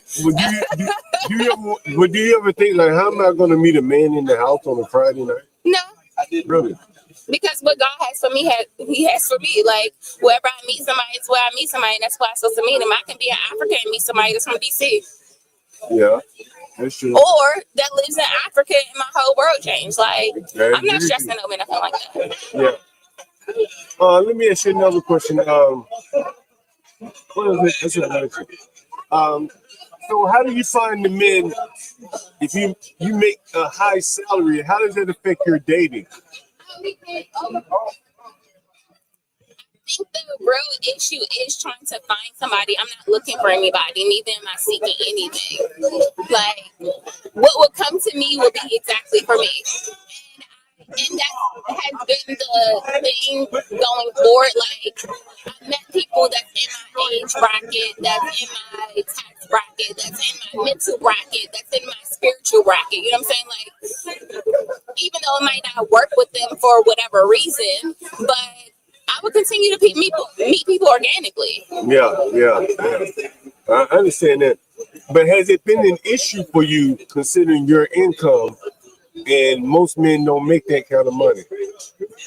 I mean, well, that's your life. Yeah, my bad. I got one. Subjective to what you care about. Like nobody cares about money. You're gonna die one day. Like I don't even care about leaving a legacy behind. Like that's not my goal. Because most people can't get their legacy past one generation. So what am I working hard for you to take over something that you don't even want?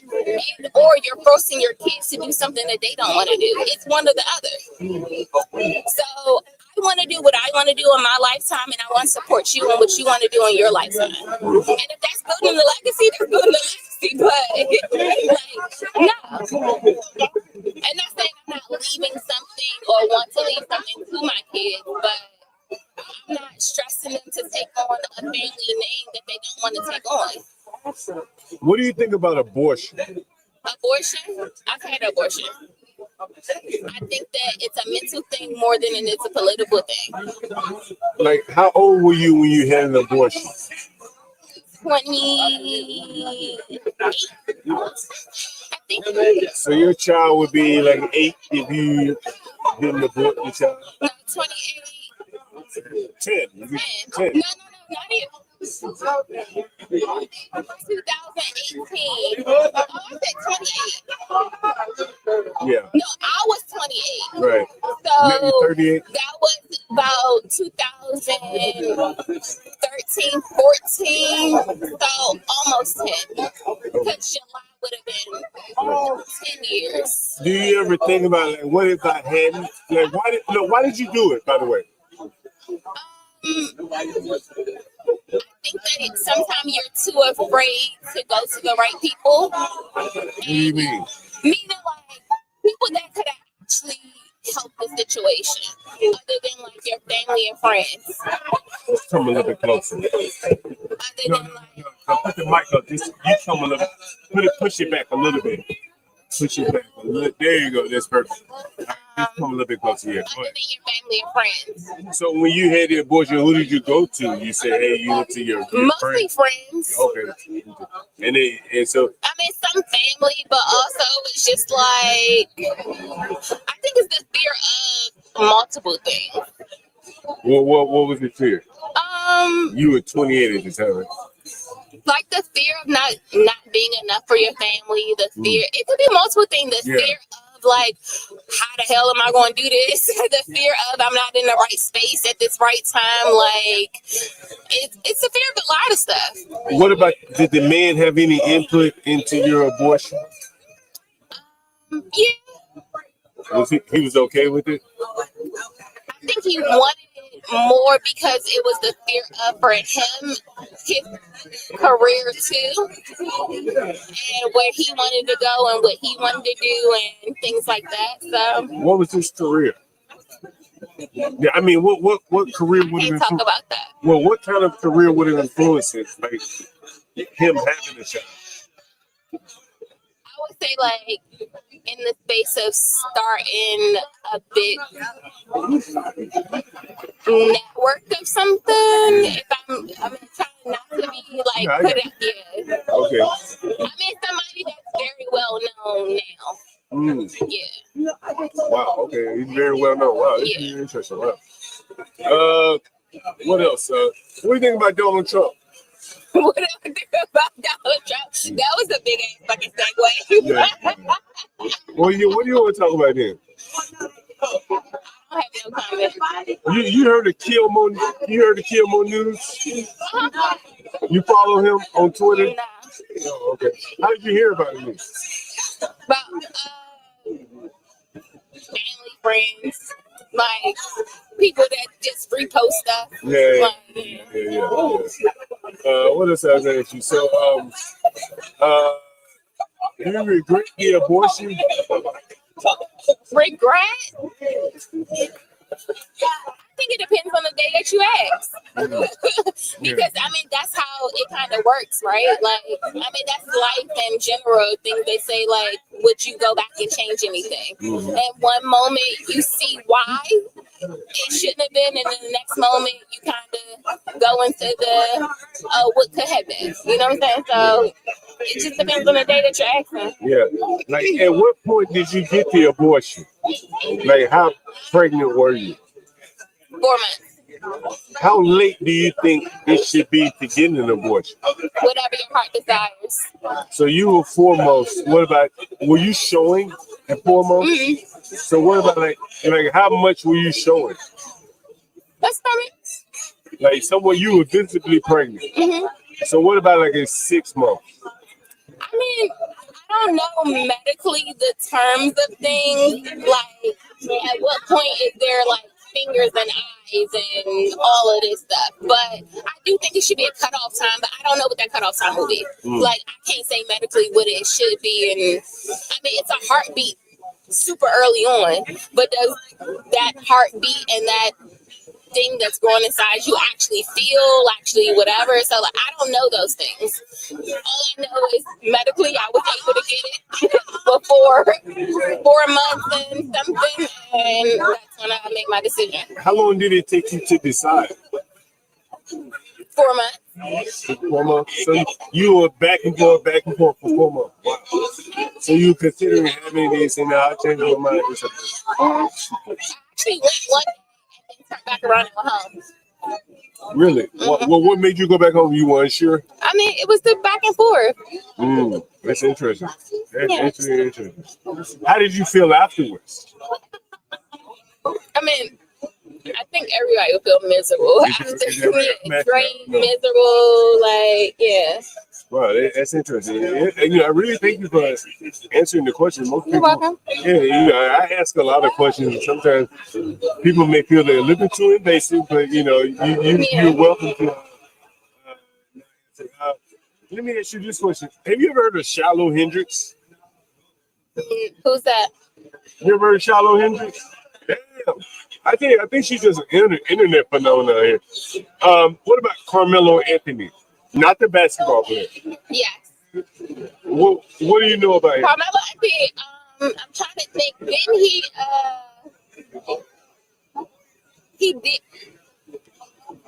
did he shoot somebody? He shot a white little boy, right? At a track meet or stabbed him. Okay. Right. At a track meet. Right. And basically, I guess they want him to like be punished to the fullest extent or something. And they're trying to compare this to, I guess he was being bullied. Was he being bullied or was the other guy being bullied? Somebody was being bullied. Okay. But I don't know too much about it, but I have heard about it. I know it was track meet. I know it was something about bullying. And then it wasn't shooting, but it definitely was stabbing. Right. And then I know it's a lot of people trying to compare this situation to Trayvon Martin's situation. Oh yeah.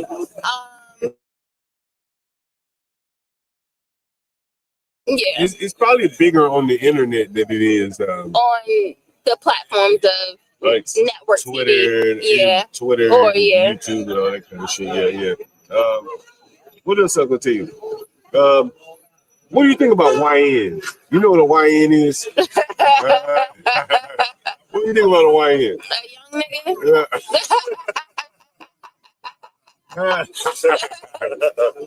What do you think about that? How old you are that? What do you think about that?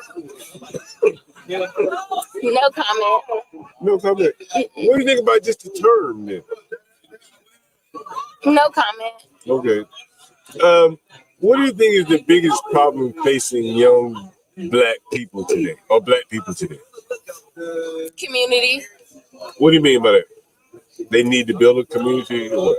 No, they need to start looking out for each other as we did as we were growing up. Oh, okay. And being raised. What do you think is preventing them from doing this? Everybody wants to be known as an individual entity, and nobody want to be the sheep no more. I see. What else? Do you have any social media you want to shout out? No. What else? We got any questions here? The audience has been kind of quiet on you. You said what? The audience has been kind of quiet as it relates to you. Let me make sure my mic is up. Why is the audience been kind of quiet? Nah, I don't know. Maybe they didn't. Let's see. Oh, Trump or Kamala? What that's supposed to mean? Why would I answer that question? What do you mean? Why would you answer? Huh?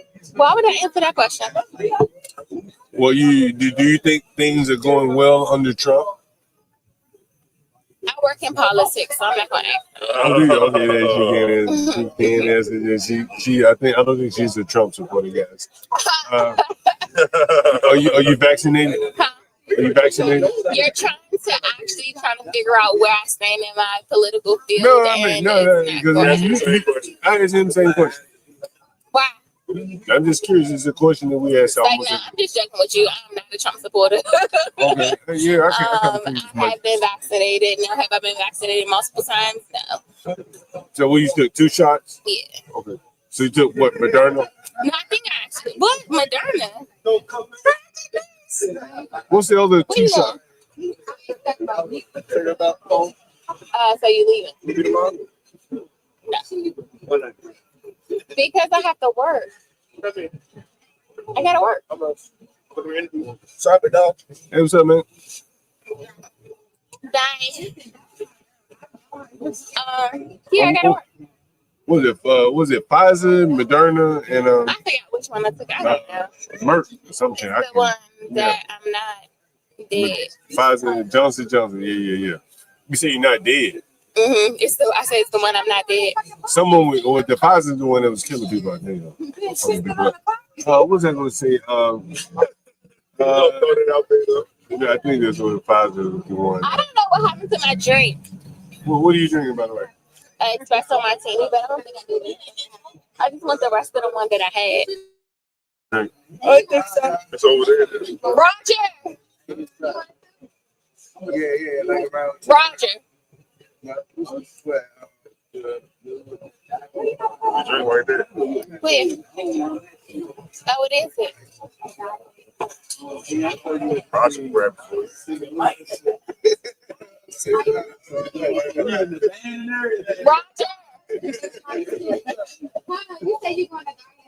So you say you do makeup for famous people or the news or something? Yeah. How did you get into makeup?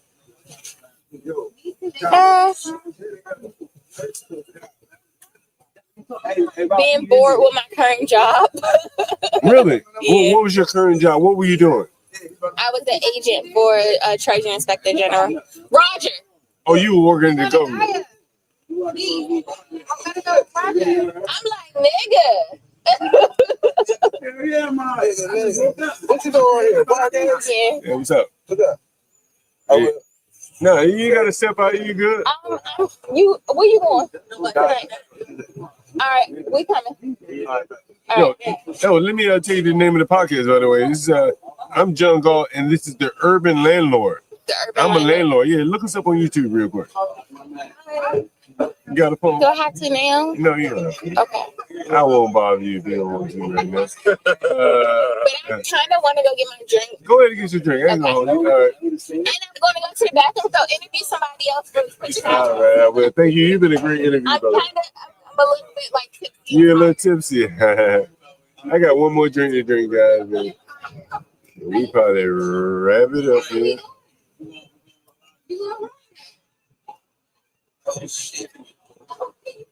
You might well sit down, my man. You might well sit down until we get somebody else, my man. Yeah, get somebody on the camera at least. I was hoping we get some of these yups coming down the street. It was hard to get the yups coming down the street, bro. No, it's not. A lot of yups. A lot of yups around here. What's up, Solid Snake? Richard, who else? Danis and JQ. Is it J-Dub? What's it used to be in there? J-Dub? Change the names on there. Solid Snake, of course. Richard. Has it been 5 hours? Damn. Damn, 5 hours? I didn't know we were here this long. What time is it? It's 12 o'clock? Hell yeah. Luckily, I ain't got far to go, man. I'm uptown today. Yeah, I'll be in Petworth today and tomorrow, man. I'm about to have my ass on the train. Where you headed to? Landover. You gotta hit the blue line. Orange line. It's orange line. Oh, orange line. Yeah. Yeah, bro, you gotta ride. God damn. I'll be all right. Got my music on. Be there, you know. See, I'm on my scooter, bro. You got a helmet? Fuck no. I mean, I ain't got one with me. I ride on the bike lanes, bro. Fuck it, I take advantage of the bike lane. Shit. I run your ass over in the streets, bro. Hell yeah. Shit. You been hit on, you rode. No. But I'm saying, like, everybody be saying that shit, though. Like, man, them motherfuckers, scooter motherfuckers, like, about to hit on them motherfuckers. They keep, you know, they disrespectful. The cartels, what I call them. I'm disrespectful on that bitch too, but I be riding on the sidewalk. I ain't lie to you. Ride on the sidewalk. Why you ride on the sidewalk? You go ride the street. Man, I ain't trying to get hit by no car. Man, you got to ride the street with that, man. It's a motor vehicle. Catch me if you can, like the gingerbread man. Oh, man. That's right. You're a wild guy. Well, right there on the goddamn. Shit, I be all over the sidewalk, bro. Nah, man, you think I'm gonna be out here in the streets like with this shit? Street. Nigga be done ran me over, bro. You gotta be crazy. Hell no. Street. You ride down the sidewalk like it's a bike? Like a motherfucker. Like a motherfucker. Like I be on the sidewalk in the bike lanes. I be in the street too. I be weaving, dodging and weaving, bro. But I don't give a fuck about being on the sidewalk, bro. Yeah, because they run your ass over, man. You know what I mean? Yeah. We got it. Yeah, I'm about to wrap up anyway. My man. Go home. Yeah, my man. Y'all got to bring it inside. That's been a pleasure, my man. I appreciate it. Yeah, we better wrap up here, guys. Let me go to end this stream. It's been a pleasure, everyone. Yeah, man, appreciate y'all good people, man. Yeah, man. All right. Laugh with buddies, man. Here we are. If you know somebody who drive a truck, I bet you he don't have a relationship with a lot lizard. All these truck drivers love these lot lizards. I promise. Lot lizard, come on baby, get inside the truck. Lot lizard, put your head down and ass up. Lot lizard, call me $40 just to fuck. Lot lizard, twerk, twerk, twerk, twerk. And she at the truck stop, walking with her butt out, and she got her stomach out, and she only come out when the sun out. She's a lot lizard. She's a lot lizard. He can be your boyfriend, husband, daddy, brother. It don't even matter if he driving trucks all around the country and he making money.